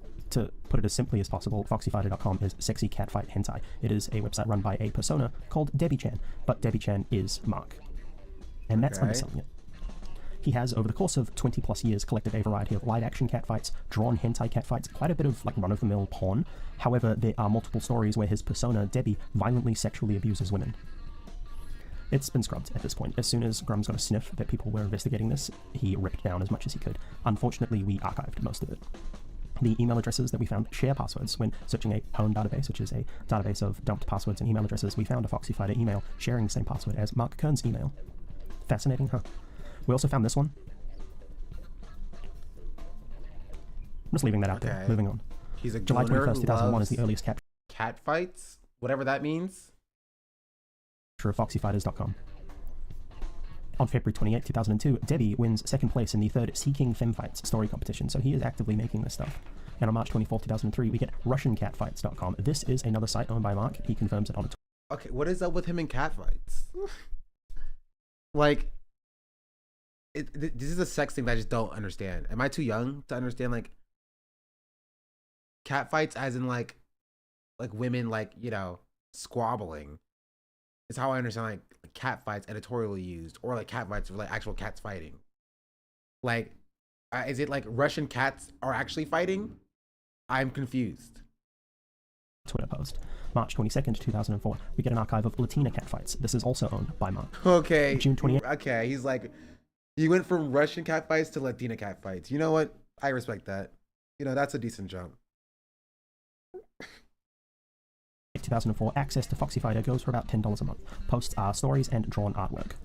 November 13, 2004, World of Warcraft releases. This is effectively the pinnacle of Mark's career. He's credited as team lead. He says he works on drafting the TOS in ULA and does licensing with China. He leaves Blizzard shortly afterwards. He says he's going to go and be with some family. So I don't blame him. Like, that was a very hard process, even if he was apparently a bit of a shithead. Look, no one's spoken about him in a good light in Blizzard, really. Like, not in a way that I think a team lead should in this role. Very shortly afterwards, him and a few other Blizzard employees found Red 5 Studios. So he obviously had a couple of friends who wanted to work with him, but he's not really mentioned in a lot of these retrospective books. It's real fascinating. June 15th, 2005. RussianCatfights.com is closed due to changes in US law. And on August 18th, 2005, LatinaCatfights.com is closed. No, not Latina catfights. Not Latina catfights. You can take my Russian catfights, but you can't take my Latina catfight. Okay, what changes in US law? I'm curious. How did the US law change to disallow Latina catfights? Because keep in mind, I still don't know what catfights are. I still have no clue. None. So I'm just like, how could they be so bad?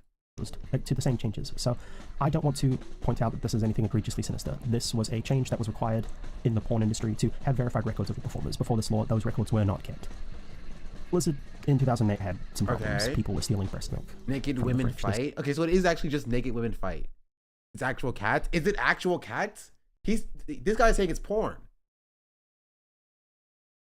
These IP from other companies? There are no actual cats? I'm so confused. Okay, wait, run it back. Blizzard in 2008 had some problems. People were stealing breast milk from the fridge. This is attributed to Mark. People call him the breast milk bandit. He wasn't working there at the time, and he's not the breast milk bandit. It's what could be funny to think he is. Please keep doing it. It's very funny. But we found dozens of breast milk photos on FoxyFighter.com, so smoke is fire, huh, Mark? October 17th, 2008, as forum admin on freecatfights.com, Debbie recommends a Japanese breast milking series to another forum member and reveals that he owned latinacatfights.com. Now, you might notice that this is forum admin with a Batman avatar. This was scrubbed about a day ago. But this is him. April 23rd, 2009, Red 5 lays off 30 people, reports of a studio purchase emerge. March 10th, 2010, that studio purchase comes through. A company called The Nine announces acquisition of Red 5 Studios, and Grummz becomes CEO.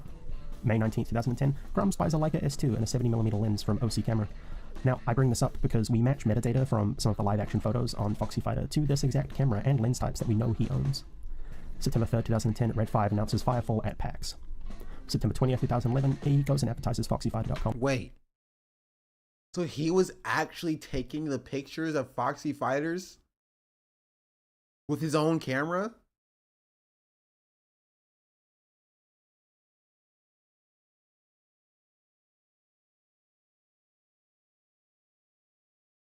And freecatfights.com on r/comics, which probably not the best place to do it, but doesn't even get a single piece of engagement. That's kind of sad. Come on, man, you're better posted than this. Even I can admit that, but dog.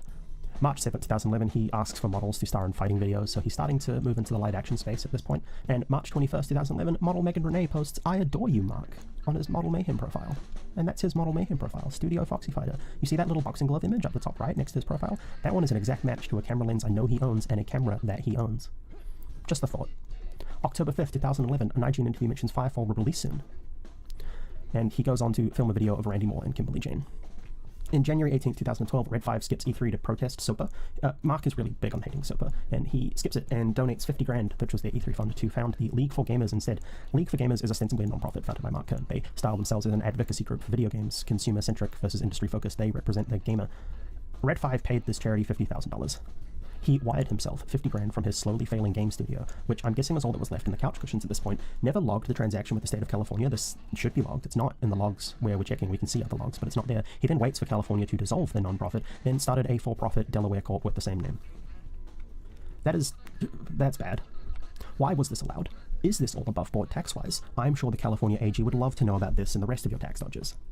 June 6, 2012, Grummz offers his opinion on the Leica S2 and Nikon D3S, mentions using them for the last 2 years.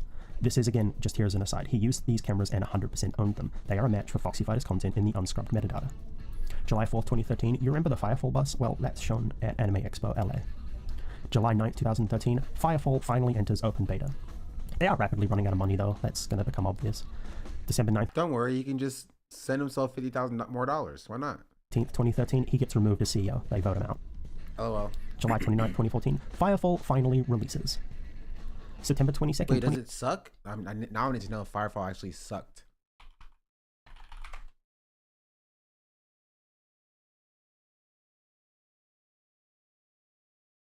It's discontinued. So, well.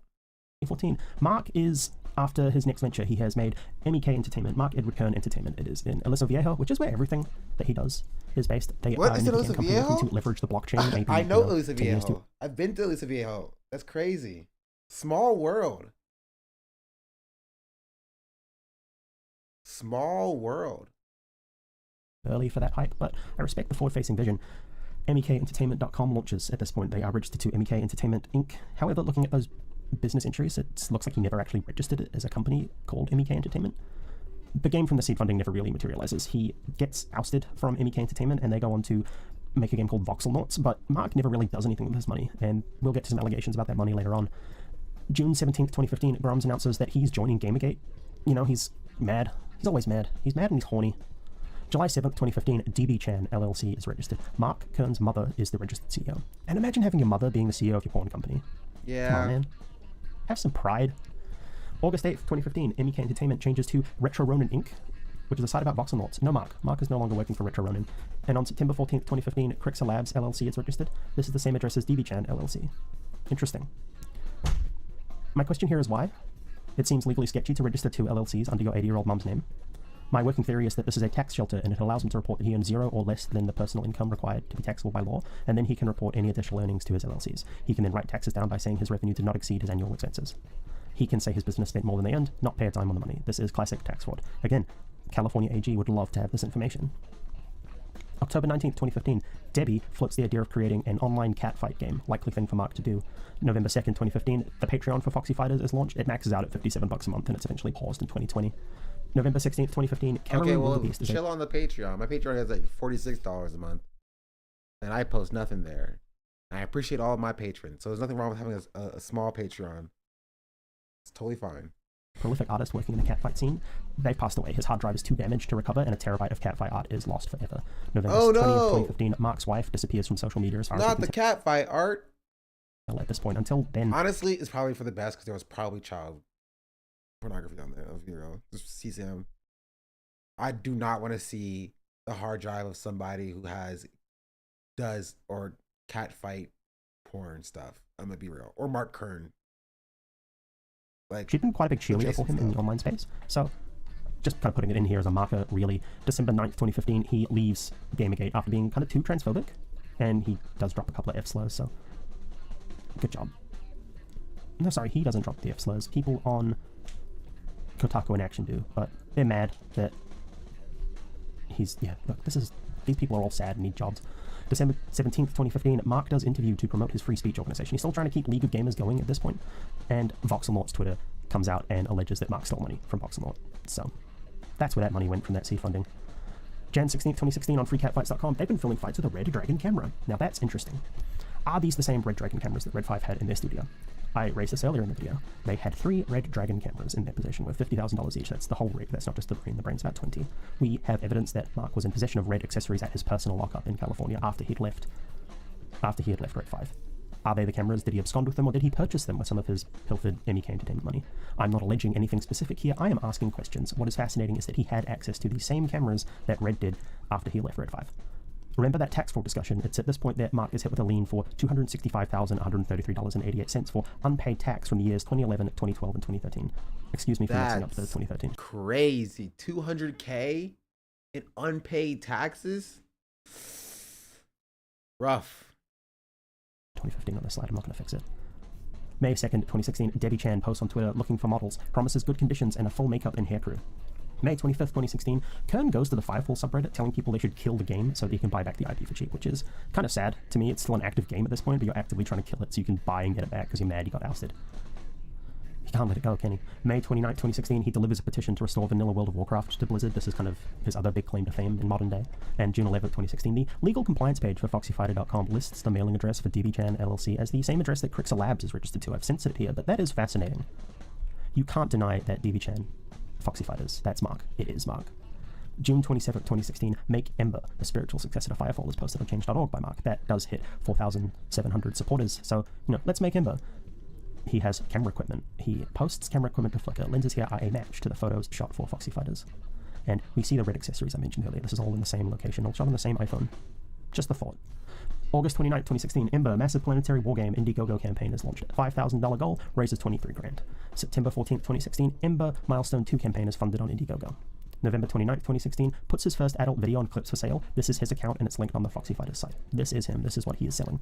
Note, an anonymous user eventually replies, is this a Mark Kern product? Deplorable. I want to know who this person was. What did they know? This is in 2017. Someone knew about this 8 years ago? How did they know? Anyway, July 3rd, 2017, MEK Entertainment is formally closed, and July 5th, Ember is funded for $170,000. So that's $114,000 between both Indiegogo and PayPal donations. That's over $20K goal. Grummz promises a playable mock-up in 6 months. Kickstarter for a full game a month or 2 after that.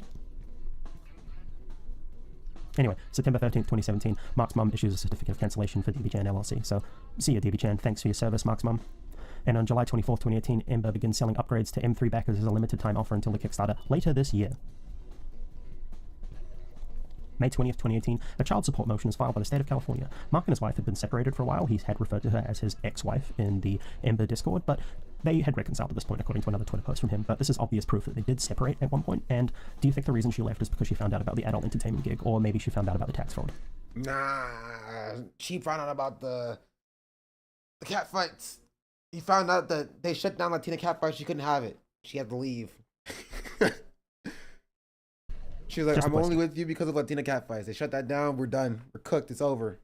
The timing makes sense with her leaving, him trying to go all in on the DBChan LLC. Much to think about. So, March 1st, 2019, Debbie resurfaces. Like, this is when this was archived, but obviously the post was on January 3rd, 2019. They come back on freecatfights.com and ask if there's a demand for Foxy Fighters to come back. 7th of March, 2019. Bro, what life is are people living? People are just like on like porn subreddits asking for like, yeah, I want to see naked women beat each other up. And people like run sites like this and people like pay money to watch these videos. Bro, what? Am I a Puritan? Do I not get it? That's crazy. I never knew this existed. I wish I never knew, honestly. The internet was a mistake. No, you're just normal? Fair. It's Grummz? Well, Grummz is not buying it. Grummz is selling it. There are other people who are buying this, chat. Like, people are like, yes, I want to see naked women beat each other up, and I'm going to pay for it on foxyfighters.com. How do you even arrive at getting to foxyfighters.com? How do you go from being a normal person to like going to foxyfighters.com and paying for naked women beating each other up? How do you, what do we, I don't, it doesn't make sense. Do what you love, you'll never work another day in your life. True. Oh, okay, that makes sense. Latina catfight redirects. That makes sense. Now I can understand getting to Latina catfights, right? But getting the Foxy Fighters, too far. But if it redirects, it makes sense. Well, Mark admits that his original 3D artist left and he's had to teach himself how to do 3D modeling and build the main character of Ember. He's never made a game this way before, so he's trying to do it all without any outside investors, and at this point you should have realized it's a scam team. So no one is a full-time employee on Ember. This is a solo project. An MMO is a solo project for him, and come on, team. Anyway, 28th of June 2019, Ember first playable is achieved. Gamers. Finally. 20th of August 2019, Foxy Fighter blog is offline. The DNS update needs to be required. Like, that's pretty simple, but this takes him a while. On the 5th of February 2021, Foxy Fighter is back online. Well done. That's the... This is the website? Grummz is kind of wanking around at this point. What? On the 5th of February 2021. That is insane. It's literally just naked women beating each other up. Sure. Foxy Fighter is back online. Well done. Grummz is kind of wanking around at this point. He claims that he's not working on the game due to family reasons, but he's still just kind of shitposting on Twitter. And on 2nd of August 2021, Debbie releases a story called The Date. So while he's meant to be working on his crowdfunded game, he's actually just written adult literature on the crowdfund this time. And this is where that like violent sexual fantasy stuff comes in. 1st of December 2021, the Foxy Fighter URL lapses. A domain squatter grabs it for a No! No! It's gone! It's gone! Foxy Fighters has been stolen! Not our Foxy Fighters! minute. And 2022-2023, Grummz continues to radicalize himself on Twitter.com. The rate of his posting rapidly increases as he tries to make himself one of the big culture warriors, and he's deleted a lot of that stuff now. A lot of his tweets aren't in existence back past 2023, but his rate of tweeting has nothing but increased even since then. 30th of Jan 2024, Debbie makes her last login on freecatfights.com. God bless. Foxy Fighter URL, still spotted. 26th of March 2024, Grummz tweets, bring back Rumble Roses. This is relevant because that's also Debbie's favorite game. 25th of March 2025, we are made aware of the Foxy Fighters connection, and at this point, archival attempts begin. Twitter user Juniper makes contact with Grummz for an interview request. He says yes. He is drunk at the time. He is drunk posting through it because he's mad that he got ratioed by Assassin's Creed. And when he wakes up the next day, Grummz blocks the hosts of Western Kabuki and begins to delete his past history as Foxy Fighting and Debbie Chan. It's Joba. Never been more Joba. So now what? This wasn't hard to find. We have archived all of it, so I'm going to be very careful with how I phrase the next things. The rest of it's all just been questions and statements of fact. Most of the previous portion, pure fact record. Mark Kern is the owner of Foxy Fighters and has a pattern of consistently ignoring his day job to focus on it. He has a history of mismanaging money. He has potentially committed tax fraud that the California AG will be very interested in. Oh wait, we hit 26,500 followers. So W on that. Consistently on our way to 27K. Progress on his games and has failed to make anything commercially successful since he was a team lead at Blizzard. It is my opinion that these games at Blizzard succeeded despite him rather than because of him. He does not know how to code, he does not know how to texture models, his animations are based on 2 keyframes with 3 other frames of animation. He will always have an excuse for his failure after failure after failure. This man is sad. If you keep funding him or supporting him, you are willingly throwing your weight behind someone who has deceived and defrauded thousands of people while trying to position himself as a savior of gaming. There are people in the Ember Discord who have said they are afraid they are going to die before the game comes out. This is all for the purposes of lining his pocket and making some really bad pornographic material. And I feel sad for the guys who are about to die. Lay off Foxy Fighters like that. I just learned about it, but I'm a fan. Are just desperate to play this game. They want to play something that reminds them of when life was better, and he just ignores them. His only goal right now is to get engagement from Elon Musk. He is deep-throating that man so hard that his throat is going to recognize the veins. That's his life now. He's not making a game. He keeps saying a Kickstarter is coming. This is a great year for Ember. It's not. He does not know how to make a game. His one hope is that Daddy Elon notices him and throws a few $1 million at him to hire people who actually know how to make a game. This man is a failed dev, a failed pornographer, a failed husband with a fragile mind, a fragile ego, and a fragile life. Honestly, his main failure was just stopping at Latina catfights. Going from Russian catfights to Latina catfights and stopping there, he had something going. Just keep going. I wanted to see ebony catfights. I want to see Asian catfights. I want to see Caucasian catfights. I want to see freaking, just give me all the catfights. All of them. Insert ethnic group catfights. That's money. That's money. That's the timeline. And I'm not going to make value judgments over the rest of it. That's for you to decide. I've laid out the facts as I see them. It is my opinion, and I'm going to crouch this as being my opinion. Mark Kern is a narcissistic loser who has a publicly stated fetish for lolicon navels and a hidden fetish for women catfighting. He has the ear, at least occasionally, of the richest and most powerful man in the world. What he gets out of this video is what he's going to get. People are going to know everything they need to know about him, and they can make decisions from there. Mark runs targeted harassment campaigns against devs that he deems as woke, and he buys his own likes on X.com when he gets ratioed by Assassin's Creed's community manager. He has pilfered and absconded with at least $1.6 million of funding for not one, but 2 failed games, and we have ample evidence that he's also absconded with extremely expensive video equipment to shoot his adult video side hustles. He is nothing if not a sad, lonely man who is desperate to leave a mark, any mark on the world, because he knows his career as a game dev is worth less than a cold turd on a hot dog bun. You now know everything about him. You know his business dealings, his motivations for hustling people out of $1.6 million. He is, in my opinion, a pervert of the highest order who has taken advantage of the goodwill of his fans, taken advantage of their bubbling rage, and he has taken advantage of his own family. And I think more people should know and understand this. Have a nice day. I will say,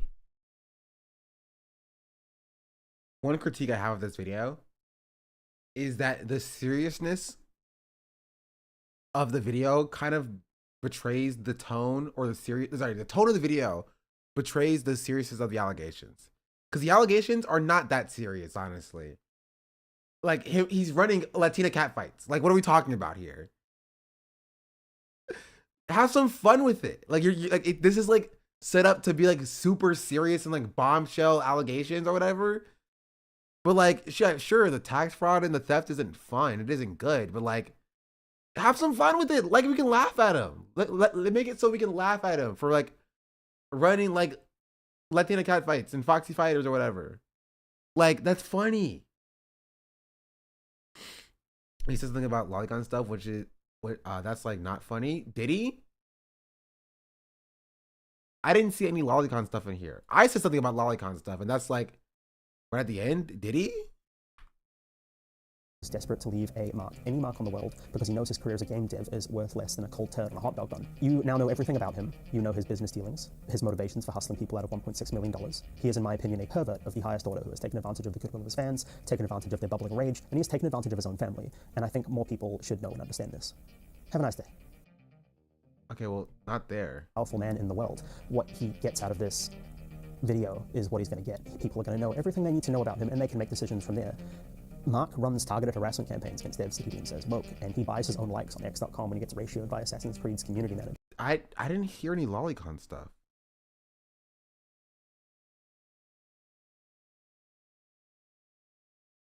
I'm not typing in lolicon. I'm freaking.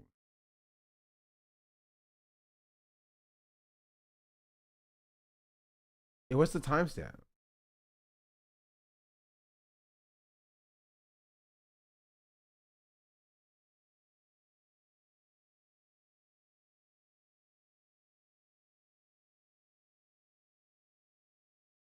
That's for you to decide. I've laid out the facts as I see them. It is my opinion, and I'm going to crouch this as being my opinion. Mark Kern is a narcissistic loser who has a publicly stated fetish for lolicon navels and a hidden fetish for women catfighting. He has the ear. For lolicon navels? What? Okay, why wasn't that in the video? He has a fetish for lolicon navels.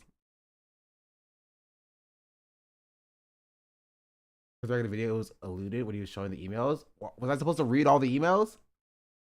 There was a lot of time spent on Latina catfights. Why would you not cover that? I don't know. Because the catfight thing is more expensive. Or not more expensive, more extensive. Most powerful.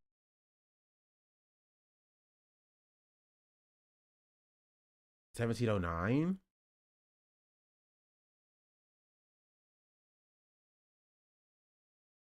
I'm just leaving that out there. Moving on. July 21st, 2001 is the earliest capture of foxyfighters.com. On February 28th, 2002, Debbie wins second place in the third Seeking Femfights story competition. So he is actively making this stuff. And like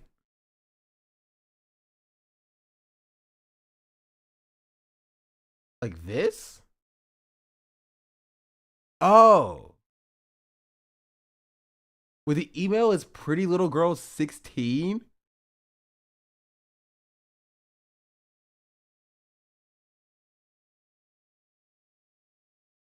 I feel like this was just kind of skipped over a little bit. What is blurred? I don't know, at Gmail maybe? They don't want to like expose Gmail or whatever email service he was using. That's Mark's persona. Yeah, if his persona is Pretty Little Girl 16, that's kind of crazy. Do you not know the lore of how Jessica blocked him over his obsession with her navel? None of those words are in the Bible. No, I don't know the lore of whatever this is about. The only thing I know about this person is that he runs Foxy Fighters and Latina Cat Fight. That's it. That's all I know. I feel like that would be something to put into the, I don't know, the video about Grummz.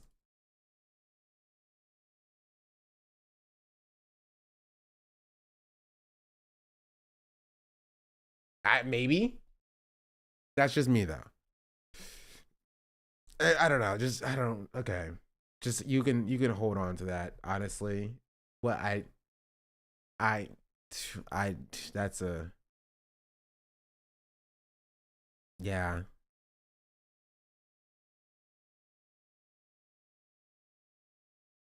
Yeah, that's, I don't know.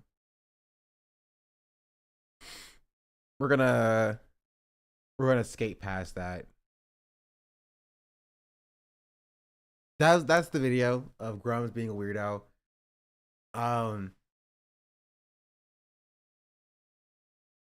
Which we all kind of already knew.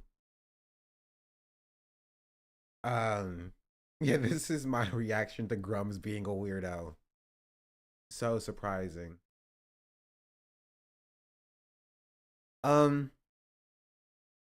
In conclusion,